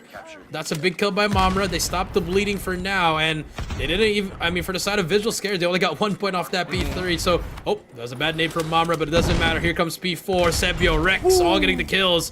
Beautiful gunfires. They don't need the operator, just need mono gunfire. Predator Missile, gonna fly through, gonna player push out the enemies, and now Visual Scary's on a roll. Well, let's see if they can rock this roll as well. And Sebio hiding in the smokes. No one's spotting him just yet, but contention on the side. But there goes 7. Goes in for the slay, but the contention is still on its knees, on a risk, as 7 is just waiting for the teammates to gather up onto this hard point, but Visual Scary is closing it up to that first century mark. So good thing that they managed, or El Tantrum managed to switch it up for the final few seconds, close the gap, and make sure that no one pulls away with a huge lead. Yep, with a huge lead, 7, and Larisen making it look easy there in that P4. Now that scrap die is going to be huge. Just keep the game close there, Neptune. And now we do see P1. The reset's going to hit now. 7 from the top, 1 away from an EMP. We'll get it from hopping on that point. Nice shots from him. He's going to get shut down, but 90-82. This is very close, and we did not expect this from a team like El Tantrum, but they are stepping it up here in the play-in. Yeah, I mean, this is something that we didn't see in the first series, that we saw El Tantrum. But it's a good thing that they're showing it up right now. They know what needs to be done. They know the strategy of Visual Scary, and they're trying to balance it out. But Skepta trying to hide out of smoke, taking the corner, still managed to survive. And now in a few seconds, they can equalize on the 95 and probably get a more first century mark about to be captured. But the time has been stopped for a moment. Scrap points remaining, and El Tantrum is still capitalizing on it. Probably will leave this to set themselves on that next hill. Yep, that is true. 102-98. 3 seconds left to go. We're going to hit the rotation in P2. And now we're both tied at 102. Wow. That's something you don't see in for today's tournament, but so far it's been very, very competitive. Tarks waiting for his teammates, needs a blocker. Here comes the push. The EMP is out though, but Tempest, equalizer, spraying it down. They know the enemies are going to be spawning there. It's still an advantage here for the side of Visual Scary, but no one's going to be on that hill after clearing out the back. Larisen shuts down the equalizer. They have the spawns as well. Nice shots from Larisen. needs to get one more, but the time will be on their side. Well, let's see if Sevio can push through in here as a player from El Tantrum 7 as well as Skepta try to defend that second floor as Sevio with that machine a little bit slow on the move but couldn't find anyone, could have turned the corner, and finally Ramen has been taken down, but the rest of the squad of El Tantrum is already on point. 20 seconds remaining, less than 20 seconds remaining, but the trade of hill time, of capture is being done quite well for both teams, and they might be able to extend this, but look at Mamra, he is mowing down the opponents. He was just on a spawn trap, 7 kills to his name without even an operator. Just nice shot serving, give them so much time, and again we are another stalemate. Neptune at 118 at both teams. Only 9 points for both of those teams in B2 as we're about to hit B3, and El Tantrum will be the first one. There's going to be Snow. Needs another player to take him down there, but the spawns are going to be in favor of the side of Vigil Scaries, and this could be the beginning of the end. This is a pretty hard hill to break, especially with your operators. Predator Missile will come out. Mamra's going to spot some information. We'll take down one with him. Targs losing some ammo. We'll take him down. 6 in a row for Targs here. Looking for more, but Mamra with a Tempest from the back, and now Vigil Scary's on a roll. Well, on a roll indeed. 30 seconds remaining and counting. It's Visual Scaries to capitalize on this. No one from El Tantrum spawned quite near, and I thought Snow spawning and getting in, or rather Ramen spawning close to it might give them that opportunity, but unfortunately Visual Scary just understood that all they have to do is hold their ground, and they're doing so even with the scrap points as 150 has been reached. So let's take a peek on the player comms out of El Tantrum. Careful, one from P2. I see, the P2. Oh, tablo. Hostile hunter-killer drone inbound. Go on.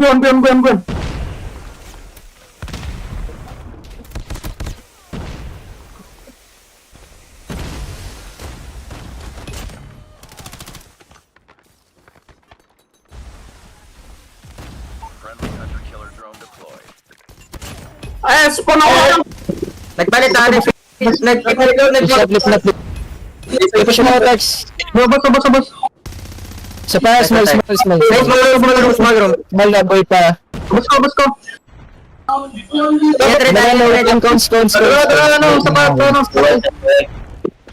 Ay, likod. Red item. Item. Seaside na. Hardpoint capture the objective. Tarks was saying that he was destroying everyone. He's clearing on everything, and he has been with that equalizer. Ram is going to get shut down as well, and Visual Scary. That momentum has shifted towards P3 to P4. Back to PO we go. Slow start for them, but they are on the verge of bringing this home. Neptune, just a little bit more time here. 45 points to go. Yeah, they called for ATM, and they're withdrawing a lot of points out of this. 200 mark already being reached, and it's still counting up. It might be given a few seconds for El Tantrum, but a catch-up game would be quite far. And back in P1 right now, with 30 seconds remaining, this might be the end, but you know how scrappy it is. But look at where El Tantrum is spawning. Good angle that can be taken by Scary to stop them from pausing or that time, but good thing that El Tantrum can have, or will still have, a fighting spirit on them, and they might be carried over onto the next hill. That's true. Snow on that corner. They need to hop on that hill. I mean, there's only 5 seconds left, but I mean, every second is what you need now on the side of El Tantrum. You see them trying to fight for it, but Rex and the crew, they're trying to cut them down as well. Just a little bit more time, 23 more points to go. And now, if you're the side of Vigil Scary, perfect holds all you need. Just need to hold off 2 waves here, and they're gonna get this game number 1. Well, definitely El Tantrum though steps into the hill first, but look at Mamra. There is one deadly person that you don't want to stay in those stairs. But with some of the operators being brought in by El Tantrum, they want to capitalize on this, stop bleeding for a moment, but for how long will they be able to do this? And they are just racking up all those points as they translate it to elimination, but Rex is just waiting for the perfect opportunity to line them up with that war machine, but 7 takes a double. Takes a double here, gotta be perfect, but Tarks And Visual Scary, they have the timer. Equalizer out for him as well. This could seal the deal for them. Last wave of contention for the side of Visual Scary, but they're out of the hill here. Tarks just making it look easy here. That's going to be pretty far. Tarks almost gets all of them, but that should be game. Last contest by 7. It doesn't matter. That's going to be GG's. Game number 1 goes to the side of Visual Scary's 250 to 153. Scoreline that we're not expecting, especially in the beginning of this hard point. It was a tug of war, a push and pull between these two teams. Their first cycle of hard point, but Visual Scary, even in the communication, we can see their energy from them, and they are just stacking up on those score streak as well as operators, and they've used it quite well compared to El Tantrum, which was the winning factor out of that hard point. And I'm loving this side of Visual Scary. You are right. They are deadly when it comes to hard point. It was not showing beginning, probably just reading off the strategy and rotation of El Tantrum. But towards the end, or close to the end, it just shows up how deadly they are. Yep. That is true. Let me take a look at the highlights here.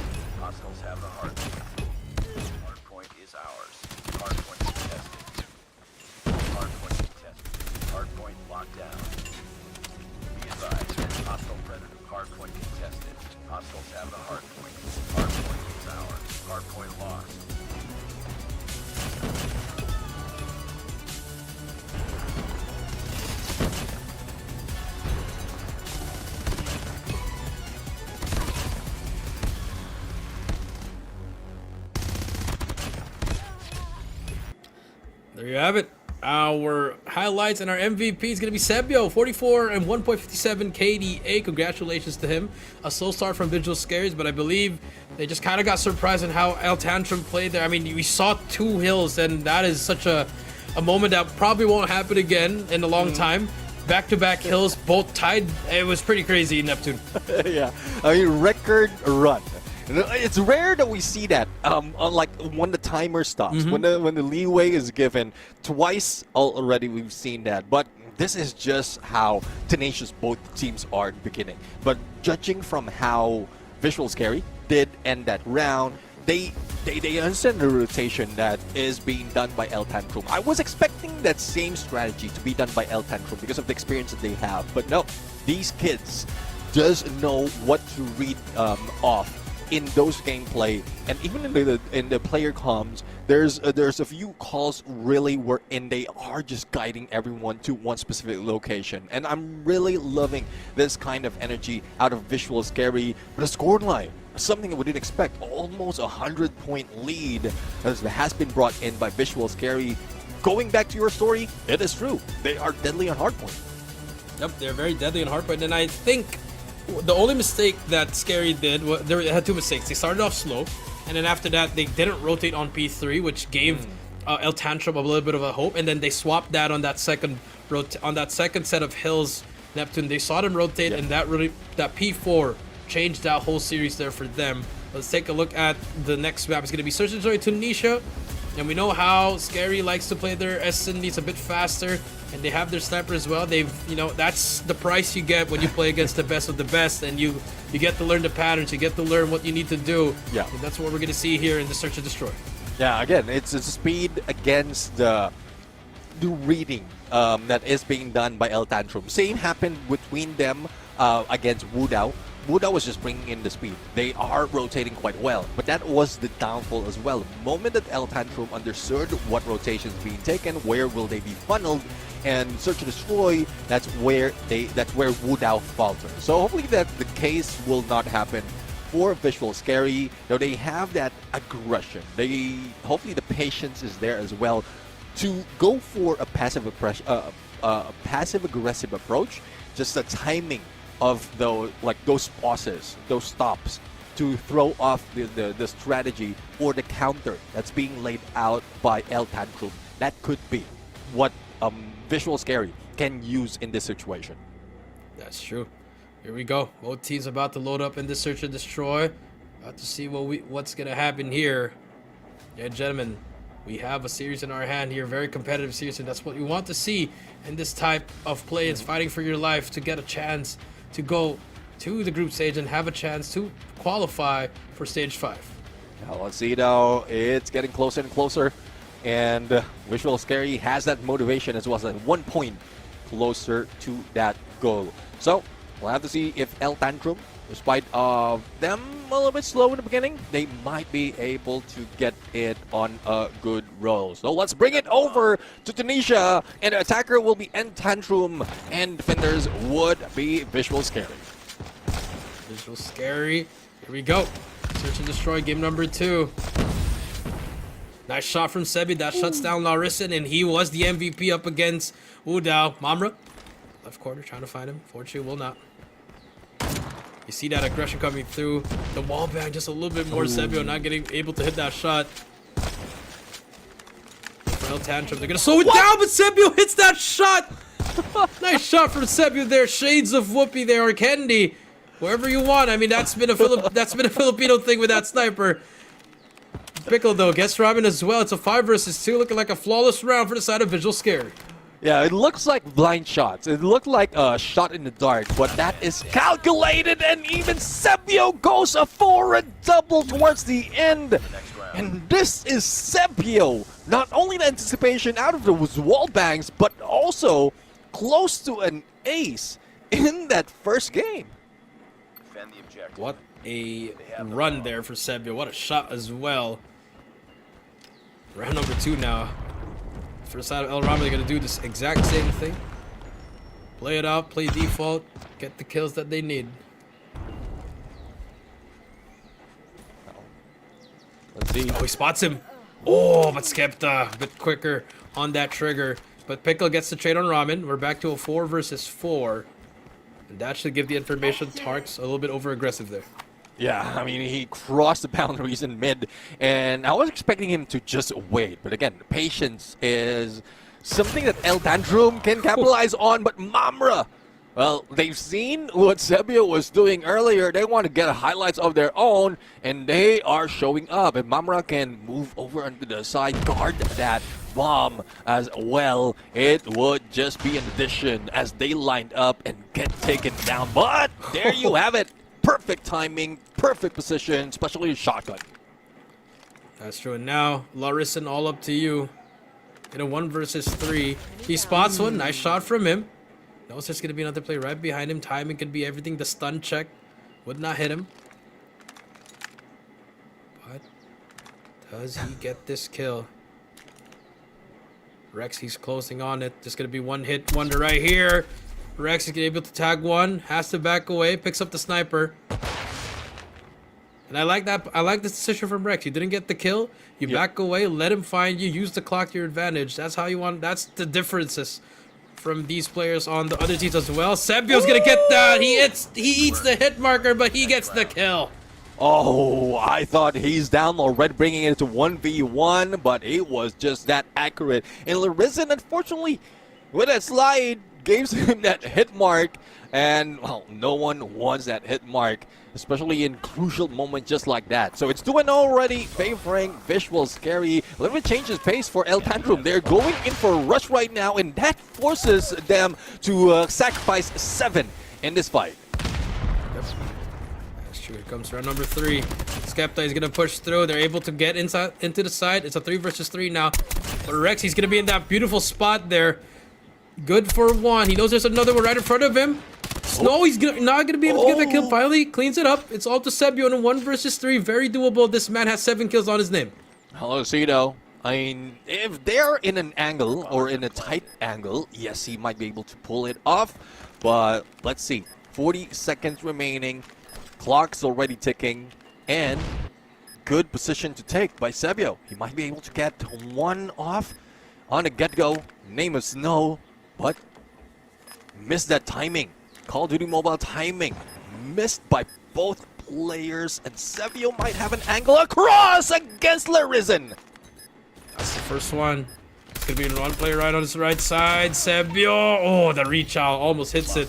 But Snow, that was a good shoulder there just to get some information. They finally get on the board, but it was such a hard fought round for them for the side of El Tantrum. Exactly. I mean, it was getting really tight right now. It's a good thing that they managed to catch up at least 1 point, and there's more to go. And El Tantrum is still on the pace dictation as they are the attackers, but I don't think Sebio and the rest of the squad of Visual Scary will be playing to their music right now. Pickle, though, hopefully he doesn't end up like Tarks, who's going a little bit too aggressive. Missed that mark, but potential on a backstab. The potential of backstab. This could be a two-piece.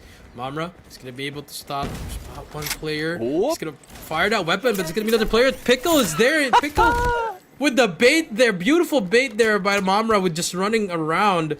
But he did get the 2-4-1. So, I mean, hey, get 2 kills. And they only get traded for 1. A lot of time here. Snow trying to spray it down.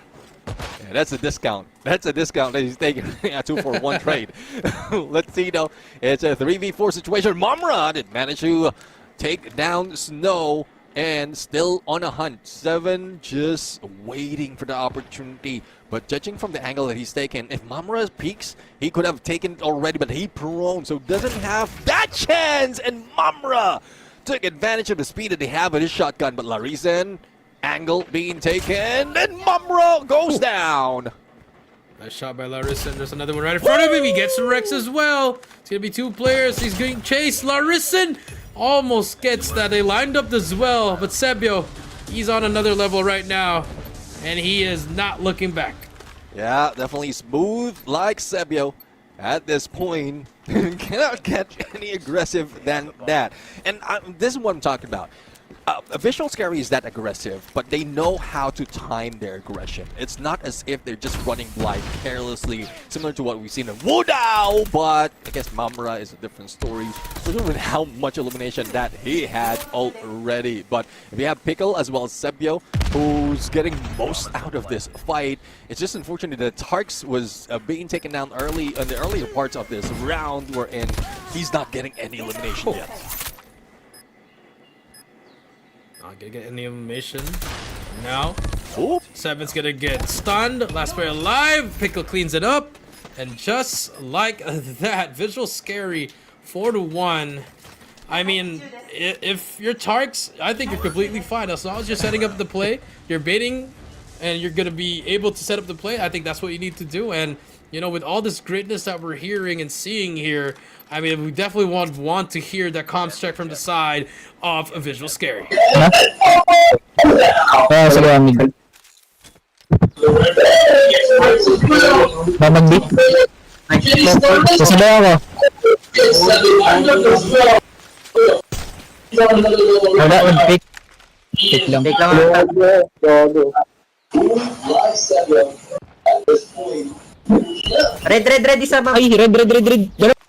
Dalawa yung red. Copy, bro. Look. I wanna push. Hoy, back up me, anjing. Why you run? I told you, back up me. Shotgun bisa maju nih. Sabar. Dia tahu kanan. Shotgun mati, Cok. Bukan di. Pare. Safe niya. Pwede ata yun eh. Feel ko walang nakatulog natin sa nila.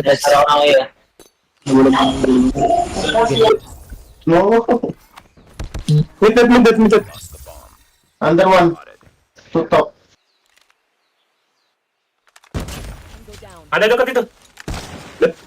Oh, tower. Good. Nice one. I cannot, anjing. They lock me. That's what we're talking about. I mean, we thought Sebio is the only one who can pull off a clutch. Larisen has risen as well. I mean, the lead is still 2, but if you can pull off that kind of play, then it gives you more motivation. That's true. More motivation for them, and you see it right now. Sebio with that snipe, trying to look for another wall bang. Sebio does get one. Snow gets a trade. It's a 4 versus 4 once again. Now trying to hit this A point at his A bomb side. They have nades flying through. Any moment I spot. He knows there's a player there. I think he may have felt that. Here comes the push though.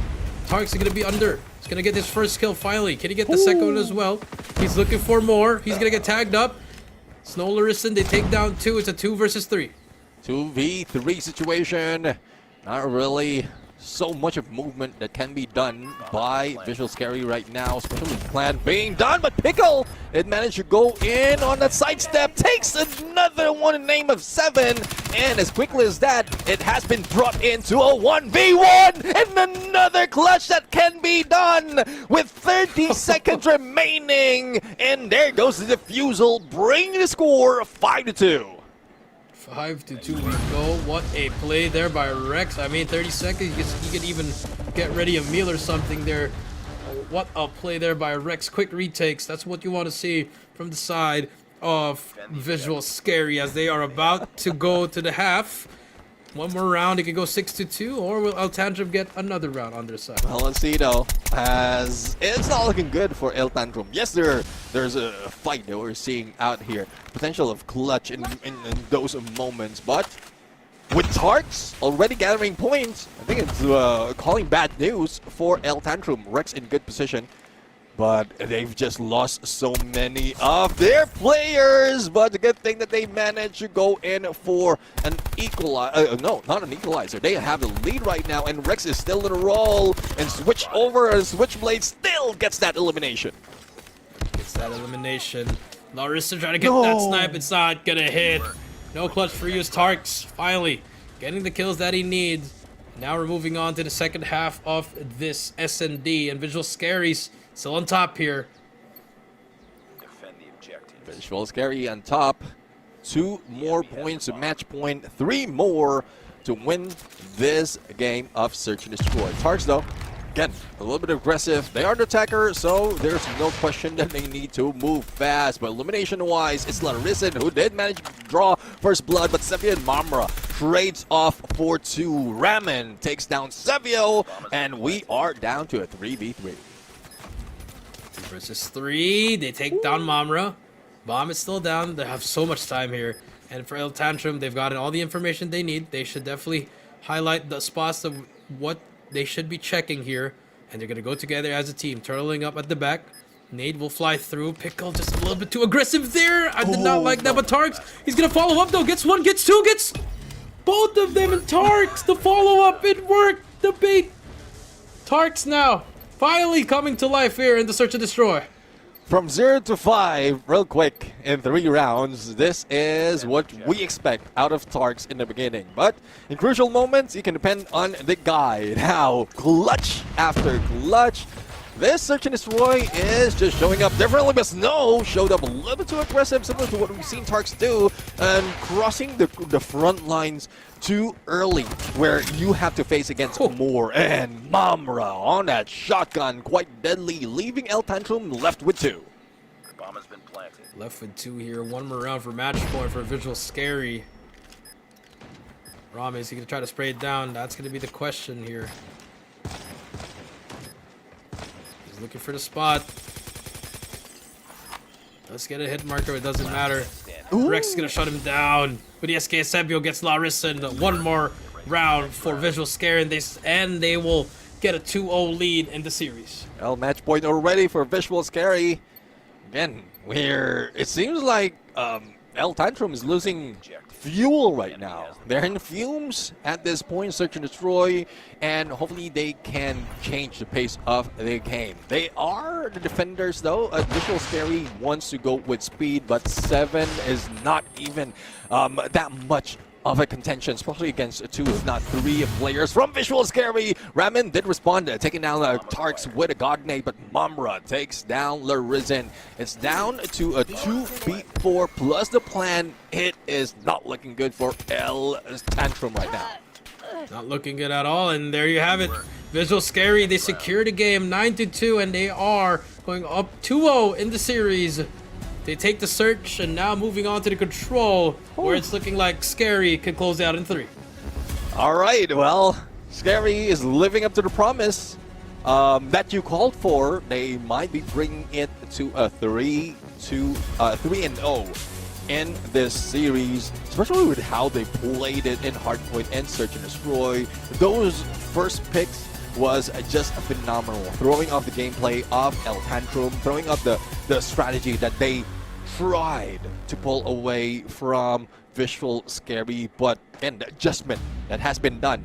Tarks waking up, Larisen being taken down as well, so there's just so much of a storyline in this Search and Destroy that proves that Scary is really that strong in this mode. Let's take a peek at the highlights though, a recap of what happened in Search and Destroy.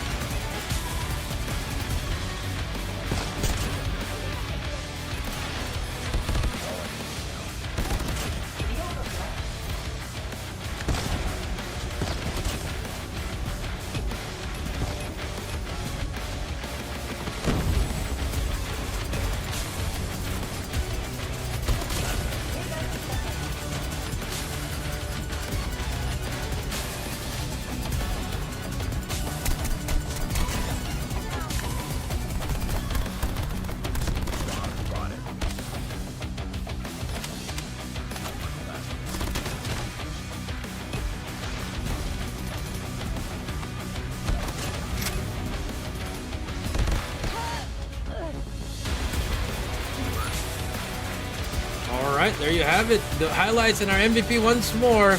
It's going to be Sebio, 14 and 3.5. You love to see it from him. He's been playing out of this mind in this whole play-in so far. Expect him to step up more for the group stage as well once they secure it.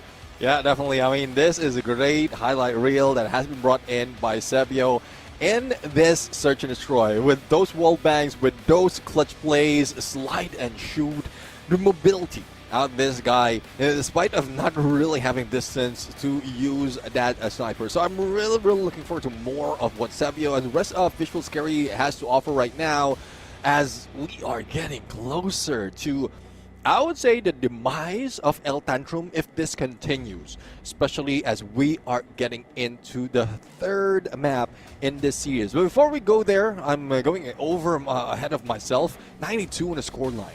Is this something that you expect, Jericho, out of El Tantrum, especially when they're facing against Visual Scary? I mean, I thought they at least got in 4 to 5 rounds, but I mean, Sebio was out of his mind in a couple of rounds they were getting, and just a lot of timing that was just on point for the side of Visual Scary. A little bit of luck played in there, but at the same time, I mean, they've worked so hard to be that kind of team. So yeah, I think this was really just a game for the side of Visual Scary. Yeah, I do agree. I mean, Visual Scary, their movement, the way that they're going through each round, it only shows that even against other regions they can throw it up, even against runner-up on other regions. And this is the comparison. We're talking about runner-up from other regions. SMP, they're 4th. So that's like, just think about it. Let it settle in. That is what we're dealing with right now. And Visual Scary is working like runner-ups coming from SMP. And that just shows why this region has brought in a lot of champions. That is true. I mean, you run down the line once Call of Duty said and done, and once those players, once we have, once we start talking about legacy talk, you're gonna see that roster, maybe half or maybe 50% of those are all from the Philippines. Yeah, I do agree. I mean, it is just mind-blowing right now. But hopefully, El Tantrum is not mind-blown. We've seen a little bit of increase in energy out of El Tantrum when we were listening at them on player comms. But in terms of translating it into the game, it doesn't show that much. So hopefully this time around, probably bring one game. Otherwise, just Visual Scary will just take this home. We want to see as well, or remind me as well, where are we going to play? It might be Crossroads Strikes, and there you have it. Crossroads is already opened up, and we're already in control. Here we go. 7 with the first blood. And again, El Tantrum answering really good at the start here, but Sebio again still hot from his double MVP performance, 26-26, and I like this so far. For both of these teams, just feeling it out, seeing what they can do. But so far, El Tantrum and Visual not really getting a huge lead in the life event. Well, El Tantrum, they are slowing the pace down, not risking their lives. They're trying to go for the capture as well. First stick almost done, but Larison, this is what we were looking for most of the time in Search and Destroy, but it's a good thing that he's bringing it over on control. And they have the good angle to take in Crossroads as well, even on that crosshair. But Mamra mowing down against 2. The smoke saves 1. And even 7 tried to bring him down, but couldn't with the elevation. With a few damage already on the HP, Mamra couldn't go down that easily. Could not go down easily. Tark's able to get 1, 30-13. I mean, it's very, very competitive so far. Visual Scary, they've been trying to get some spawn trap going here. Sebio, does he spot that on his left side? Answer will be no. 11-11 make a wish, and so far the wish is that both teams are going down to the wire in this first round of control. Yeah, 25 seconds remaining. No captures on either side just yet, other than the first stick on that Bravo. Wendy Mamura in the dance, but unfortunately, despite of Mamura getting elimination, the rest of the squad is being taken down as well. 7-5 already, make that 6-4, and the trade-off is still favoring El Tantrum.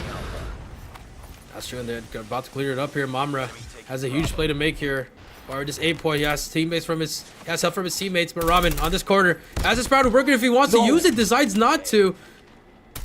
Has to play on the other side. Can he dead him? No. Unfortunately, not the weapon to have. Tark's gonna get shut down. 2 players to go. Sebio's gonna spot 1. He's gonna spot the second one as well, but Skepta.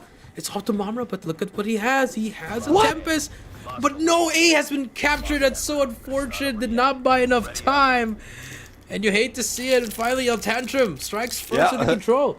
Definitely. I mean, at that point, they like it just came up on a longer route, and most of the players for El Tantrum is already on that hill. So I'm loving this side of El Tantrum. A good chance for them to recover at least 1, but Ramen being taken down. Larison is not sitting, not taking this sitting down. They're bringing the War Machine a little bit early into the fight, but the trade-off is not that much. 25-27, and it's not favoring El Tantrum, who brought in those operators. That's true. Fire 21, and now you see Visual Scary. You see them, the different kind of aggression coming through here. You see them, they know they should have won that first round, but now see them just aggressively pushing, getting all the lines that they need at the same time, filling up the lanes. Pickle now, 5 in a row. Claw he has a claw to work with. Decides not to use it just yet. Just easily just pre-aiming these guys. Easy kills for Pickle. 7 in a row. Finally gets shut down, but the damage has been done. 20-11. He treated that corner as if he is really a pickle being soaked into vinegar. He was just waiting in there, not only moving at all, waiting for waiting for himself to ferment and cook.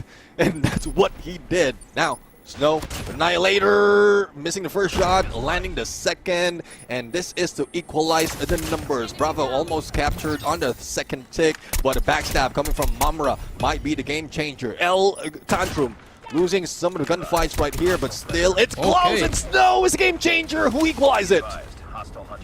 8-6 now. Not looking good here. Tark's gonna get shut down. 7-6. Rex though, Annihilator, game changer right here. Could be the one. They get 1. Rex spots out player, spots another one right behind him. He's gonna mix and match with his movement. He's gonna get another one. Skepta's gonna get caught with the jump there. It's another player right behind him, but has help from Sebio. 5 versus 2 now. You see number 5, Larison and Snow. They're trying to push through. Larison has to back away now. They're capturing it. Snow's gonna get tagged up. They all get taken down, and Visual Scary finally equalized that 1 apiece. Yeah, one apiece, and it seems like for both sides, we're seeing a lot of speed right now. And the speed as well was causing Visual Scary to falter at this point. And also going back to the point that I had, the first time we see Crossroads this day, and the signature of Crossroads is still the same. The attackers are the ones winning that fight, and it's evident out of the 2 games that we have. So if someone can break that pattern, they can throw it off and probably go in for a back-to-back to end this game as well as probably series. That's true. Sebio with a nice shot with the Locust. Beautiful shot from Tark. Spots that player in front of him. He's going to get caught, but gets the trade from his teammate there. 24-22, and Mamra ready for that spawn trap. Oh no. Okay, Mamra, a bit of a whiff there. Finally gets at least one onto the enemy. 23-21, but still very, very close for both of these teams with a life count. And you see just the pressure on all these lanes, all the individual fights happening on the map. Yeah, it's just a trade back and forth in terms of elimination. One goes down, the other one will falter. But Sevio probably is a game changer with the death machine being taken down as well. Snow still on the rise. Will he be able to at least help to capture both sides, A and B? Trying to be captured in the first stick. Tarks is already on patrol, and that Bravo will be let go for the moment. A couple of players for the side of El Tantrum is trying to hard out at Alpha, make sure that they can at least stop it on the first stick, continue it on the second stick, and Tarks not making that shot, loses bullets and needs to back away. Back away, and now we do see the push coming through. Mamra, they're going to put them in the blend. They're 12-9. Still in dangerous territory, but Tarks can definitely make the play here with that equalizer. And I like this route he's taking. He gets away with his life well. Such a shifty player. Backs away. Routes again. The route man getting paid here as Tarks just running around like a goose here. Finally loses his equalizer. Does not need it. Gets 7-5. It's another one. Pickle has help from him. Last 3 lives remaining, and El Tantrum gonna lose this third round here. Now backs are really against their wall now. Yeah, time running out as well, 3 seconds, and I don't think there's anything that they can do, whether it's alive, whether it's the time. El Tantrum would be out now. It is a Visual Scary. One more point closer to ending this control as well as the series. There we go. Could this be the closeout? We're about to see on to this matchup. Start of round number 4. Sparrow out by Ramen. Good for 1. Larison gets 2 with his War Machine as well. You'll love to see that. A good start for the side of El Tantrum.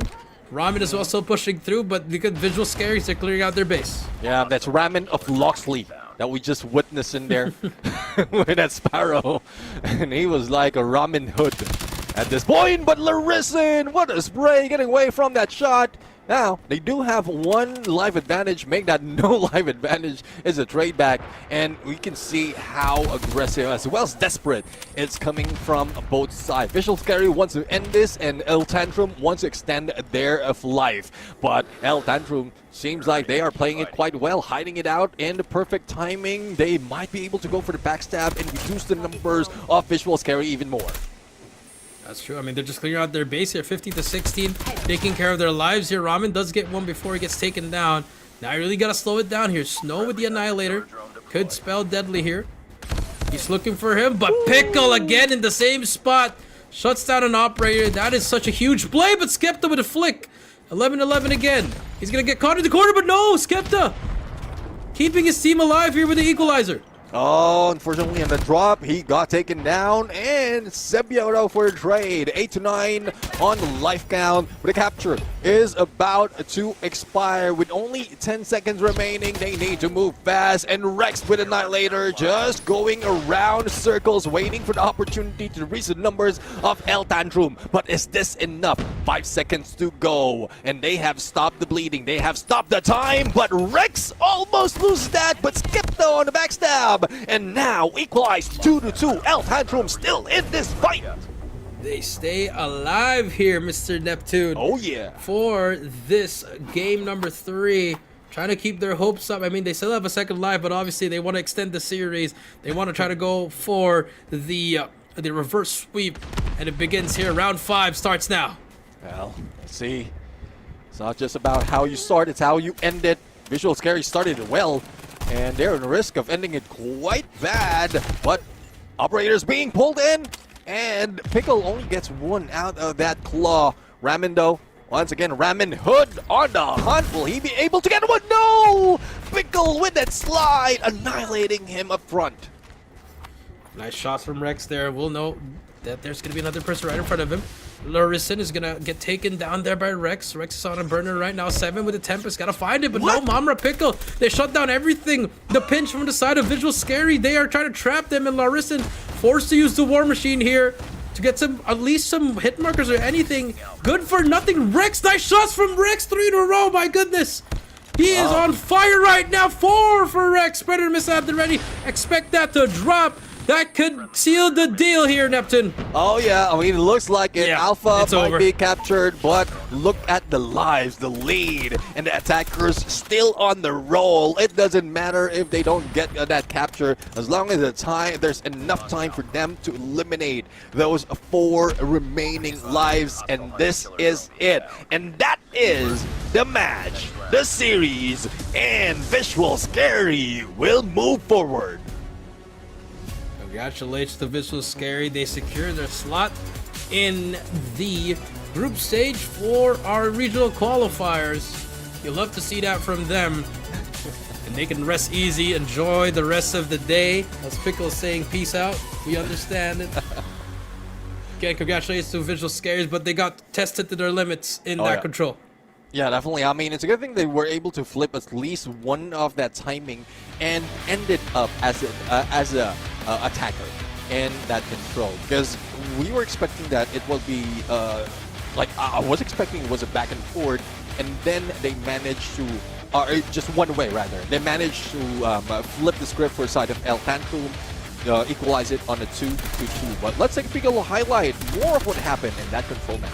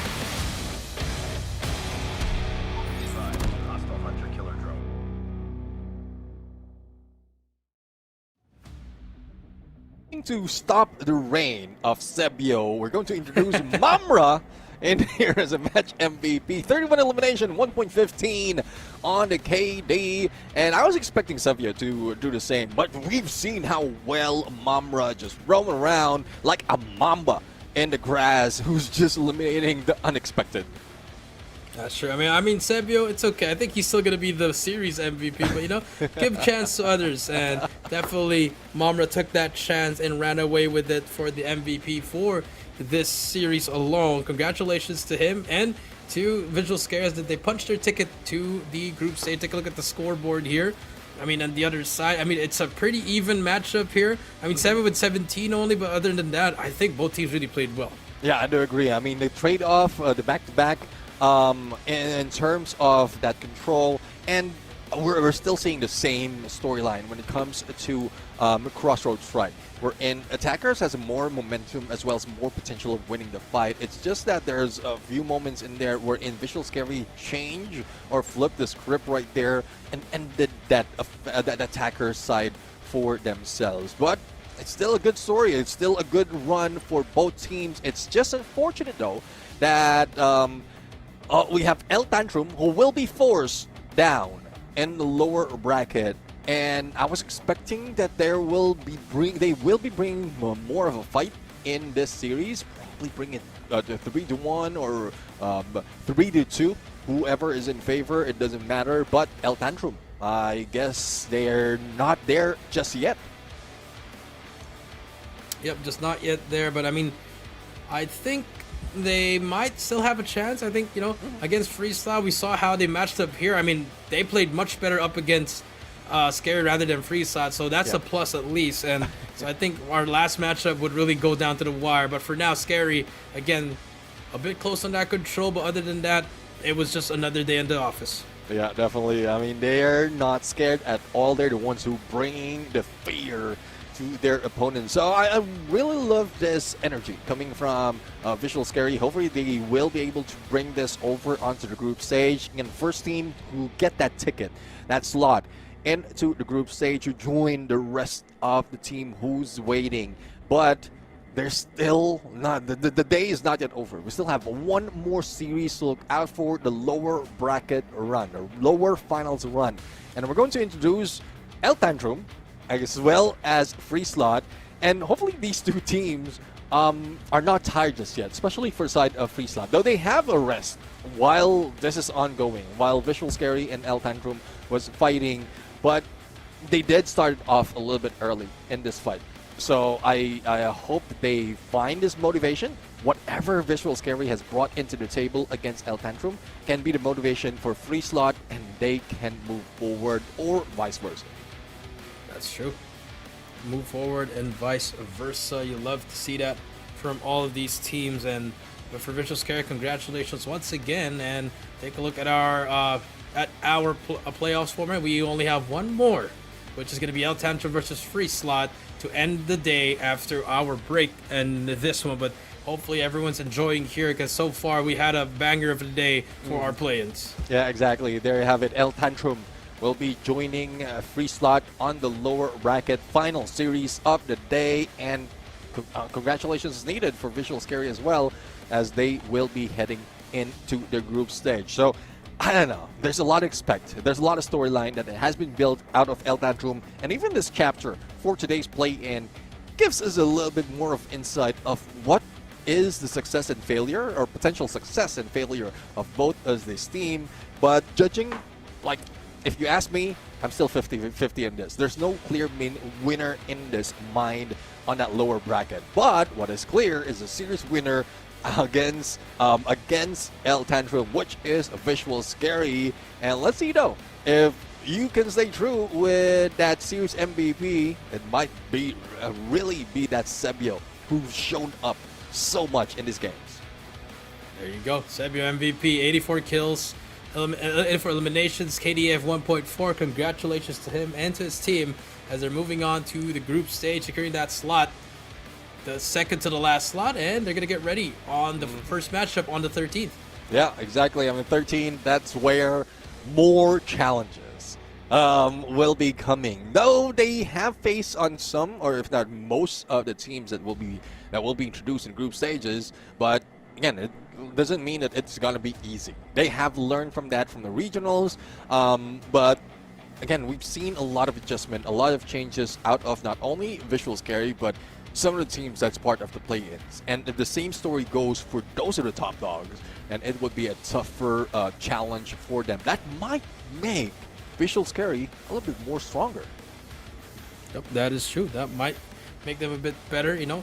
They have a lot more information on what they can do, because these teams are obviously used to the high impact, the fast impact plays from the top teams, and now they face teams that were second best, third best in respective regions. So that's a lot of film for them to study as well. Take a look at what they can improve. But that being said, 4 series down, one more Neptune, last one to go, and we're gonna say another one to goodbye, and we're gonna say hello to a new team going to the group stage. And the only question I have right now in battle of this final series is, will it end up quickly, similar to what we've seen in the first 4 series that we have? Because 3 of which was a 3-0, only 1 was a 3-1. So it might stretch to game number 5, it might not. And hopefully they bring us that energy. El Tantrum, who just ended their game, who will be going against Free Slot, was just waiting, and I still couldn't tell. I have no really direct winner in my mind right now, judging from what we've seen. Well, I will go with El Tantrum, just a slight edge of El Tantrum. Maybe just 3-1, but I don't think it's gonna go to 5. with the way the teams have been playing. The hard points have been somewhat a little bit of not really competitive Neptune, but you know, it's for us to see in our next series. But before that, we're gonna take a quick short break. Again, this is Call of Duty Mobile World Championship 2026 Garena Qualifier. We'll be right back.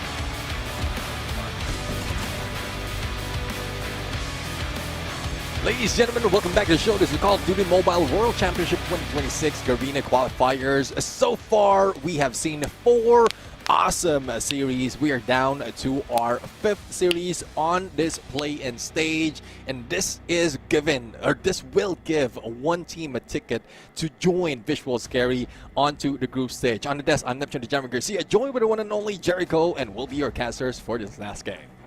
Yes, sir. That's correct, Neptune. This is our final series of the day. We had 4 so far, and 1 more to go. We will say goodbye to 1 and say hello to the group stage for the other. It's either El Tantrum or the side of a Free Slot. Both teams suffering defeat from Visual Scary. But the only thing we can take away here, Free Slot was absolutely robbed. They were absolutely dismantled in that first series. And for the side of El Tantrum, they gave a fight. Yeah, I mean, it's not a big difference between Series 1 and Series 2. And like when we look at it, it's an 0-3 and a 3-1. But from what we've seen on their journey right here, El Tantrum has a good chance to really, I would say, tip the scale to their favor. But there's still hope as well. Wherein we might see Free Slot to recover at this point. So there's still a lot of hopes, but still the same scenario that's running in my head. If I'm asked of who's going to win, I still don't know, because both teams has a capability of bringing in their A game, but also both teams has failed in some of the series that they have. That's true. So I mean, that's gonna be interesting to see, because both teams, they showed what they are capable of. You know, we saw Free Slot, you know, go up against Wu Tao. At the same time, even the side of El Tantrum, in which they lost game number 1. So the hard point could be very competitive, but the search to destroy, I think it could go either way. And then the control, El Tantrum slightly has the edge due to that round 5 that they forced up against the team of Scary. Yeah, again, still no obvious hard point king right here, but that would depend on the map they will be choosing. It might give us a little bit of insight of who's going to win that first map. But Search and Destroy, we've seen a disparity in terms of the points that they have right here, or from the previous game. We've seen Coastal being dealt with. It's a loss by Free Slot 4-9, and then they did manage to win that Meltdown. So if they bring it to Meltdown, then they might have that favor. But El Tantrum, the scoreline between them on their win in Tunisia, is very, very slim. And when they lost, it was very, very huge. So El Tantrum might not bring that much in terms of Search and Destroy, so hopefully their respawns would be much better just to overtake what we've seen from Free Slot in Search and Destroy. That's true. I mean, we've seen them in Meltdown. That was such a masterclass of just deception and rushing and like quick retakes. So I expect all the maps that they need to play here. I mean, I think we should see Combine being banned at this point now, but we'll take a look at the maps and modes here. But so far, I mean, you know, it's such a 50-50. It's such a, you know, I mean, all the games are 50-50, obviously, because there's only 2 teams. But at the end of the day, it comes down to those individual fights. I think in certain moments of the game, you would know if you win, if you make this play, you would know this team would win. Those are some things that I was looking at, especially with these 2 teams. They're very streaky from what I've observed. Yeah. Because there's always that one player. I mean, for Free Side was Set Tech. For the side of El Tantrum, it was either Larison or even Ramen sometimes. So all these players really have that moment.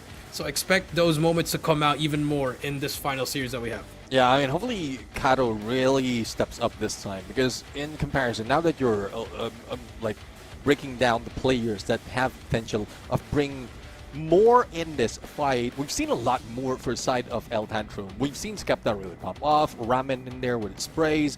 We've seen a Snow in there who can dominate on the operators, and then Larisen, if given a chance to given a chance to take angles on those snipers and Search and Destroy. So there's just a lot of talents out here when it comes to, or individual talents when it comes to El Tantrum. For side of Free Slot, we don't see that like very often. You did mention about Set Tech. What I'm expecting is even now to really pop off. But here's a map. So we are going to start it off in Summit for Hardpoint, followed by Coastal, Surges of Troy, Control on Raid, a little bit Snicker in there because we still have Combine in there. So no one's batting Combine. They are loving this. If we are brought into that map number 4, and surprisingly, map number 5 is Tunisia. So most of the record that we have, if I'm not mistaken, out of these teams are better in Tunisia. Yep, that is true. Tunisia would be that game 5, but again, Summit once more here. So I guess El Tantrum, you know, they want to try to win what happened against Wu Dao. They're definitely going to be trying to play this as fast as they can. But here we go, ladies and gentlemen. The final series of the day. Free Slot versus El Tantrum. Best of 5. Winner goes to the group stage. The loser ends their season for 2026. Let's see now. I'm real excited because looking at how these teams managed to play their Summit map, like Free Slot does have that win already in their record, and El Tantrum did lose out their Summit Hardpoint. So there's a little bit of flip of script that can be seen right here on the respawn on that Hardpoint, but hopefully we've seen both energies from both teams really rise up, as this is the last series, last chance to get in to the group stage, continue their run, stay alive in their stage 4 journey. Otherwise, as you called it, we might just see them into the next year, but there's no more waiting. Let's bring it over on to our first game. This is the Battle of El Tantrum going against Free Slot. Here we go. Game number 1. Summit will be the map, and now with the shotgun. And you see the side of El Tantrum, they're not even holding on that second floor. They gave up that second floor, and just like that, Free Slot was able to break it immediately and get the break on P1. And that is what we often see for those who's dominating that P1. Take that second floor, clear it out, even if they lose a couple, if not a few more of those points, and then take over and even manage the spawns against them. So Larisen, good potential, but a lot of hiding spot in control for Free Slot. And finally, a step into the hill. Good opportunity to catch up with the 25 that Free Slot has already offered. That's true. That shot's coming through. Larison now on that second floor. El Tantrum finally getting control here, but solid hill so far for both of these teams. 25 for Free Slot, 20 at least for El Tantrum here. So back and forth we see on the first hill. Now we have to look at the rotation. Who's going to get control of second floor? Who's going to push up to rotate the spawns here? And so far, if you look at the map, it's only been number 7 in that P2. Well, let's see though, as the catch-up game is already dealt with by El Tantrum, and Free Slot is now heading into that second hill. Plenty of time to spare though on the platform. And Ramen, will he be able to go for the spray and probably clean up in this hill? Great angle being taken for side of Free Slot, just to make sure that they don't step out on that catwalk. But Ramen is still alive, not even jumping. He managed to get 2, but it's a good thing that C1 was waiting and sees him. But Anawin on the prowl. Unfortunately, he doesn't make the first shot and he got taken down.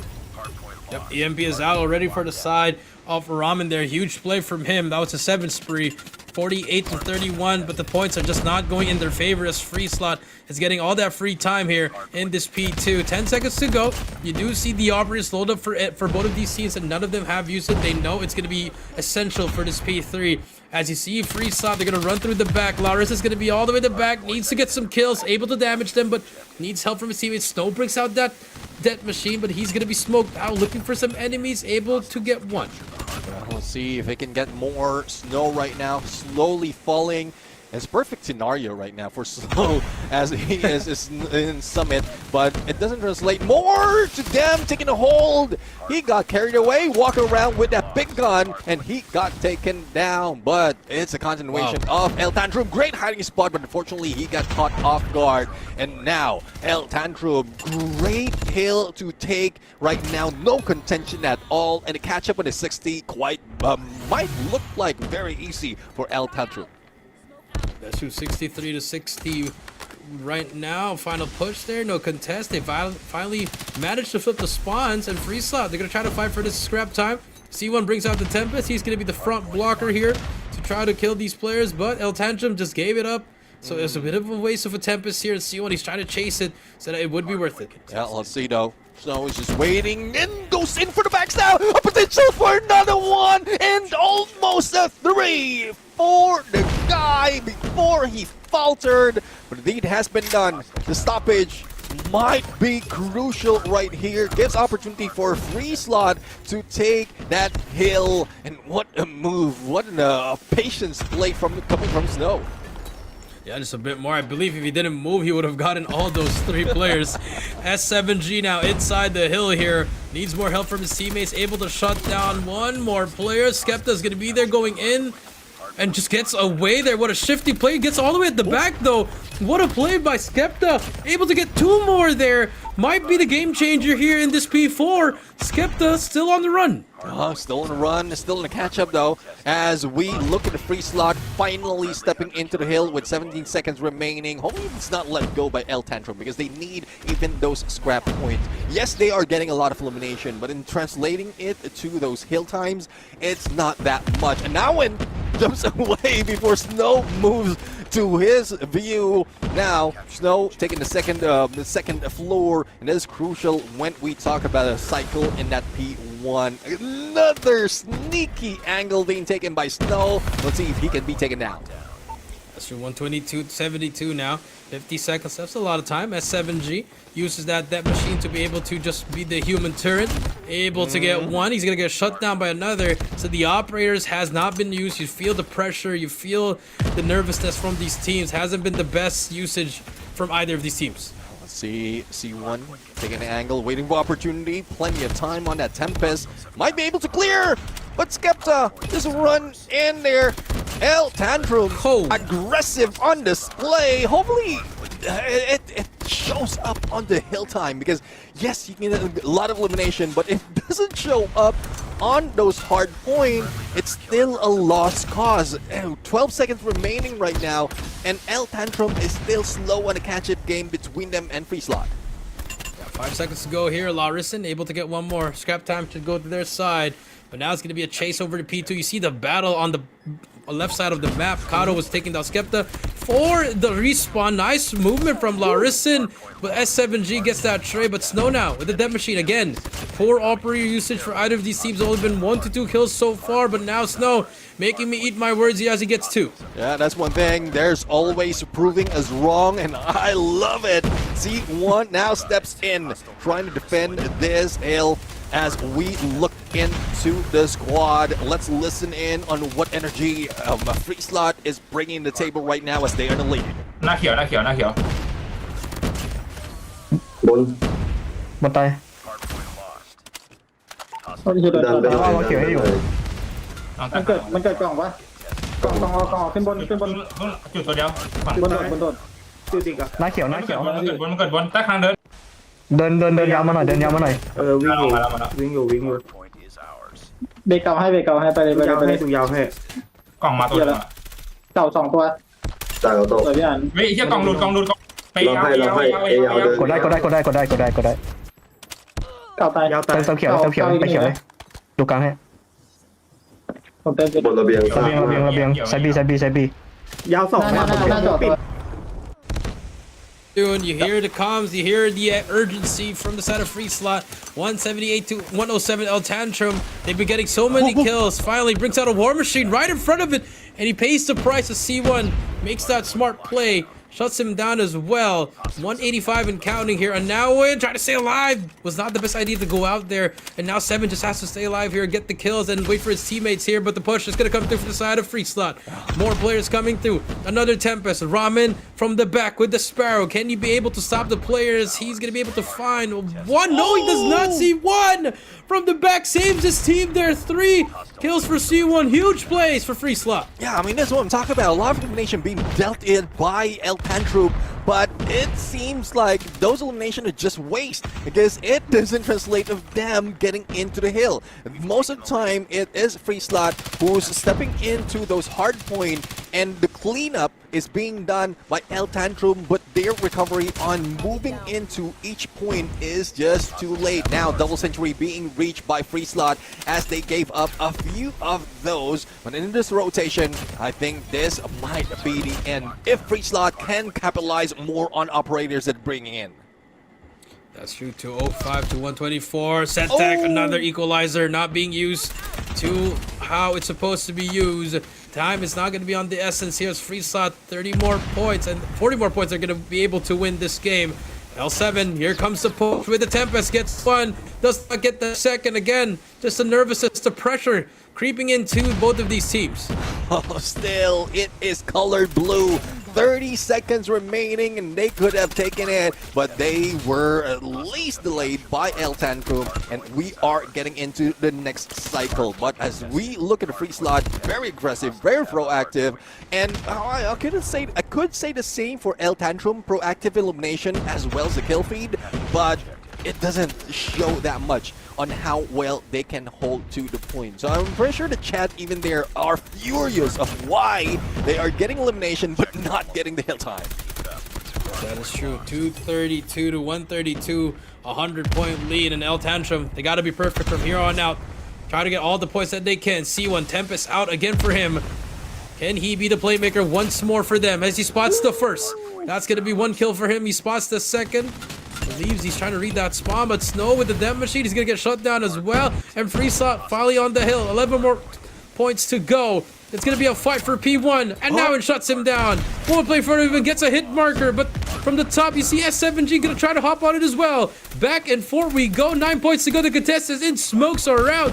El Tantrum trying to fight for their life there. Finally, a stabilization in P1. A cliffhanger being brought in by El Tantrum, and they might be able to stop the bleeding for the moment. But as we look at it, all bases are covered by Free Slot, who might be able to take the final few seconds in this game. But there you have it. It doesn't end here.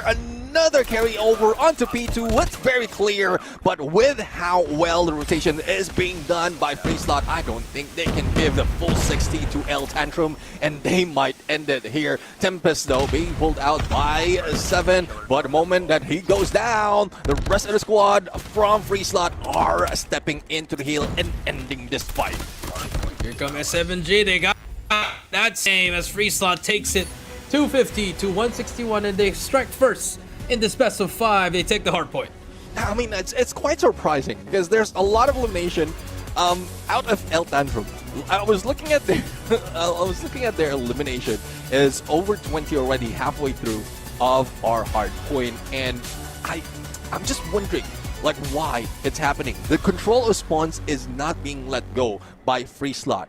Thus, they capitalize more on their time waiting, getting all those perfect moments in capturing those hard points that made them win this fight.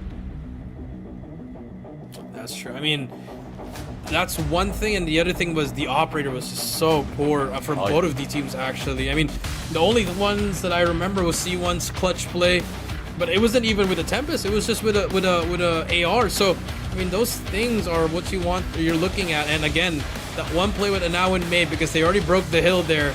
I mean, C1, and C1 saved the day there, getting the points on P3. Lovely to see. Let's take a look at the highlights in case you missed it.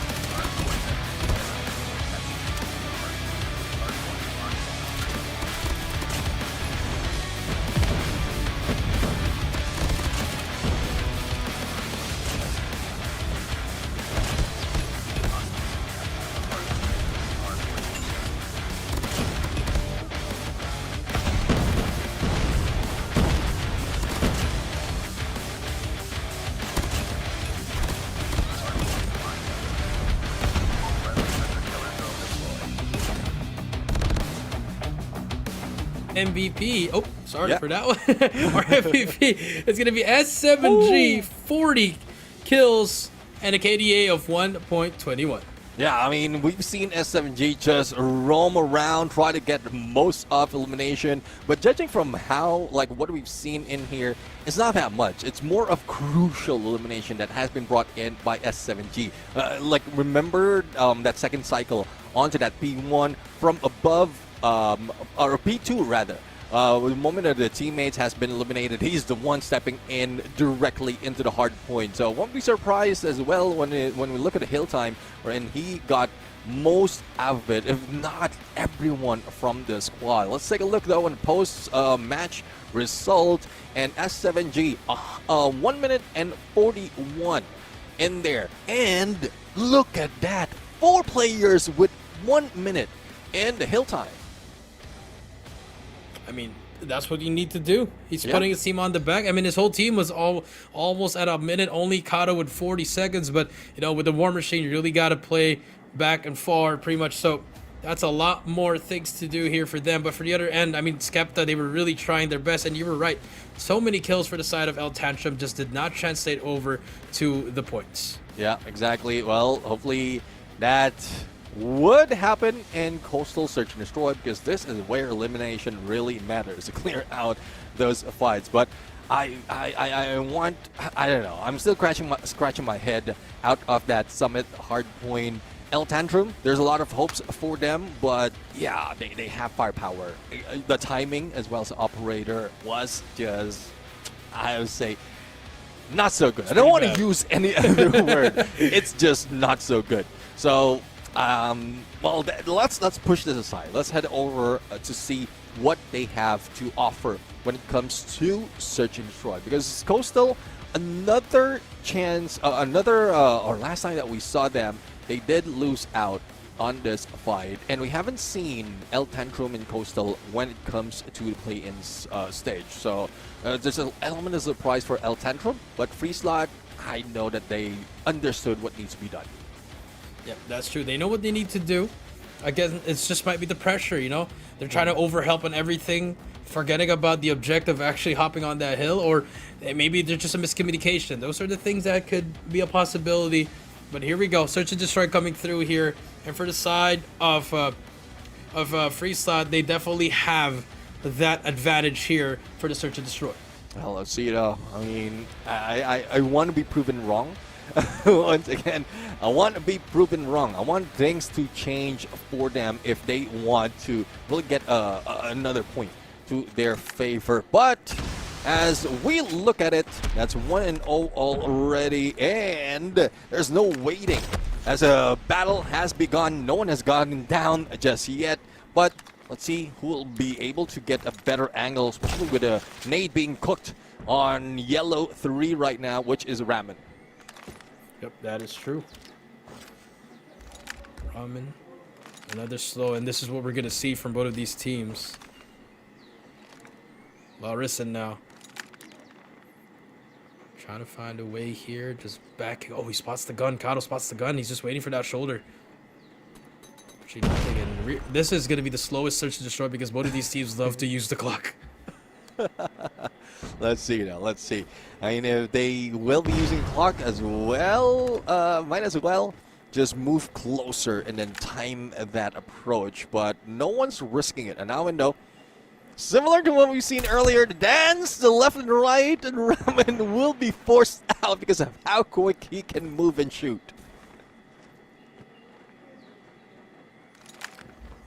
One for him. Oh, there you go. The shoulder. Larisson strikes first in the sniper battle. Now you see Setek trying to hold it down for his team. He's not going to be able to get nothing. But C1 able to trade. We're back to even. A 3 versus 3. Well, let's see now. I mean, that could have been a triple takedown already. It's a good thing that El Tantrum has a good way of pulling out of those engagements. But S7G equalizing, but unfortunately he has been taken out as well. 1v2 situation. The bomb is being planted, brought to a 1v1, but there's no time to spare. He has to plant the bomb here. He's going to be able to get it out, but C1 should be ready. Spots him. Beautiful. And that is the only problem when you're using too much clock there, as C1 clutches up 4 kills into him. Beautiful shots from him. And for the side of Freeslot, they strike first. Yeah, they strike first. This is not a situation that El Tantrum wants to start off in Search and Destroy, especially with what happened earlier. They had a lot of elimination, but doesn't translate more to a victory. Here, it was quite even, but that small mistake gives a lot of, to determine who is smarter in this fight. But Snow, see, he'll be able to at least start it off. Smoke, but Kato knows exactly what is planned and takes down Snow. That's gonna be another one. Set Tech gets the trade. We've lost the bomb. See if they can keep it up. Enemy dropped the bomb. Bomb is gonna be down, so this is good. And finally, and they're not gonna make the same mistake as Freeslot as the first series. They are defending that bomb with their life. Yeah, exactly. Double the angle being taken. And Kato takes the long angle as well. Skepta would be the next target. Not really forcing it, but spots him. Has been taken down, but at least they know they got information already as where Skepta would be rotating. So look at the anticipation coming from C1. But again, a couple of players who was up top knows what needs to be done. A little bit of basic switch doesn't hurt, and now it has the speed to do it. Here we go. Oh, what? Can they find anything? Nope. Skepta does get one. Another one, but now in with the shotgun. Seals the deal. I thought we were going to see the same mistake again, Neptune, but thankfully they were able to clutch it up. And that is the adjustment that we are really looking at, especially for the newer teams or players like Kato, C1, and Nawin. And this is what makes Freeslot a good contender in this final battle. They might have taken a longer route compared to other teams or compared to Visual Scary, but you can see the tenacity of them when really needed. But what was stunned on Nawin. Need to back away, but no pressure being brought in by El Tantrum, and I think that delayed pressure might cost them later on. That is true. Here we go. Larison trying to find something. S7G almost gets, but Skepta takes himself out. That's not the first time we've seen that. Welcome to the club. It's a 3 versus 4 though. They have the advantage. And Howen does not have the weapon though for that range. As you see Seth, like he's trying to play his life here. Just needs to get one. Unfortunately, will not get anything. Bomb will go down. Ramen gets C1. This should be the first round for the side of El Tantrum as a Nawin. And Ramen, he does take him down. Picks up the SKS. Now it is much doable now. If you're on the side of Freeslot and you see him with this SKS, and this is such a great gun to have, but unfortunately 7 was there for the trade. Yeah, I mean, great switch right there. Knowing that they get stunned, definitely a push is intended by a Nawin, and it's just the anticipation. It's just the angle that they are taking, as well as the manpower that they have. So let's see. That's a 1 point being taken back by El Tantrum. If they can recover another one, equalize this, and probably take a lead later on. But we'll have to see. The speed is quite fast when it comes to Freeslot, and we've seen the signature of El Tantrum when it comes to Search and Destroy. They play with the patience, and hopefully the patience does well for them. And now in the same position, but this time around, not waiting to be gunned down. Not gonna be waiting to be gunned down. Here we go. As we see the EMP would get some information there. Now, can it keep it up? Another slow round for either of these teams. I mean, no one wants to make a move once again. And that's just the essence of Search and Destroy here. From the CDM, I mean, they're taking a lot of notes, man. Neptune, this is how it's supposed to be played. I mean, that's why I'm an advocate for putting the clock down to 1 minute and 30. Yeah. Hopefully that would be pushed through in the next year. Let's see. I mean, 30 really forced them to move in, and like this is almost halfway through that call of the time, but not everyone's really rushing in blind. There goes a shot as 7G trying to bait them in. But 7 is thinking otherwise. Just go for the plan. Make sure that they are the ones pressured this time around. And Ramen, good anticipation. There goes a headshot as well as a takedown. And another follow-up coming from El Tantrum. Now, we're left with C1, who sees none and will be taken down. Ready up. Another round for the side of El Tantrum. 2-2 we go. And now for the side of Free Slot. They've been struggling here. I know it's only been 2 rounds, but still, I need to see some kind of aggression. I mean, you can't be playing passive versus passive. You can't be giving up those lanes here as Kato's holding down that mid lane. Well, again, still no aggression. And given defenders, most of the time we see defenders like step in there, just set up their play. But El Tantrum right now is showing aggression from a distance. Because they're putting so much pressure now. They did manage to take down 2, but look at the angle that they're taking, making sure that they can catch one off guard or catch players off guard one at a time. And I'm loving this side of El Tantrum right now. Very aggressive. You like to see it. They noticed the pace. They had to switch it up. They know S7G is here. So S7G is going to get shut down, and another free win Not over yet. for the side of El Tantrum here. And I like their aggression on the search and destroy. And hopefully, the side of Free Slot, they do recognize what's happening. Yeah, exactly. Make that change, make that adjustment, make it more difficult for El Tantrum to go in this flow state of rocking multiple wins already. But now again, this is where he usually falters, getting in a little bit close, but the rest of the squad already in a rush. Ramen has been taken down. Snow tries to go for the cover. Skepta already has an angle if in case they push through that side, but smart for Free Slot.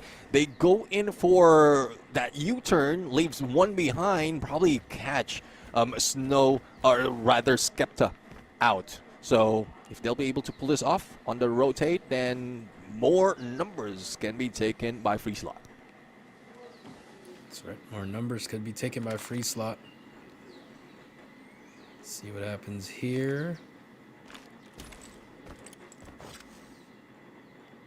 Again, nothing. I mean, they finally got one Ramen, but after that, it's just going to be a stalemate. Everybody just freezes. For El Tantrum. Yeah. This is what we've seen. I mean, they play with pressure, but no one is given out the patience. And we know the patience isn't just found in hospitals right now. It's found in search and destroy as well. So this is a lot of patience being brought in, and the virtue that these teams has is going into my anxiety. Here comes the fight. S7G able to good for 1. He's gonna reload. Why did he need to reload? You have so much ammo. Ay, ay, ay. Habits, bro. Habits. Habits. My goodness. 4 versus 3 now. Bomb should go down. It's gonna be a commitment to beat. No more rotation, obviously. And now it's gonna be a retake for the side of Freeset. And I like this from Setek. He's gonna be very aggressive, but he got spot 10. And there's gonna be another shoulder. Why? And there's gonna be a trade for a Nowan. A sloppy retake, but it's working out so far. 1 player to beat. And now it shuts him down. And Free Slot able to capitalize there and equalize at 3 apiece. At least they managed to go and recover out of that reload. And again, it's happening. I mean, even I do it. I shoot one and then reload. So, most of the time I get caught off guard. So let's see now. I mean, I hope this kind of that kind of recovery shows up in the players as well, as we're going to switch over in the player comms. So let's hear what they are saying in this game.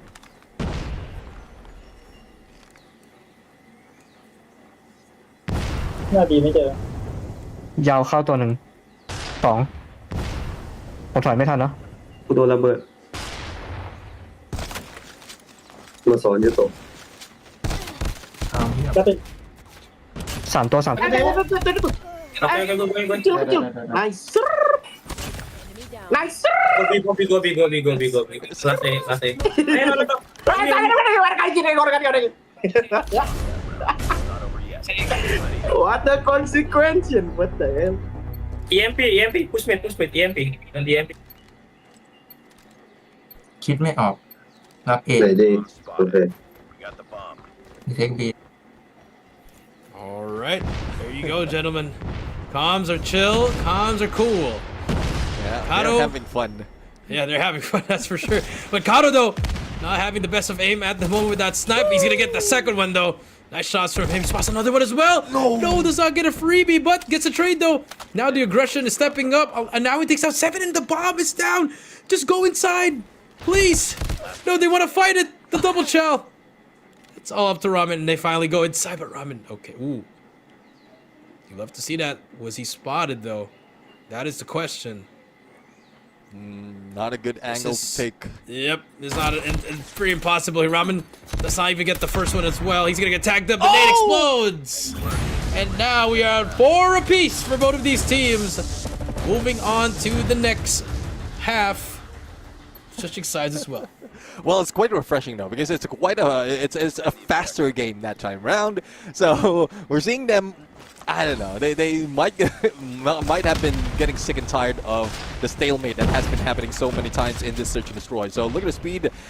For side of Free Slot, they're already in alpha and trying to beat down Larisen and Skepta. They managed to pull it off. It's down to 7 Ramen and Snow, but the trade-off is just for 1, and the plant might bring more pressure to El Tantrum. Here we go. The nade. Off the bounce, nothing but air on with that one. But here comes Snow. Does he have ice in his veins? He spots 1, spots 2. The double chow comes through. C1 gets another one. Last player alive. It's gonna be 7. What do you have? He spots 1, but the double chow comes through. Free Slot takes the lead. Oh yeah, I mean, I'm really loving this kind of pace. I don't know what happened to one of the players in there. Probably focused so much as he bows down and appreciate that kind of play. Now, speed is of the essence. They're not waiting for less than a minute already. They're moving quite fast. And look at this. Free Slot heads over to Bravo. They might be able to catch Ramen, but Ramen did manage to take 2. Will it be going to 3? And there you have it. A quick run being done. Stopped by C1, but that will leave him at a loss going against 3 players from El Tantrum. 2 kills with a melee as well, but C1 still alive here. He's gonna get shut down. Robin made the play there. 5-5 we go. Round 11 next here. Here we go. Ramen cooked hard in there. And I thought he will be caught off guard. I thought he will be taken down quite easily.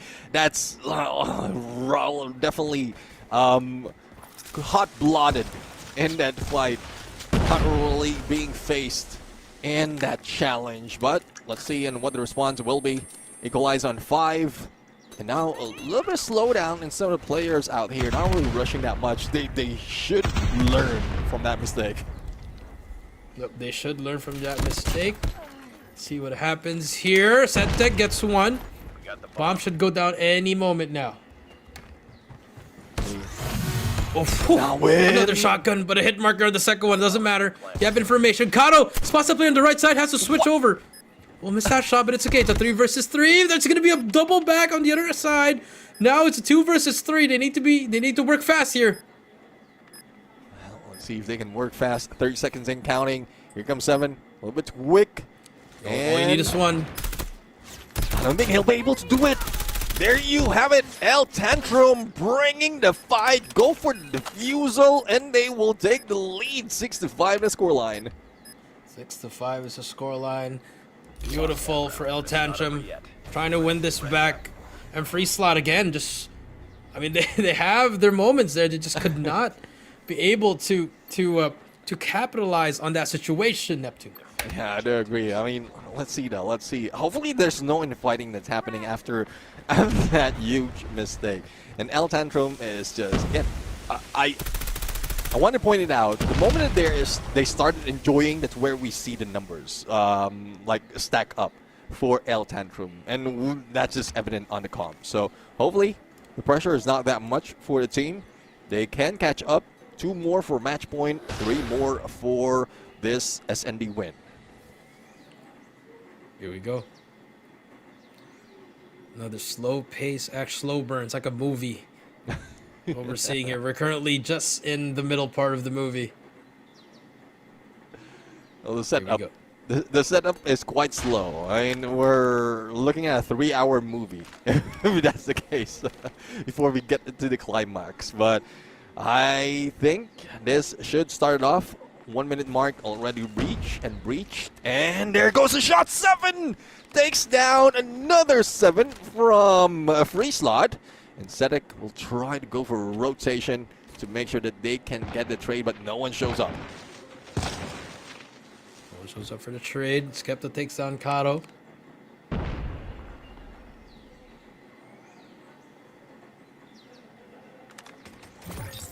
we go. C1 gets the first one. Larson through the smoke, not gonna be able to get anything at all. But he's gonna be hiding in that smoke. But for what reason? He's gonna get shut down. That wasn't the best idea there for him. Bomb acquired. But it's a 3 versus 2. Bomb's finally picked up, but he has to make a run now. They have enough time to get the bomb down. Ooh. Oh. Does he get that kill? He does not. No. It's just, We're the last it's just people slowing down. Settek gets one on Snow. Now it's going to be a 1 versus 3. It looks impossible here. I think we're going to tie up right here.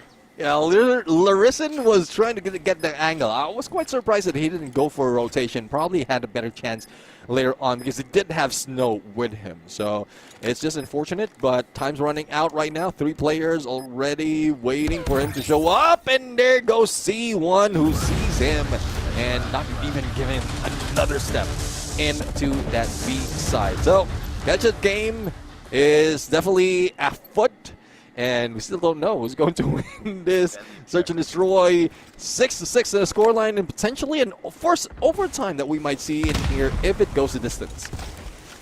It does go to the distance. I mean, it's going back and forth, back and forth. S7G gets away with his life. You love to see. Spots another one there.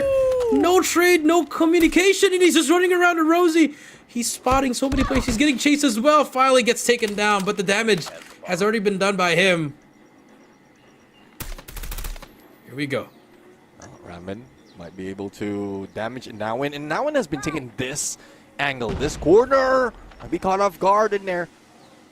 But no one's forcing that push just yet onto Ramen. Nawin goes in for that mid rotate, but I don't think they will be seen that easily. C1 can already make that move, but they're not getting the information out of Kato just yet, so a little bit of delayed. But the 1 minute mark has been breached. See if this gives them an opportunity to head into Alpha. Yep, that could be the opportunity. You are correct. Here we go. Just slow and steady wins the race. That's what we're seeing here. Bomb will go down now. And they read the bomb wrong, as we are seeing right now. Here we go. Bomb has been planted. Well, let's see though. I mean, this is one thing that we've seen Free Slot fail. Let's see if they'll be able to get better angles to counter what L Tantrum is going to bring to the table. A little bit of nade action in there, misses everyone, but so far a bit of noise has been made by L Tantrum that might get off their position, but Skepta did manage to bring down Kato as well as C1. Now in the only one remaining, and this challenge is really not working for Free Slot. Them and the attacker in that kind of situation is not working at all. El Tantrum gets a point. El Tantrum gets the point there. I think Anawin should have just went straight because the time was not on. It was on his side actually. He didn't have to do anything there. Unfortunately, did not work for him. Here we go. Moving towards to our next round here. We are on that magic round, as Neptune would say. Yeah, 6-7. Well, let's see.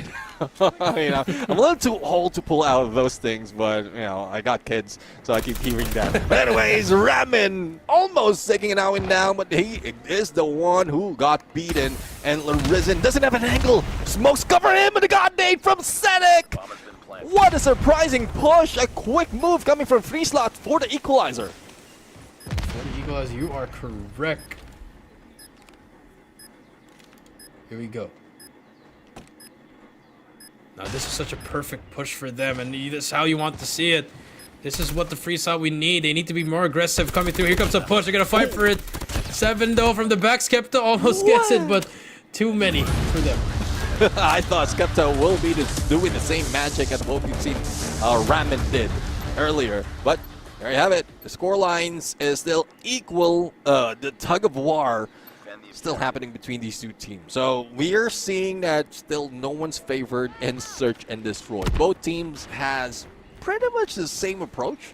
One might go faster, but it doesn't mean that they will be taking a point quite easily. It's El Tantrum knows exactly what needs to be done. The same goes for Free Slot. But S7G takes down Larison.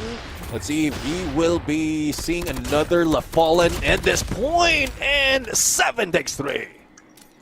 7 takes 3. And that's just huge. They're just trading over and over again. So hopefully, I mean, this is just unbelievable as both of these teams are counter-reading each other every single round. And we might go to an overtime at this pace.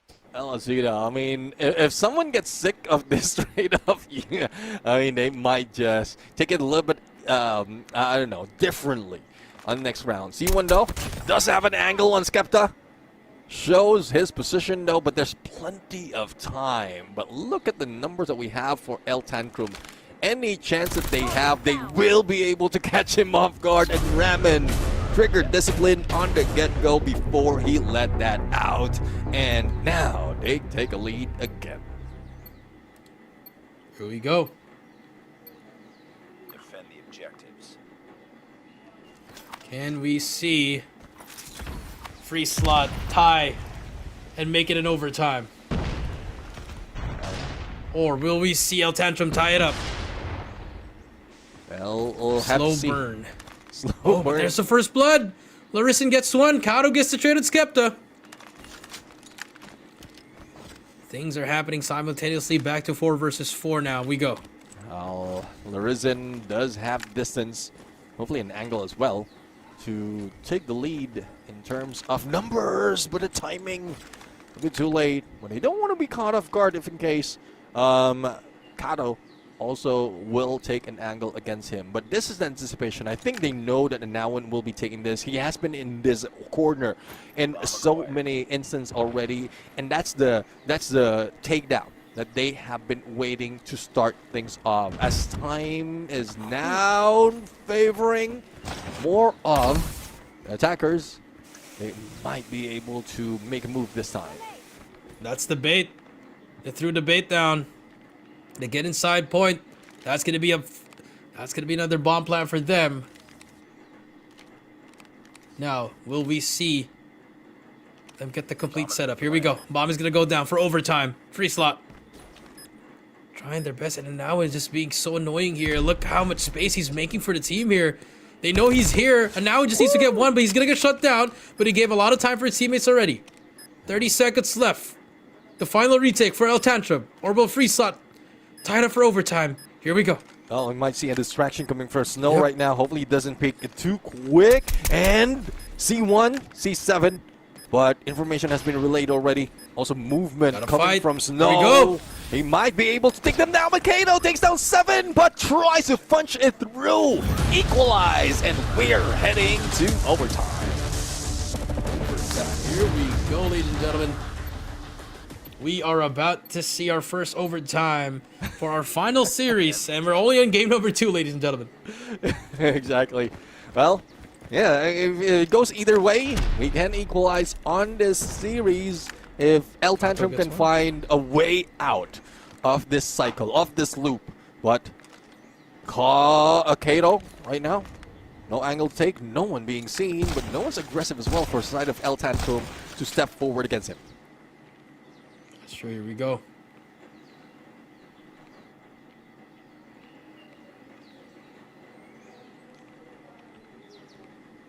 Can we see something?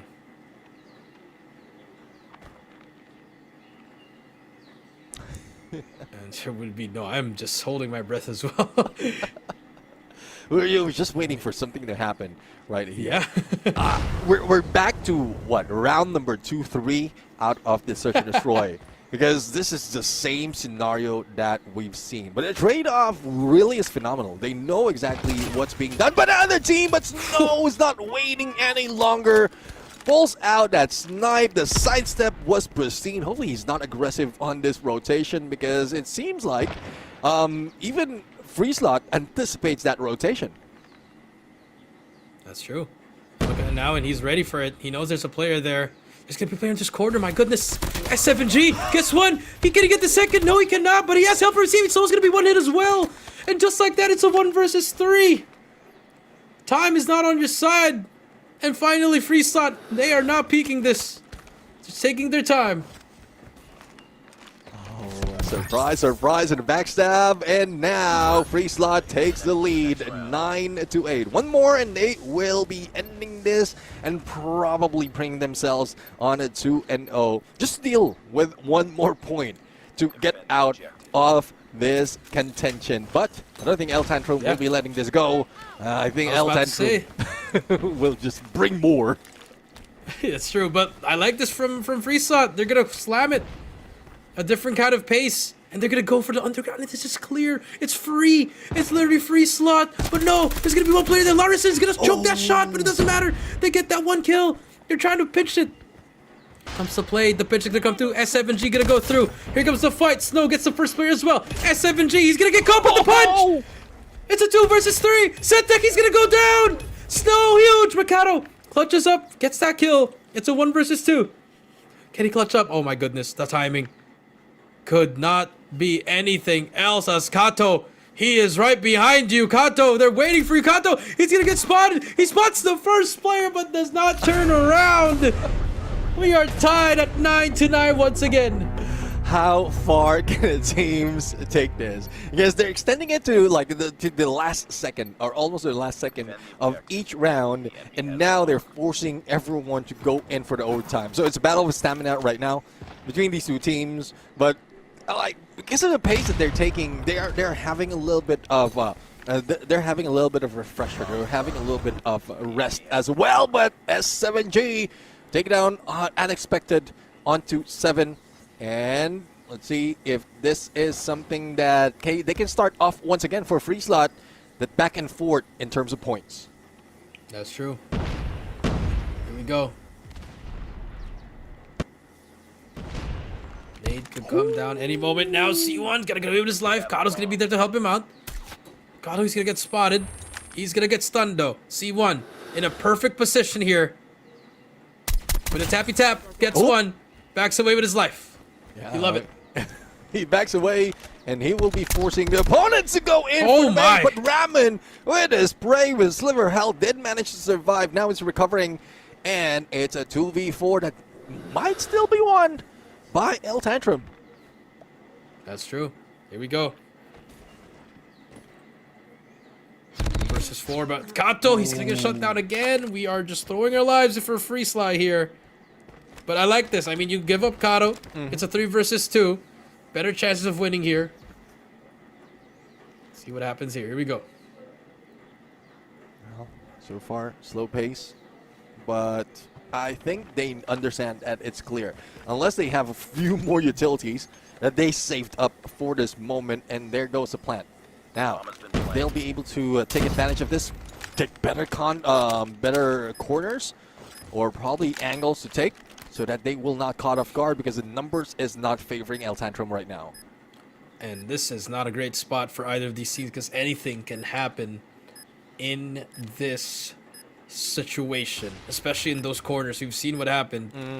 They're checking everything, but again, free slot. They know they're inside. Here comes the push. Here comes the retake. First player gonna come through. They're able to get one. Can they get the second? No, they cannot. The trade's gonna come through to try to spear him out. He does get him. What is happening? And they can take it down. You're 3 versus 2. What are you doing?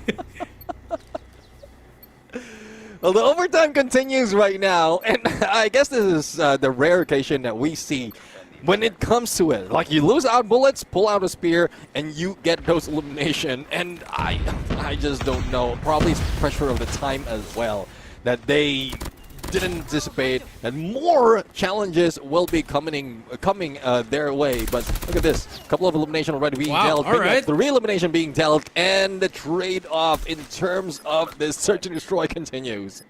Somehow, Free Slot loses this round. I have no idea. If Skepta gets 2 here, he's the best in the world. Oh my goodness, he gets... Okay! C1 saves the day. Saves the day there in Robin. He did get 2 there. Wow.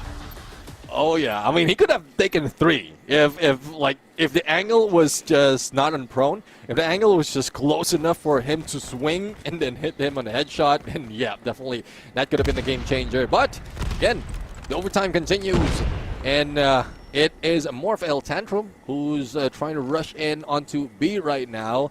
I'm really loving this kind of pace from both teams, because since they're in the back and forth right here in this overtime, they can take advantage of their position as well as their numbers on the rotation on that Alpha and Bravo and just force them into a corner. But you know how it is in this kind of map. Even if you hold a good angle, it doesn't ensure that you will be able to take them down all at once. That's true, and do they check this corner here? Kato does not check it, he gets shut down. We are going to another overtime, ladies and gentlemen. But maybe not yet. Time is not on the essence, but they're pushing through. Here comes the push. You see, he's gonna get shut down. 10 seconds to go. Two players to beat. Ramik is gonna get one player to beat. It's gonna be 5 seconds to go. 2 seconds to go, and we are going to nope. And El Tantrum able to shut it down for another overtime. I don't understand why we're just running around. I mean, they're playing with the patience. So, from what we've seen earlier, it's playing the patience based on timing, but that doesn't work, because it's like the moment that El Tantrum tries to do that for Free Slot, they respond the same way. They slow things down. Now they bring to overtime. I think they can give gave away at least 1 round so that this back and forth continues to happen, and then it's more of like just waiting for someone to make a mistake. And I don't know if that would work quite well, because so far with this kind of situation we're in, both sides is getting points back and forth. No one will be risking to make that mistake. And look at how cautious everyone is right now. Yeah, and I like this 4% S7G, a bit too pre-aimy there, as he gets punished for that one. And again, Free Slot loses this. They're down. I mean, they're going to be tied up at 1 apiece here. El Tantrum looking to equalize things here. See, Cedric already heard the footsteps. Not looking great. 7 though. Takes down another one, and Cedric will try for that equalizer. 1 more. If they'll be able to go for a 3-on-3 though, that might work. Yes, Skepta takes on Kato. It's a 2 versus 4 here. 1 versus 4. Yep, that's GG's. That's already GG's. There's no way Cedric. You have no time. Gotta run to the bomb. Yes, you'll be able to plant the bomb, but you'll need some super humongous play in order to get this clutch. Try to clear every corner. 10 seconds left. Here we go. And you have the 3-man weave. They're pushing through. Cedric, where is he gonna play? He has to check every single corner here. But the bomb is at A, my friend. Cedric gets 1. Cedric, okay, has to back away now. Just has to chill here. But unfortunately, he gets shut down. El Tantrum equalizes it on game number 2, where Free Slot should have definitely put it. I mean, that is probably, and they say that S&D is their best. I mean, my friend, I'm ripping my hair out just watching what's happening. I know they can't see what we're seeing, but like, the small details are just, it's painful to watch. I do agree. I mean, I guess that's when it comes to mind games as well. It's a good way for El Tantrum to play it this time, to play it this way, because again, if you force your opponents to be pressured in situation wherein you're giving them a hope and then at some point they're very close and then take it away.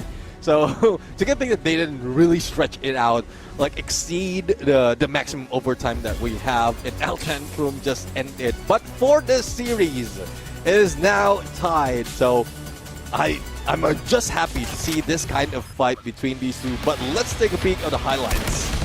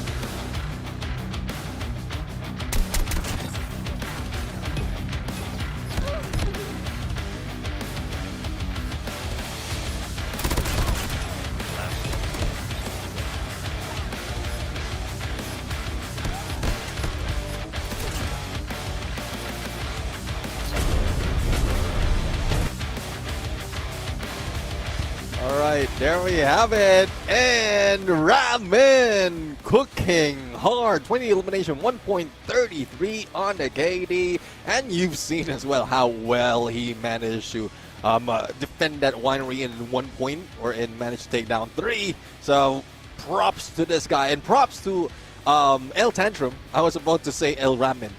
But El Tantrum were really getting things hard for Freeslot to take another point in this series. So it's now tied 1-1, and I'm really looking forward to how this next map is going to end up. But before that, let's take a peek of the post-match result. There you go. C1 with 21. I mean, this is looking like control numbers here. I mean, the fact that we went all the way to the distance, 2 overtimes coming through, and that's what you're going to see here in this matchup here for both of these teams. I mean, it could have gone either way, but again, it came down to those small plays towards the... I mean, it kept on going back and forth. Teams were getting advantages, but they kept on losing so many things, so there was just so many things that was happening.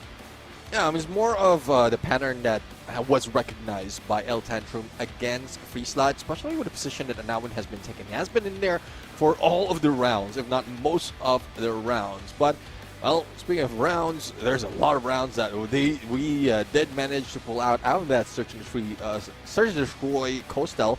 That's 22 before we ended it. Now we're heading to Raid. So we're looking forward to how it's going to turn up this time for the teams. Will it be the team who grabbed that victory in Search and Destroy, or would it be the other who I would say would be furious of losing that round? That's true. I mean, those are just the small details once again that we have to take a look at. But here we go. Game number 3. S&D is done. Control. Raid is next. Let's see. This is where you can rush but not risk your lives as well. S7G goes in for elimination against 7, but a trade-off of 2 onto El Tantrum. More being gathered by El Tantrum. And again, how they enjoyed that Search and Destroy before we went to overtime is now trickling to this control mode, and you can see it. They have more lives, more on the capture capability as well, and they're just bringing this fight against Freeslot. with the fight here. And the first capture goes to the side of El Tantrum. They strike first into control. Side of Freeslot here trying to do their best here. They're going to get shut down by players of El Tantrum and now trying to will steam back here so far, but the answer would be no. Nades are flying through, and now 2 minutes, a lot of time to work with here. A full S&D round for this matchup. Yeah, full S&D and also plenty of time, plenty of lives to play with, but not for side of Freeslot because of how well El Tantrum is getting all those elimination. They're just taking angles similar to what we've seen in Search and Destroy, trying to go for the backstab and patience play as well with trigger discipline that they have whilst Freeslot is roaming around. And I'm really loving this kind of signature coming from El Tantrum right now. They don't want to be that. They don't want to be too aggressive. They want to be tactical in every engagement. Thus, they're not losing much of their lives. Yep, they're not much losing their lives here. 17-7. Last 7 lives remaining for the side of Freeslot. Just a bad start from them as well. It looks like the shades of S&D still, you still see it on the way they're playing here. But slowly, 6-12. You have at least a life to spare here. Setic has to make a play here, but he's gonna get shut down. Ooh. Last 5 remaining, and now he gets shut down again. Last 4 remaining, and El Tantrum. This should be a free win for them. Yeah, they're not throwing a tantrum at this point. They're just showing up. And S7G though for a double.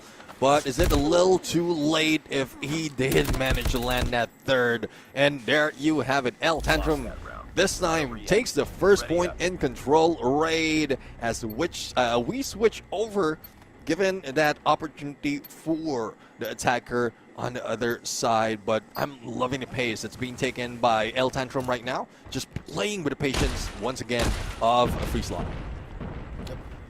A War Machine out for La Risen. They're trying to push A here. And you see number 1 there. 7 does get 1 before he gets taken down. And you like this aggression for the side of Freeslot. They're trying to do the same thing that El Tantrum did. But this time on the A point as they're pushing through, overextending towards the basketball court.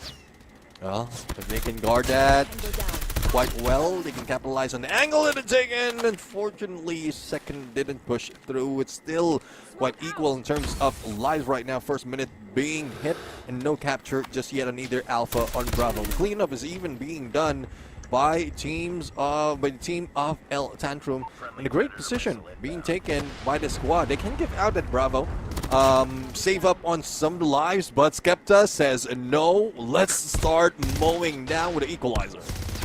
Mowing down equalizer, but unfortunately it's not the best option to do with that. But Snow and 7, they're into deep in enemy lines here, trying to go for that spawn trap, as well as another player, number 3, with this S7G with the death machine.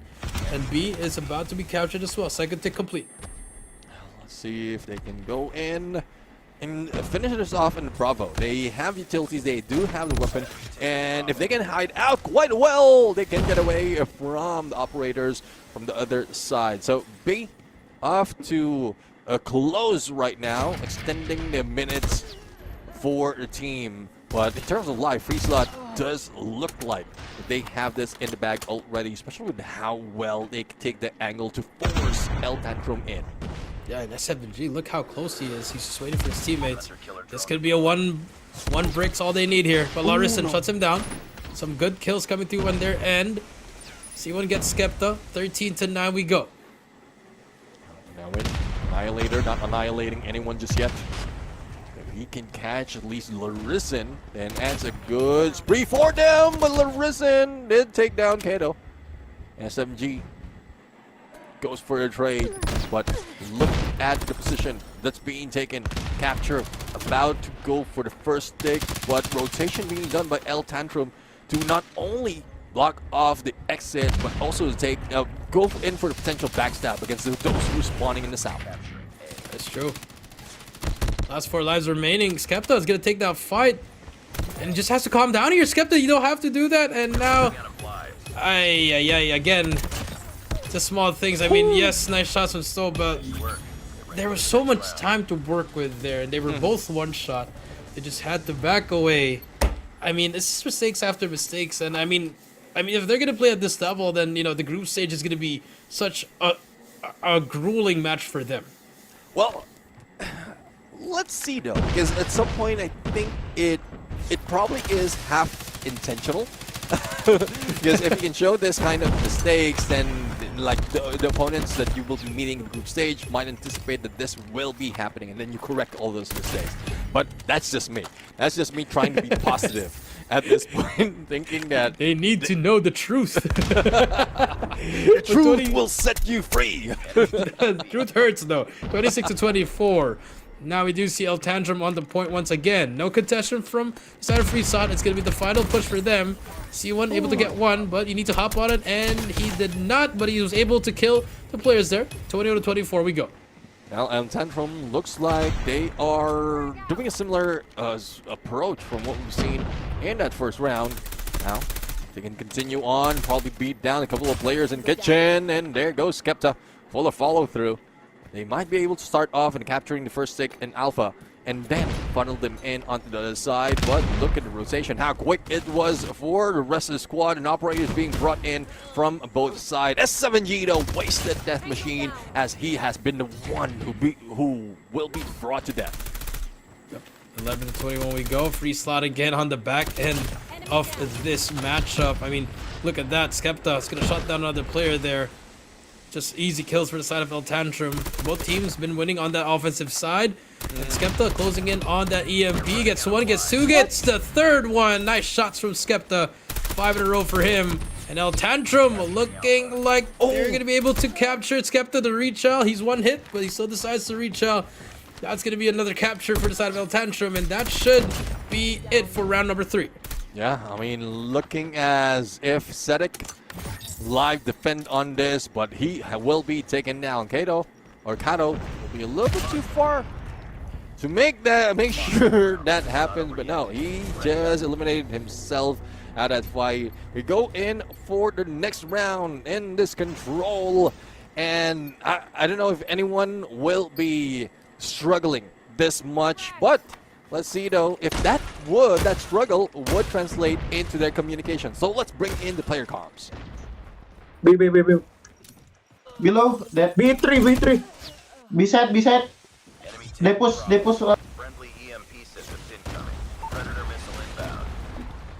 Release B. Main mid aja. Killer drone deployed.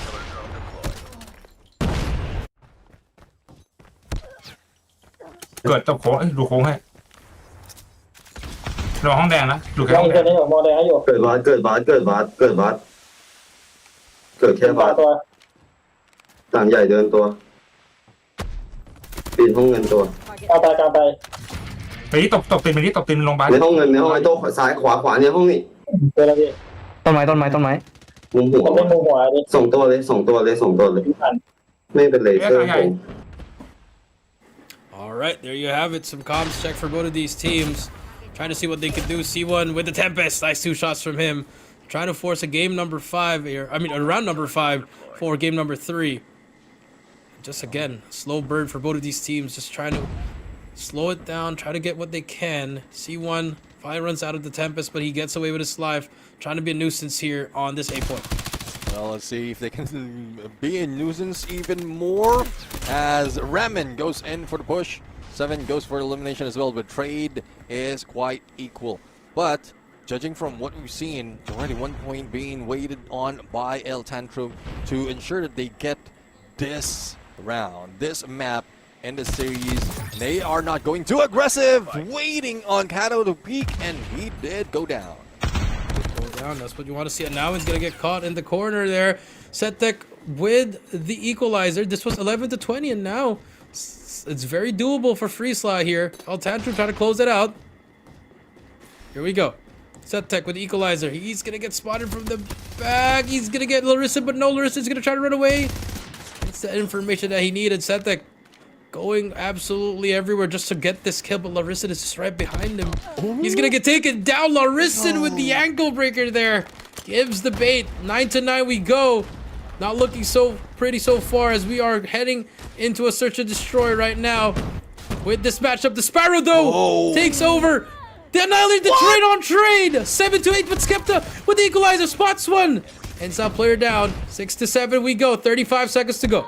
Well, Aceto, first take already done, but lives is running out. S7G, hopefully he can capitalize on this death machine, line them up from the stairs into the basketball court, and there you have it. Takedown as well, response coming from Kato on the other side, but S7G has been taken out. A few seconds remaining and lives are at a loss. Free slot might be able to make it work, and there goes the capture. It's tied 2-2 in control.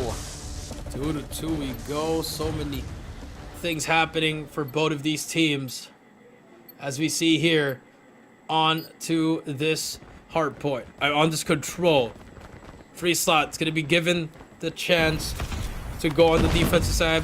El Tantrum, they've won all their rounds on the offensive side. They're gonna start off here, and you see the fight towards this 8 point.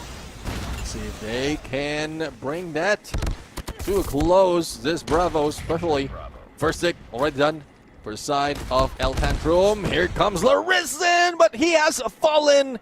Now, as this battle continues, that capture in Bravo as well will happen and probably end in a few more seconds. But here comes Sedek trying to clean up the final tick in here on this Bravo side, not giving an opportunity really to switch things around. And El Tantrum is the one losing out onto the numbers of lives as Sedek is on the roll before going down.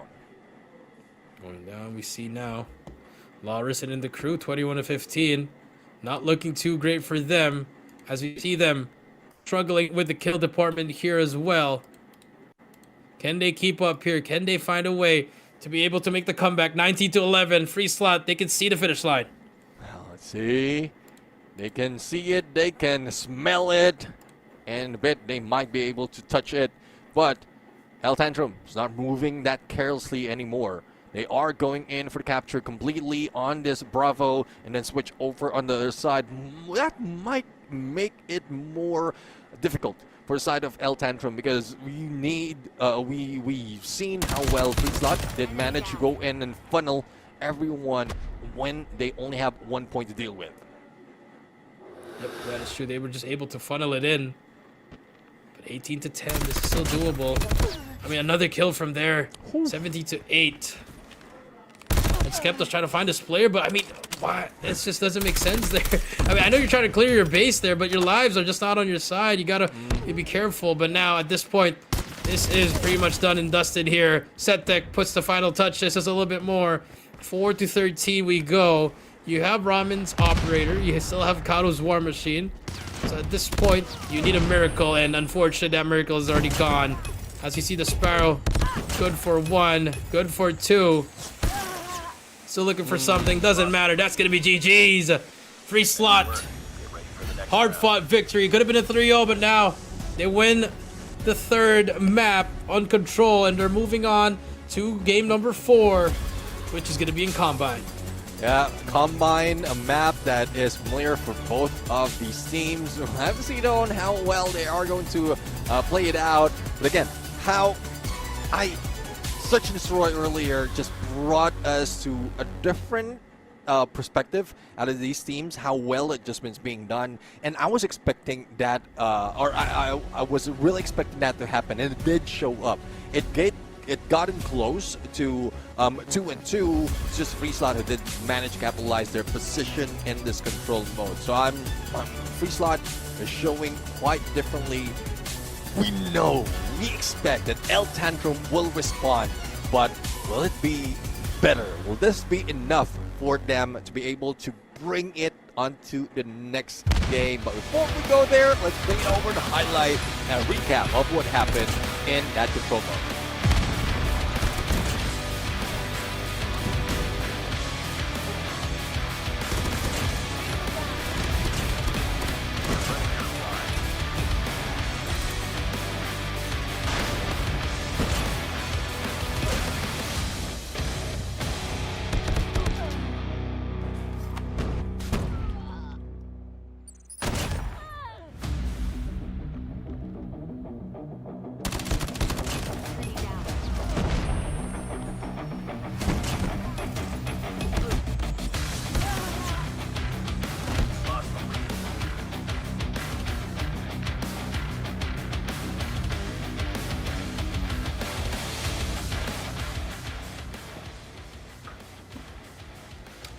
There right, you and have our it. MVP, Neptune. It's gonna be Settech with 32 and a first time in this MVP, a negative KD of 0.94, but you get the job done.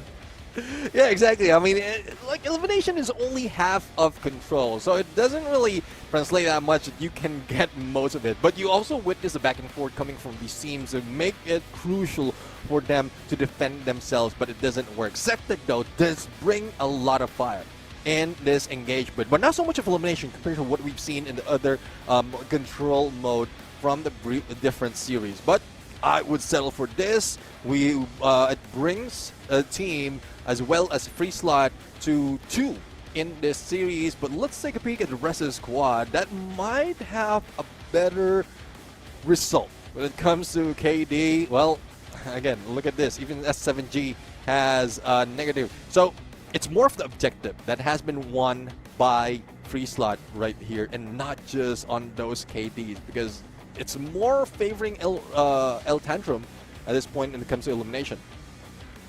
Yep, that is true. It's just the elimination there. I mean, and it was controlled. They used their lives properly. Finally, some good operator usage there. And now they're moving on to Hardpoint Combine, where free slot, they did lose here.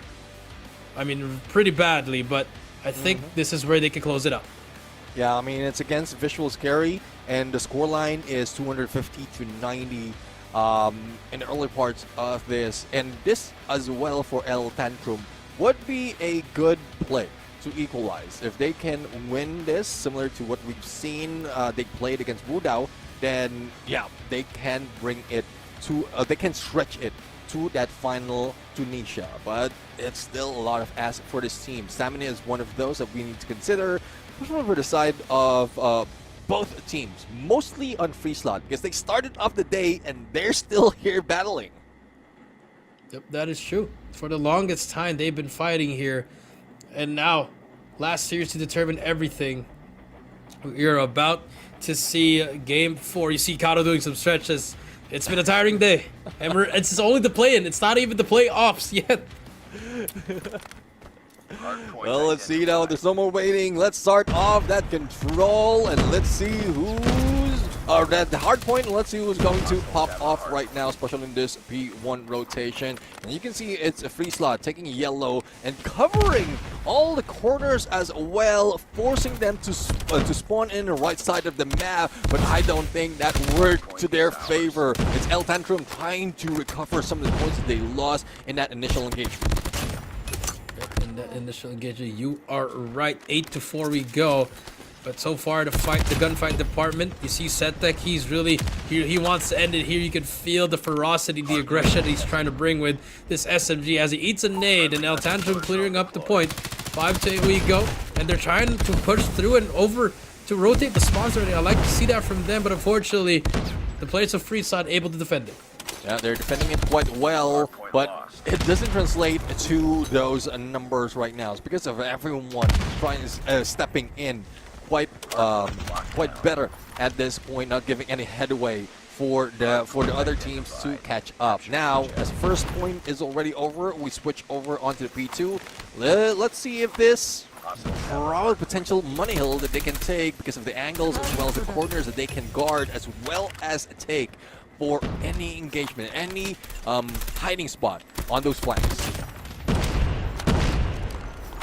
Let's take a look at it. Here we go. Hardpoint is ours.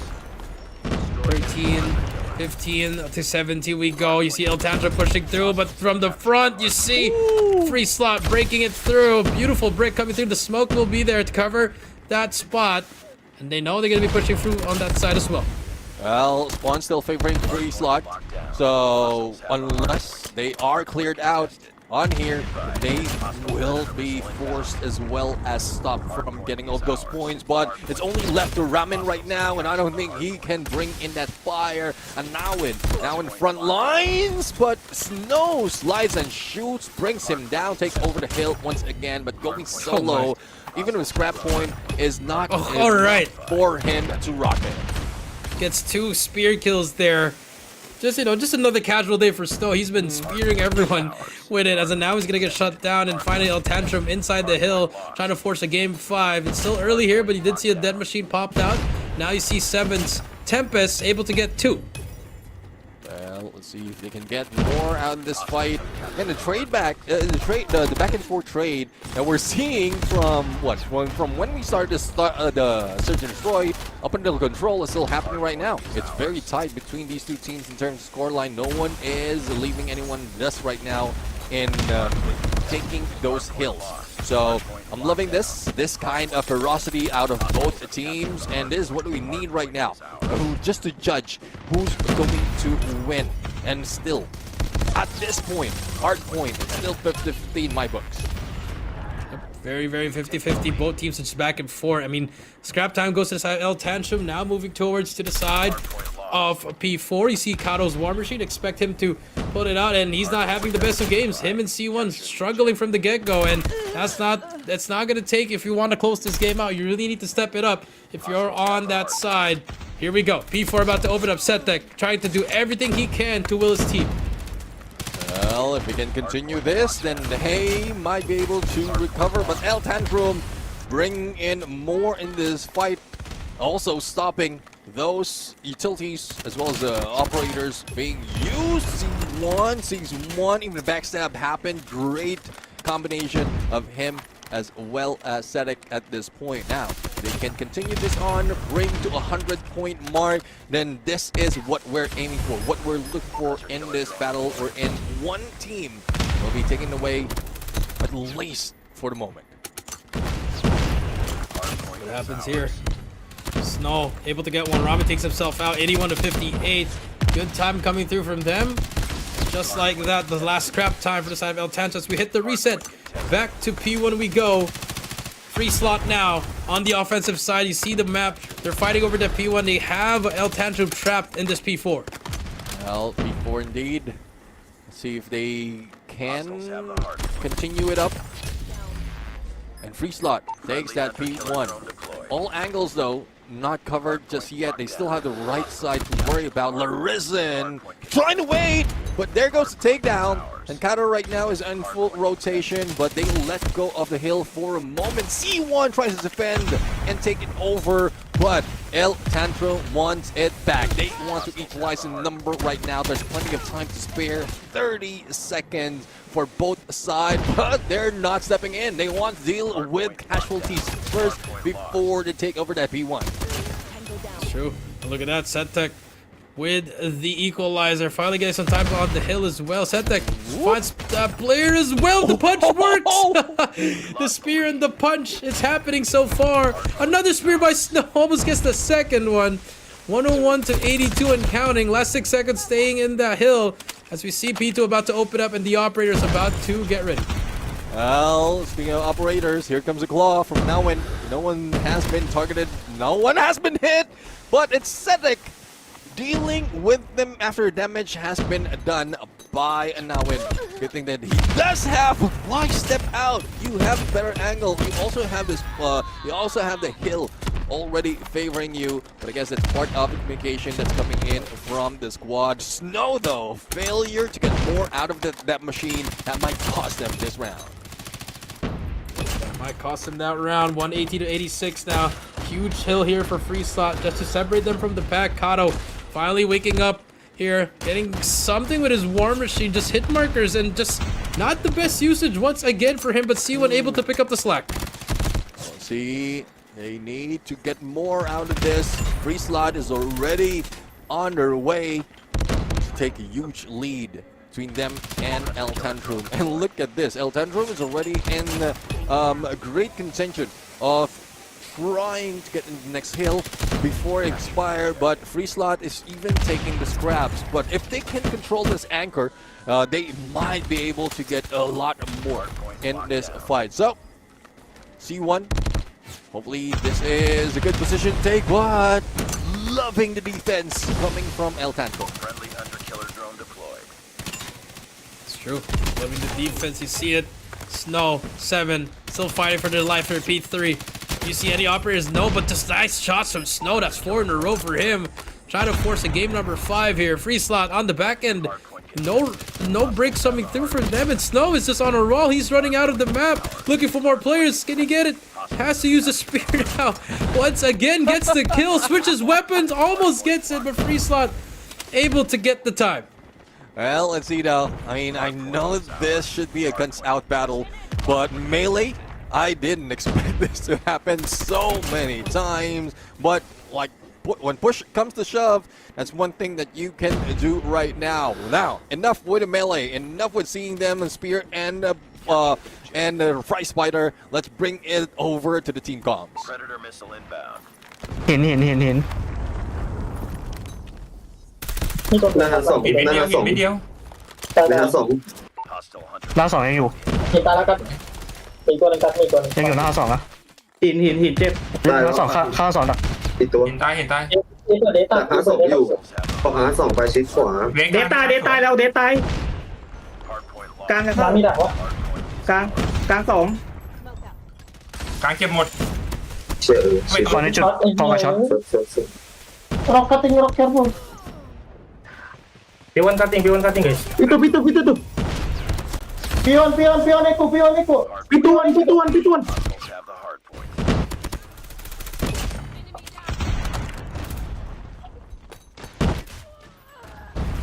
udah deh Here we go. Free slot is going to pull away quite large in terms of numbers. Like, El Tantrum just caught up in there. It was a good thing, even the final moments, they did increase the lead around, 22. But it's not enough. We know, we've seen how well El Tantrum will be able to catch up to this given an opportunity. That is true. I mean, now with Skepta, he's gonna get shut down. No more equalizer for them, and this hill's gonna be huge. And you know, if you're decide a free slot now and able to get two there, all they need to do now is just hold this time, get as much time as they need from this P1, and they clear out the base and find a free slot, looking to make the lead huge once again. And for El Tantrum, tournament lives are on the line here, ladies and gentlemen. If they lose this, their season will be over. C1 from the back gets 4. Nice shots from him. About to reach 200 port mark, but Ramen forced to use the sparrow, but the nade! Kobe Hunter killer drone. from downtown gets it. Now free slot getting some time here still. About to reach 200 port mark, but the spawns have flipped. Oh, yeah, the spawns has flipped, and now even players is even the hill is favoring El Tantrum for a moment, but Free Slot doesn't want to let it go. Now they're very close to the double century mark, and they have to get into the lab for the next one. So let's see if this is something that they can end right here, or probably spawns favoring El Tantrum can give them more of that unlimited firepower that they have to stop Free Slot from taking over and ending this quick. Here we go. And now with the Claw, though, able to get one. There's only one player to beat. The one with the Tempest. That's going to be the board. They clear out the base. And now Free Slot slowly but surely about to end this series. War Machine now for Larison. Good for one. That machine's going to get shut down. A hit marker on the player on the War Machine. Gets one. Kato gets the trade. Back and forth we go. Game will not end here. But El Tantrum getting closer and closer. But the spawns have flipped once again. And Free Slot, they take over P2. And compared to what we've seen earlier, all those elimination is crucial to get those points, but Free Slot is capitalizing in more of this engagement. They're spawning on the left side with only a few seconds remaining. At least they're closer to the 215 mark. Will El Tantrum be able to stop them in this roll? Probably take a full 60 to recover and probably win this game. A little bit of big ask, especially from what we've seen, the firepower the Free Slot has to offer in this game. That's true. Here we go. P3 up and running. This could be the final hold for the side of El Tantrum. They stopped the first wave for now. S7G does take down one. That's the first wave. Skepta with the equalizer, trying to keep his team alive for stage 4. Unfortunately, it will not happen. C1 from the top, waiting for his teammate. This could be a free kill for him, but no, they clear him out. Beautiful play coming through from El Tantrum as they break down 3 waves of hill now.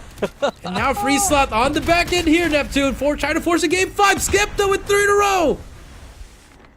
Well, they're very close right now to for an equalizer, and that is a lead that we didn't expect to be taken by El Tantrum quite easily. A full 60 in play right now, but will this continue on to next hill? Look at the points, it's very close from either side, but closer for Free Slot, and they have first dibs onto the next point. But oh, El Tantrum did manage to take down one of the players, and it's player in 2 right now.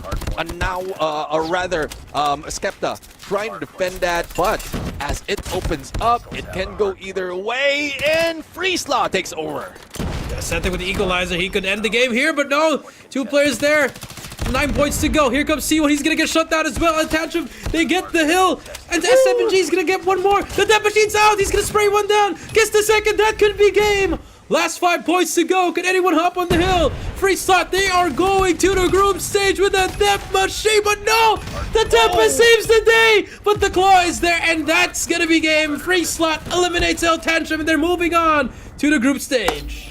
And when we thought El Tantrum's dream will stay alive, Freeslot takes over, and it was not an easy game. It was a great back and forth, starting from the search and destroy that we have, trickling over to control, and even in hardpoint. And I would say, the earlier parts in hardpoint, it was just awful to watch. But this time, it is great to see them go toe-to-toe, probably combine brings that kind of energy out of both of the team. Does a phenomenal end to this day. But congratulations, Freeslot. It's just unfortunate that El Tantrum will not be moving forward and will get eliminated out of playing stage.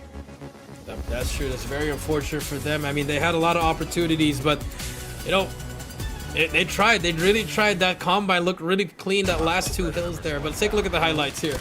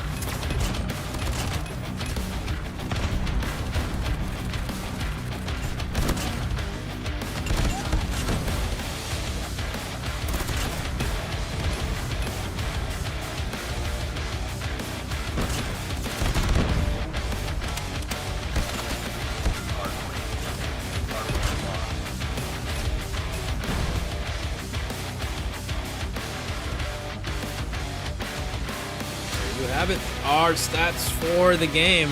I mean, Ramen 49, Stone 47, 50 with Skepta. I mean, they were out of their minds there. I mean, they were out. I mean, if you look at it, Freeslot was outslayed. Yeah. It's the same scenario from what we see in the first hardpoint. In the slaying department, El Tantrum can bring in the fire, but it's a crucial hill time that it was capitalized by Freeslot at this point. And I'm not surprised. The same story happened right here. Yeah, I mean, if they can translate, if El Tantrum can translate those elimination to crucial ones that give them control of those hard points, then it could have like gotten favoring them towards the end. Yep, that is true. Just could not find what they needed to do. Unfortunate for them. It is what it is, as we are about to see the 2 teams going to the group stage, which is going to be Freeslot as well as Visual Scared.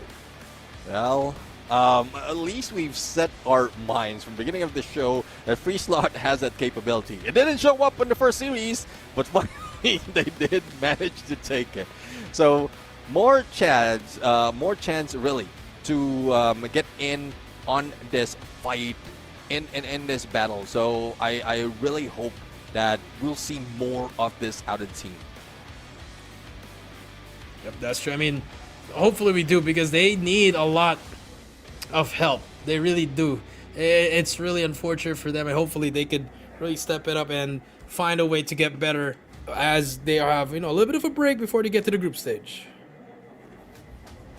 Yeah, definitely. I mean, they need that. They need to review some VODs as well. Probably understand what did happen and some of the failures that they have in this battle. So we'll have to find out. We'll have to find out if this is something that can be brought in into this fight when we look at them the next time. So really looking forward to how they're going to show up at this point. But man, there's so much of hope. There's so much of how can I say this? There's so much of real expectation that has been done in here that was broken beginning but recovered towards the end.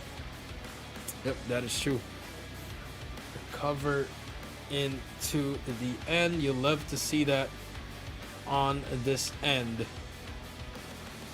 My goodness, what a series we had. What a great day we had in the play-in. Went down to the wire. That is what you want to see out of the play-in. Yep, definitely. I mean, it's something unexpected, especially in the final moment. We were really looking into those matches wherein more of those fights, more of those, as a engagement could have turned out the other way, but I really couldn't tell from that moment if they can get a clear win. But let's take a peek of this result. 3-1 win by Free Slot against El Tantrum. When we thought that El Tantrum can make a comeback in that hard point, I was rooting for them, to be honest. I was rooting for them to stretch it to Game 5. I was as well. I mean, it would have been nice to see, another overtime in Game 5. That would be nice just for a slot in the group stage. So it really shows the passion that they have, but I hope they get to see what they can do for Free Slot. They need a lot to work on if they want to last longer in the group stage. Yeah, I do agree. Well, let's see though. I mean, there's just so much that we can set at this point. There's just so much that we can bring to the table in this fight. But well, it is what it is right now. I'm really happy to see at least Free Slot with the tenure that they have. They can bring this kind of tenacity into this game. So I'm loving this kind of scenario. Yep, I am as well. You love to see it. What a match we had. I mean, that Search and Destroy, the control went down. Only Game 1 was pretty definitive for the side of El Tantrum. I mean, this could have been a 3-0, but El Tantrum, they gave a fight, and you love to see that on the edge. Well, all right. Well, so far, it has been a long day. It's not just for the players out here. It's for everyone who has been part of this matchup. It could have been longer though, if it wasn't for the 3-0s and 3-1s that we've seen. So I'm really hoping that this kind of situation, from what we've seen, like out of these runner-ups of this contenders for their last chance, will not happen onto the group stage. We want extended fight. We want more of those signature moves in each of the map to show up and not just go down with a 0 on the street. But let's take a look at the map MVP in that hard point. None other than S7G, 555 elimination, 1.31 on the KD, and we've seen how well he utilized those operators as well. That increases the numbers for his side.